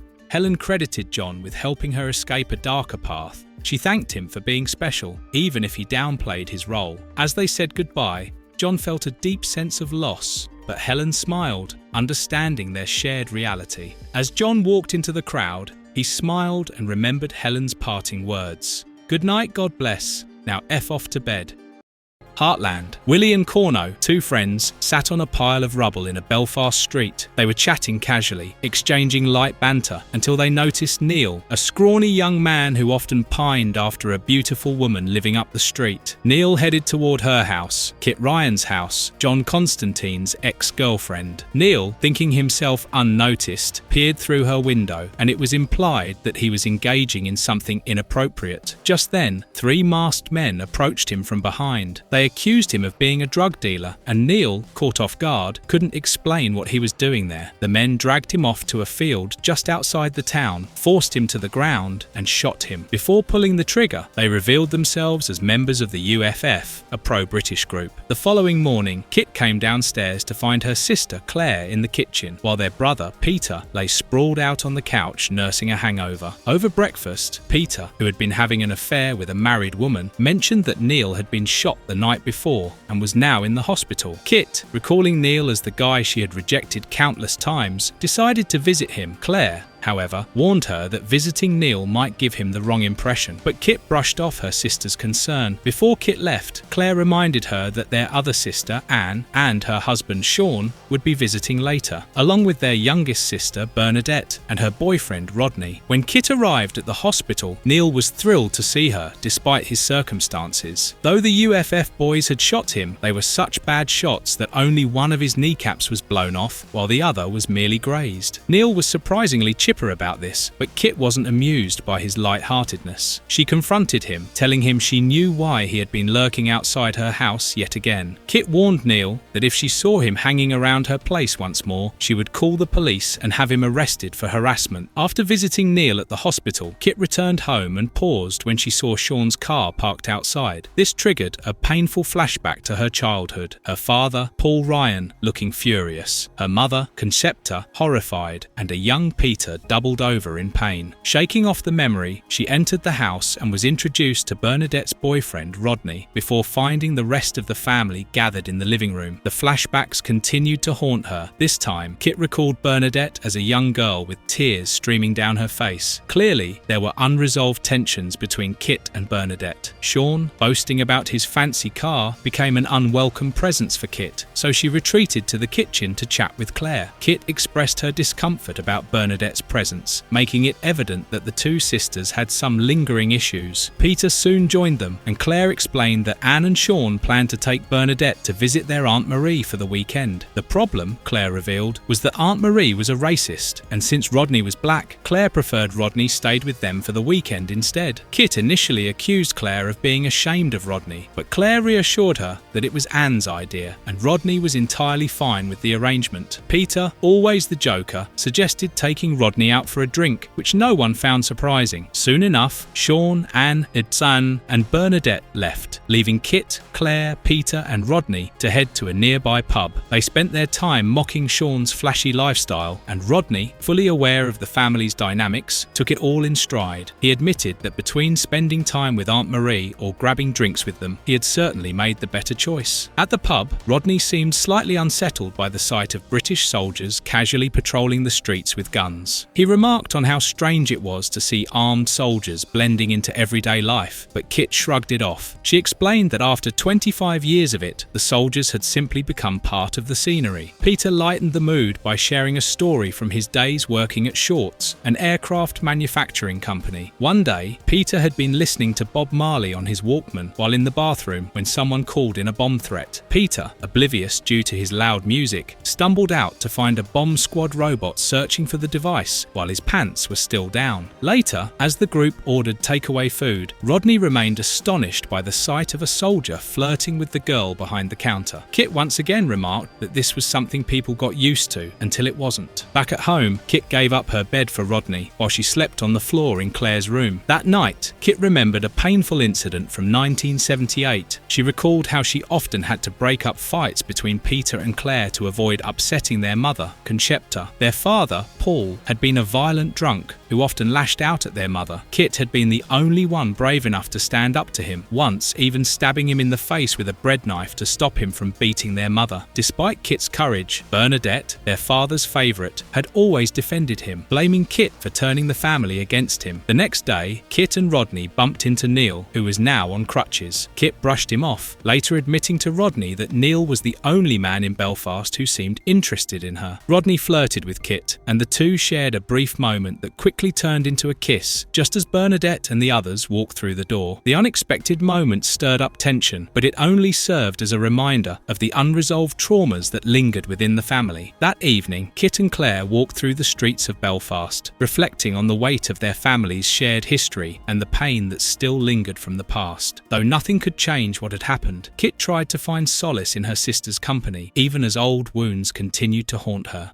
Son of Man. Chapter 1. John Constanteen walked through the streets, reflecting on how much he hated babies. He wasn't just irritated by their crying or messiness, his disdain ran deeper. He wondered aloud where society got the idea that children were innocent or sacrosanct, and then criticised them as bleeding little savages. He mused that maybe there was some ancient race memory about protecting the species, but he believed it was time for people to evolve. As John reached a corner store, he continued his rant, complaining about society's obsession with children as the future and mocking the idea that they represented hope. He saw them as products of their environment, destined to repeat their parents' mistakes. After buying cigarettes, he pointed out how humanity kept perpetuating the same mistakes, carrying on the huge effing cock-up already made. Back home, John settled in with a book and drink, grumbling about how wine wasn't the same since they started putting it in tins. Just as he started to relax, his old friend Chaz began pounding on the door, frantic. Chaz begged John to let him in, and when John reluctantly did, he found Chaz holding a gun, panicking. Chaz explained he was being chased by the police and needed John to hide the gun. John, half amused, teased Chaz by pretending to cast a nonsensical spell on the gun to make it disappear. When nothing happened, John sarcastically handed the gun back, telling Chaz it was still just a gun. Moments later, the police arrived. John coolly answered the door as they barged in, roughing him up. The inspector beat John down, forcing him to repeat his title, Detective Inspector McNabb. John gave in and said the name correctly, all while mocking them in his head. The police tore apart his flat, looking for Chaz, but couldn't find him. The officers, growing frustrated, finally left. Once they were gone, John pulled Chaz out from where he had been hiding, folded under the sofa bed the whole time. Chaz was shaken, but unharmed. However, John was still furious with him and told him to get out. He made it clear that Chaz wouldn't get any more help from him and that the gun was the last straw. Chaz pleaded with John to help him. If something had happened to him, his family would have to pay for the consequences. But John pushed Chaz out. He later dressed up and met Chaz at the bar, who had been waiting nervously. Chaz wasn't sure if John would show up, but now that he had, he urged John to listen to his story from the beginning. He owed money to a guy named Kenny Tout, a dodgy loan shark. Chaz was in deep, about $3,000, and Kenny had offered him a chance to clear his debt in one go if Chaz agreed to be a driver for a mysterious job. Desperate, Chaz agreed without asking too many questions. That night, Chaz picked up a guy who simply asked if Chaz was the driver. Without any warning, the guy pulled out a gun and started shooting at some men standing near a doorway. It turned out that the man was Norman Cooper, the brother of a notorious gangster, and now Chaz had unknowingly become an accessory to murder. He floored the gas pedal in panic, escaping the scene, but Norman was hit by return fire and was now dead in the car. Chaz explained to John that his prints were all over the body, and now Harry Cooper, Norman's ruthless brother, had witnessed Chaz trying to drive away after the murder. Chaz was desperate, begging John John to help him get rid of the car and the body before Harry Cooper came after him. John, unimpressed, but not without some sympathy, agreed to take a look. They drove out of London to dispose of the evidence. On the way, John and Chaz bantered darkly, Chaz still shaken by the ordeal. When they arrived at a secluded spot, they dumped the car, the body, and gun into a murky lake. Chaz, still on edge, tried to ask John about the seriousness of the situation, but John remained aloof, focusing on getting the job done. As they walked away from the lake, Chaz nervously chatted about how they'd escaped London without being caught, but John warned him that it wasn't over yet. John explained that bent cops like McNabb could complicate things, and with Harry Cooper's dangerous reputation, they were far from safe. Harry was known to be ruthless, and John wasn't under any illusion about the danger they faced. John's mind drifted to a past encounter with Harry Cooper, a memory that haunted him. He revealed to Chaz that Harry had once threatened to kill him, and the only two people John had ever truly cared about. As they continued walking, John reflected grimly on the situation, knowing that crossing Harry Cooper and his son meant they were in deep.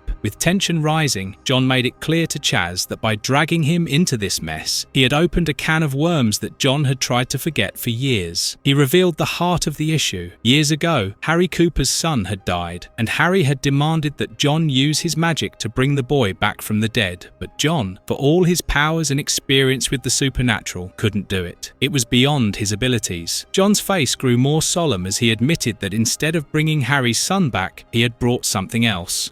Chapter 2. Norman and McNabb arrived to see Harry Cooper, who was in a completely catatonic state. His once formidable body now bloated, he mumbled incoherently about barrels and having fun. Norman looked at him with a mix of disbelief and sorrow, while McNabb muttered that it was a cry in shame. They couldn't believe what had happened to Harry, who had once been such a powerful figure. Despite his condition, Norman insisted that Harry would get better, though McNabb was more skeptical. Norman explained that a shrink had looked him over, diagnosing dementia and saying Harry was fixated on fragments of his past. But Norman, clearly protective of his brother, refused to believe the diagnosis, insisting that Harry wasn't mental and would recover. He ordered McNabb to follow his lead and take orders from him in the meantime. Later, John sat with Chaz and recalled a darker memory. He was being released from an asylum against his will, protesting to the staff that he was still mental and wasn't ready to leave. Despite his desperate pleas, he was thrown out of the asylum. As the doors closed behind him, Norman Cooper was waiting for him. Norman explained that Harry needed John's help and that he would have to be very sane indeed. John was taken to see Harry, and the situation became clear. Harry's son had died and he wanted John to bring him back. John, pale and shaken, tried to explain that raising the dead was impossible. No one could do that. Despite John's protests, Harry didn't care. He insisted, convinced that John had the power to do the impossible. When John failed to bring the boy back, Harry, furious, began beating him, his rage uncontrollable. John was beaten to near senselessness, and only the intervention of others stopped Harry from killing him on the spot. As John lay on the ground, bloodied and gasping for breath, they handed him the phone, and a man on the other end introduced himself as Gestapo. Gestapo coldly described the scene around him in Liverpool, mentioning a little girl named Cheryl and her mother, Gemma. John screamed in desperation, knowing exactly who they were, his own family. The threat was clear. If John didn't do what Harry Cooper wanted, his sister and niece would be in danger. John, left with no choice, had to comply. After John bought time from Harry Cooper, he set off to gather his old mates to help with his plan. His first stop was Brendan's pub. Brendan, a known heavy drinker, was halfway through drowning himself in alcohol as usual. John approached Brendan, and despite the fact that Brendan was 3 sheets to the wind, John managed to rope him into his scheme. Brendan, always up for chaos, didn't hesitate to join, knowing that when John came knocking, it meant trouble, and Brendan loved trouble. Next, John sought out Reverend Rick Nielsen,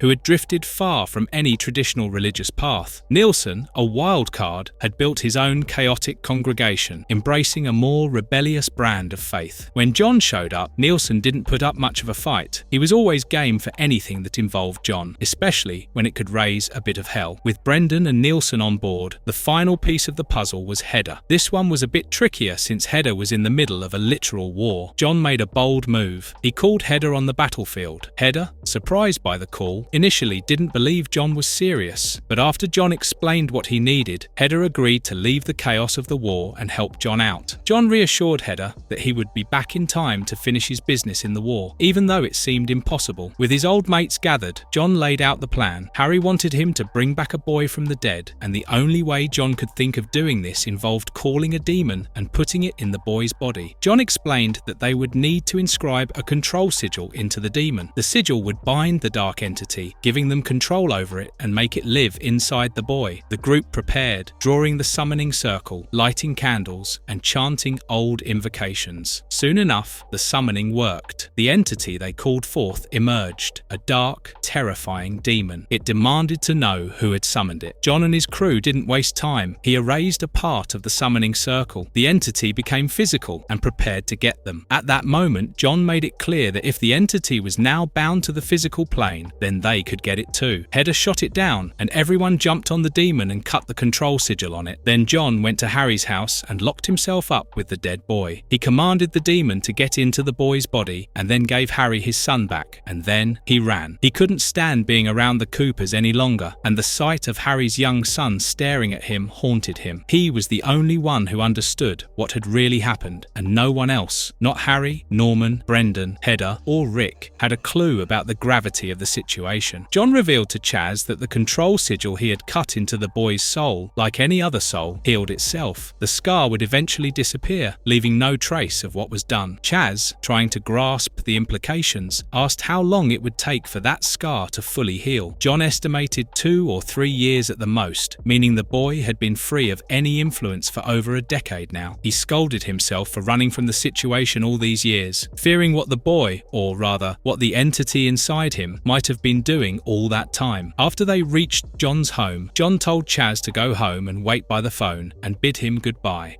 Chapter 3. Norman was sweating and shaking while he held out a small box for little Ronnie. "Happy 21st birthday," he managed to say, his smile forced but trying to keep it together. Ronnie, always composed beyond his years, took the gift with a polite, "Thank you very much, Uncle Norman." The box revealed a Rolex, top of the line, and Norman, hoping for approval, boasted about it being the best money could buy. But Ronnie wasn't interested in the watch for long. His mind was elsewhere, on darker things. He asked if Norman had tracked down the ones who tried to kill him. Norman faltered, admitting that McNabb and Gestapo were still working on it, but Ronnie made it clear that whoever took a shot at his uncle would pay for it, no matter what. It was a subtle reminder of just how dangerous Ronnie could be when crossed. Later, John decided to check in on his sister, Cheryl. He phoned her up, starting with his usual charm, asking how she and Gemma were holding up. But when Cheryl mentioned Gemma's recent birthday, John realised with a jolt that he'd missed it again. He tried to soften the blow, jokingly asking Cheryl to tell Gemma her Uncle John would bring a brilliant present come Christmas. But under the jokes, there was guilt. He hadn't been there for the big moments, and he knew it. The call ended with a promise to make things right, but the weight of his absence lingered as he hung up.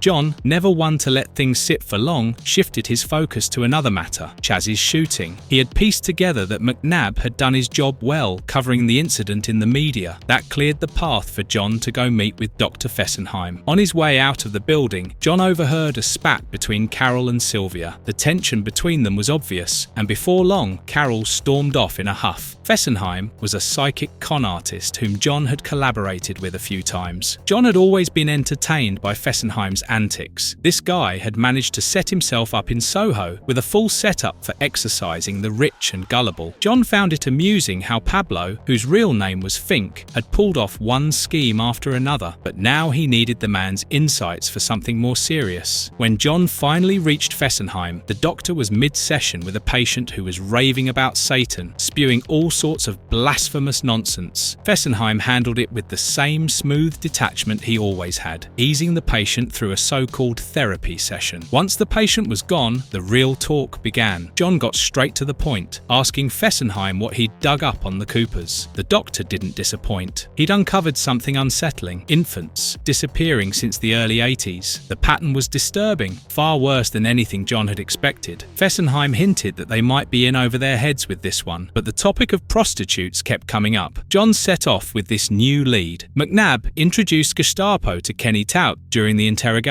Gestapo's intimidating presence presence, paired with his cold manner, instantly put Kenny on edge. McNabb explained that Gestapo was there to help extract the truth, especially about who had ordered the hit on Norman Cooper. Kenny, terrified and sweating, tried to deny any involvement, swearing that he had nothing to do with any hitman or plot against Norman. Gestapo remained silent but menacing, using a nail clipper to torment Kenny. Meanwhile, John went to meet Beth, who managed one of Cooper's brothels. She was nervous, but revealed disturbing details about how the Coopers dealt with pregnancies in their brothel. If any of the girls got pregnant, Norman would pay to ensure the child was carried to term, but then the baby would be taken away for reasons that were never fully explained. Beth's guilt weighed heavily, and she admitted she had a little boy herself. She provided John with a lead, mentioning the name Gresham, and gave him a lift to the location. At Gresham's haulage firm, John entered a freezing cold room where he made a horrifying discovery. Hanging from the ceiling were the corpses of babies, hooked in place. The sight overwhelmed him, and as he lost his footing, the babies fell around him, causing John to scream in panic. It was a scene of unimaginable horror, and John's shock was palpable. Back at the interrogation, Kenny broke down, confessing that little Ronnie had ordered the hit. McNabb took a moment to process it. He now had to make the uncomfortable call to Norman Cooper, explaining that his own nephew, little Ronnie, had orchestrated the hit against him. With the information extracted, Gestapo went back to his sadistic method, continuing to torment Kenny by cutting off his eyelids. Later, Chaz and John shared a tense moment in the car. Chaz complained about everyday annoyances, like the smell of the washing machine, but John, still shaken from what he'd seen, didn't have the patience for it. He was clearly exhausted and mentally frayed. After stepping outside, John collapsed, overwhelmed by the emotional and physical toll. Sylvia, who came to check on him, found him freezing on the ground. That evening, John and Sylvia discussed her problems with Carol. John supported her while she was sad and ended up having sex with her. He was pretty exuberant too, now that he had sex with a lesbian. On the other hand, Norman was startled by McNabb's call, where he was told that his own nephew, little Ronnie, had ordered a hit on him. Norman couldn't believe it, thinking it was absurd and muttering to himself how ridiculous the idea sounded. As he processed the information, his disbelief was interrupted by a voice behind him. It was little Ronnie. Ronnie, calm and composed, asked Norman if the call had been from Inspector McNabb. When Norman confirmed it, Ronnie pressed him further, inquiring about who McNabb had said paid for the hit on him. Before Norman could properly answer, little Ronnie filled in the gaps, asking if McNabb had mentioned someone like Eamon Kelly, a criminal from Bermondsey. Norman stammered, clearly unnerved by the sudden turn of events. Little Ronnie then revealed that he had suspected it would come to this. With a chilling ease, he began discussing the necessity of ensuring that Kelly was taken care of, sent back to Dublin in pieces, and also mentioned taking violent measures against anyone who thought it was safe to cross the Coopers. The casual way in which little Ronnie planned to deal with these threats left Norman speechless. As Ronnie walked away, he nonchalantly said goodnight to his uncle Norman, who barely managed to respond. Norman watched as little Ronnie disappeared down the hallway, unable to fully comprehend the magnitude of what had just happened. He whispered a final, trembling, "Good night, little Ronnie," as the boy vanished into the shadows.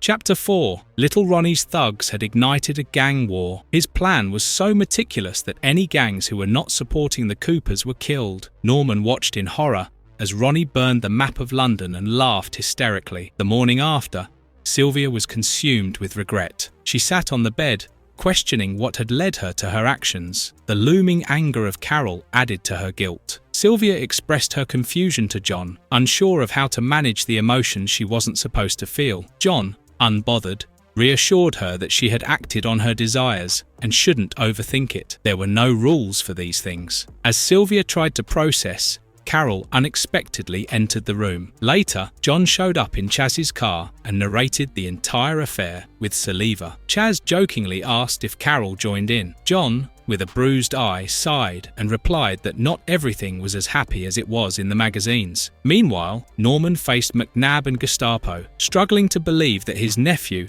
little Ronnie, had ordered a hit on him. McNabb insisted the truth had been extracted from Kenny Tout, with Gestapo's ruthless methods confirming it. The conversation was cut short as little Ronnie entered, calm and assertive. He confirmed that he had indeed orchestrated the hit to maintain control and send a message: no one messed with the Coopers. Norman was horrified, unable to grasp why his nephew would go so far. Ronnie coldly explained that it was business, not personal. He wanted to paint a picture that there was a hit on Norman and the Coopers retaliated. Now everyone had to choose a side, and those who weren't on Cooper's side had to die. He then declared himself the new boss and ordered McNab to finish the job by killing Norman, leaving his uncle in shocked disbelief. John began by telling Chaz about the time when Rick, Brendan and Hedda were eagerly awaiting the promised riches. They had been banking on the power of the demon now tied to the Cooper family. But John, though still recovering from his encounter with the supernatural, wasn't eager to rush into handling the situation. He made excuses,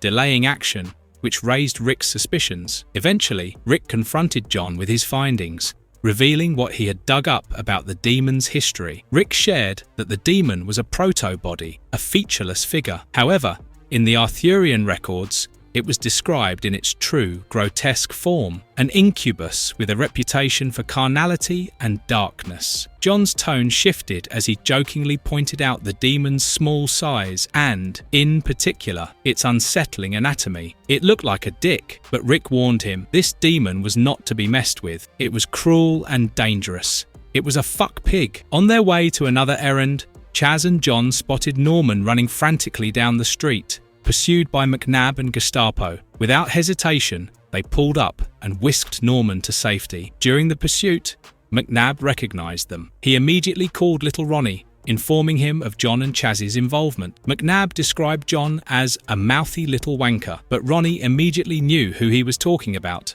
Constantine. Ronnie, with a cold calmness, ordered McNab to bring John and Norman back, along with anyone else involved. Later, at John's place, the atmosphere between him and Norman was tense. Norman, still shaken, tried to wrap his head around what had been going on with his family. John pressed him for details, wanting to know why the Coopers had suddenly gone on the warpath, why there were dead babies in Clapham, and what little Ronnie had been doing since John brought him back. Norman, visibly nervous, admitted that all the trouble started with little Ronnie. Everything, the babies, the chaos, the power shift, was his doing. Norman explained how things had seemed normal at first, but over time, little Ronnie, though physically still a child, began taking over the family's affairs. Harry, the former family head, had slowly become irrelevant as Ronnie grew more dominant. Norman revealed a chilling detail. The babies were all little Ronnies, and he seemed obsessed with them. He had them taken to Gresham, where they were stored,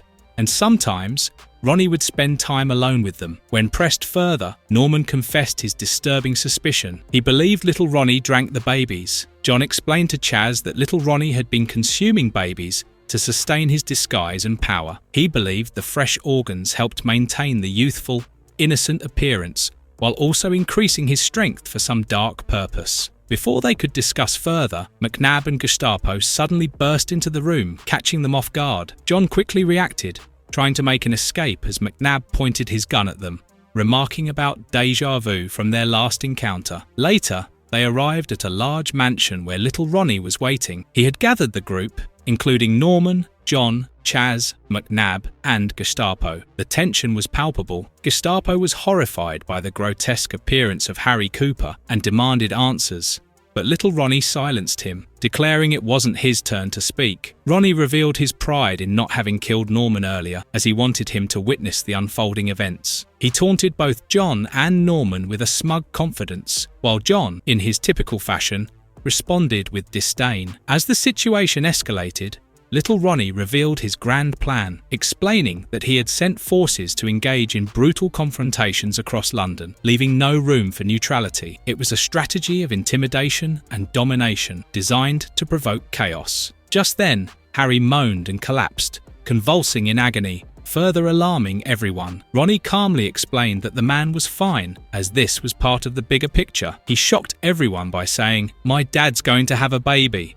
Chapter 5. Little Ronnie stood in the room, controlling the situation with chilling confidence. He began by mocking Harry Cooper, calling him the biggest bag of shit anyone could meet. He explained how Harry was cruel and sadistic, recounting horrifying events from Harry's childhood, such as taking a bayonet to a man when he was just 9 and his violent, twisted behaviour through his youth. Ronnie revealed that Harry's acts of violence were nothing compared to what was about to unfold. Ronnie then focused on the grotesque scene behind behind him. His father, Harry, grotesquely transformed into a monstrous womb, which Ronnie was now using as the perfect mother for his child. He declared that Harry was now merely a vessel, no longer a man. This, he explained, was part of a plan to birth something that would lead to his reign of terror on Earth. Ronnie spoke of the future that awaited the world, detailing how, once the demon was born on Earth, mankind would face their own messiah of evil. He explained how this new figure would pervert miracles and prophecies, leading a real, demonic religion that would wipe out hope and embrace violence, darkness, and chaos. In his twisted vision, humanity would no longer follow weak religions, but worship true, brutal evil. When asked how he had managed to impregnate Harry, Ronnie casually revealed the gruesome method he used. He cut a slit in Harry's belly and violated him through it. The revelation horrified the room, particularly Norman and John. Tensions escalated as Norman, overcome with disgust and anger, lunged at McNabb, trying to wrestle the gun from his hands. In the ensuing scuffle, Gestapo, following Ronnie's command, attempted to axe Norman. However, in the scuffle, McNabb accidentally fired his gun. The bullet struck little Ronnie right in the head. For a moment, it seemed like the situation was over, but as everyone watched in shock, Ronnie's human skin peeled away. Beneath it was a grotesque, monstrous form, far more terrifying than any of them had imagined. The true demonic self of the fuck pig had emerged. John remarked sarcastically about the full Monty of horror they were witnessing. They were barely able to comprehend the monstrous sight before them. They had to act fast. John turned to Chaz and told him it was time to go. Everyone started running towards the door. Once John and Chaz made it out, he locked the door behind him. Norman kept screaming, but John ran away. As Norman turned, he saw Gestapo charging towards him, but the demon jumped on Gestapo and tore him to pieces, his body parts flying in the air. The demon snarled at Norman, accusing him of being a sodomite and explaining that such individuals faced specific punishments decreed by God. It pressed Norman's head under its foot until his eyes burst out and blood gushed from every orifice. Inspector McNabb, frozen in horror, watched the grotesque spectacle unfold. When the demon turned its attention to McNabb, the inspector, overwhelmed with terror, chose to shoot himself rather than face the creature. Meanwhile, John and Chaz, standing amidst the aftermath of the carnage, discussed the psychological implications of the events. John, ever the cynical pragmatist, made a remark about the Freudian undercurrents of the situation. 5 white men, pursued by a giant monster, which to him seemed like an anxiety-laden nightmare, rooted in fears of castration, rape, and the darker recesses of their minds. Chaz, puzzled by the remark, questioned John's point, but John quickly dismissed it as just an offhand observation with no deeper meaning. As their conversation shifted toward a plan, John laid out a hastily improvised one. They would use a sigil as a gateway to hell, hide it under a rug, and try to lure the demon into it. Chaz, however, expressed his doubts, calling the plan absurd and comparing it to something out of a Scooby-Doo episode. John agreed that it wasn't ideal, but it was all they had. Before they could put the plan into action, the monstrous demon reappeared in the doorway, towering and ready to strike again. The tension in the room mounted as John, Chaz, and the others faced the creature head-on, knowing their lives hung in the balance. The demon mocked John and the world he inhabited, equating it to a hellish landscape filled with violence, perversions, guttings, rapes, and serial killers. John, defiant as ever, refused to be cowed by the creature's power, standing firm despite the terrifying presence before him. The demon taunted John further, accusing him of failing to stop the chaos and allowing dark events to spiral out of control. As the demon loomed over them, it mocked John even more, accusing him of being no different from the chaos and violence that plagued the world. Chaz, despite his fear, retorted, "If he's such a tosser, how come he got into this to help out a mate?" The demon paused, momentarily amused by the question, before sneering and threatening Chaz with a grotesque fate, promising he would spend the rest of his life as a condom, vividly describing his impending torment. As the tension built, Harry's grotesque figure arrived, his bloated, twisted form barely able to move under its own weight. In a horrifying display, Harry painfully gave birth to a devilish infant, his body convulsing in agony. The monstrous baby, born from Harry's tortured womb, emerged amidst blood and gore. The demon, reveling in the spectacle, proclaimed, "Unto us a child is born. All mankind shall now be shriven. Creation from its womb is torn. It gloried in the birth, declaring the beginning of a dark new era." But right then, John stepped forward and threatened to stomp the newborn devil baby to death unless the demon retreated back to hell. His his voice cold and determined. He promised to squash the little bastard like it was dog shit if the demon did not comply. The air grew thick with tension as both sides stared each other down. In that moment, despite its immense power, the demon hesitated. It became clear that Constantine's threat was not an idle one. The demon finally relented. With a guttural growl of frustration and fury, it agreed to retreat. But he promised John, "On the day all things end, Constantine, you're mine." John, battered and bruised, lay back on a table. He muttered that he'd never be that lucky again, not if he lived to be 100. Chaz stood nearby, his eyes fixed on the baby that had been born from Harry's body. He hesitated, unsure if he could end it. John saw Chaz struggling and reassured him, saying it was fine if he couldn't do it. He'd take care of it himself. John picked up an axe, ready to finish what had to be done. Later, outside, John told Chaz he would walk the rest of the way. Chaz offered to drive him, but John, in his usual sarcastic tone, joked about probably having a knife-wielding lesbian waiting for him at home. Chaz, lightheartedly, suggested they grab a pint the next night. John agreed, and they set plans to meet at the Red Rover around 9. As he walked, his mind drifted back to 1985. He had been avoiding the Coopers, knowing they wanted their money. Harry Cooper wasn't just some supernatural act you could outrun. He was real, dangerous, and relentless. John remembered when Norman approached him, asking what he wanted. Taking a chance, John had asked for 100 grand, figuring it would be enough to ensure that whatever he did to little Ronnie would last. To his surprise, Norman paid on the spot, desperate to rid himself of John's involvement. Walking alone in the quiet streets, John reflected on how taking that blood money hadn't washed away the guilt of what he'd set in motion. He realised now that no matter what he did that night, all the violence and bloodshed caused by little Ronnie fell on him. It dawned on him what the demon meant. On the day all things ended, John would have to answer for it all. John remembered that he, Rick, Brendan and Hedda drank more that night than the time they broke into Buckingham Palace. Singing and laughter filled the air as they tried to forget the horrors, even if just for a little while. In the final moments, John thought about how things had changed. Brendan had gone back to Dublin, Rick had thrown himself into god-bothering, and eventually, one by one, they all stopped coming back. He muttered under his breath, "Those were the freaking days," before walking off into the night.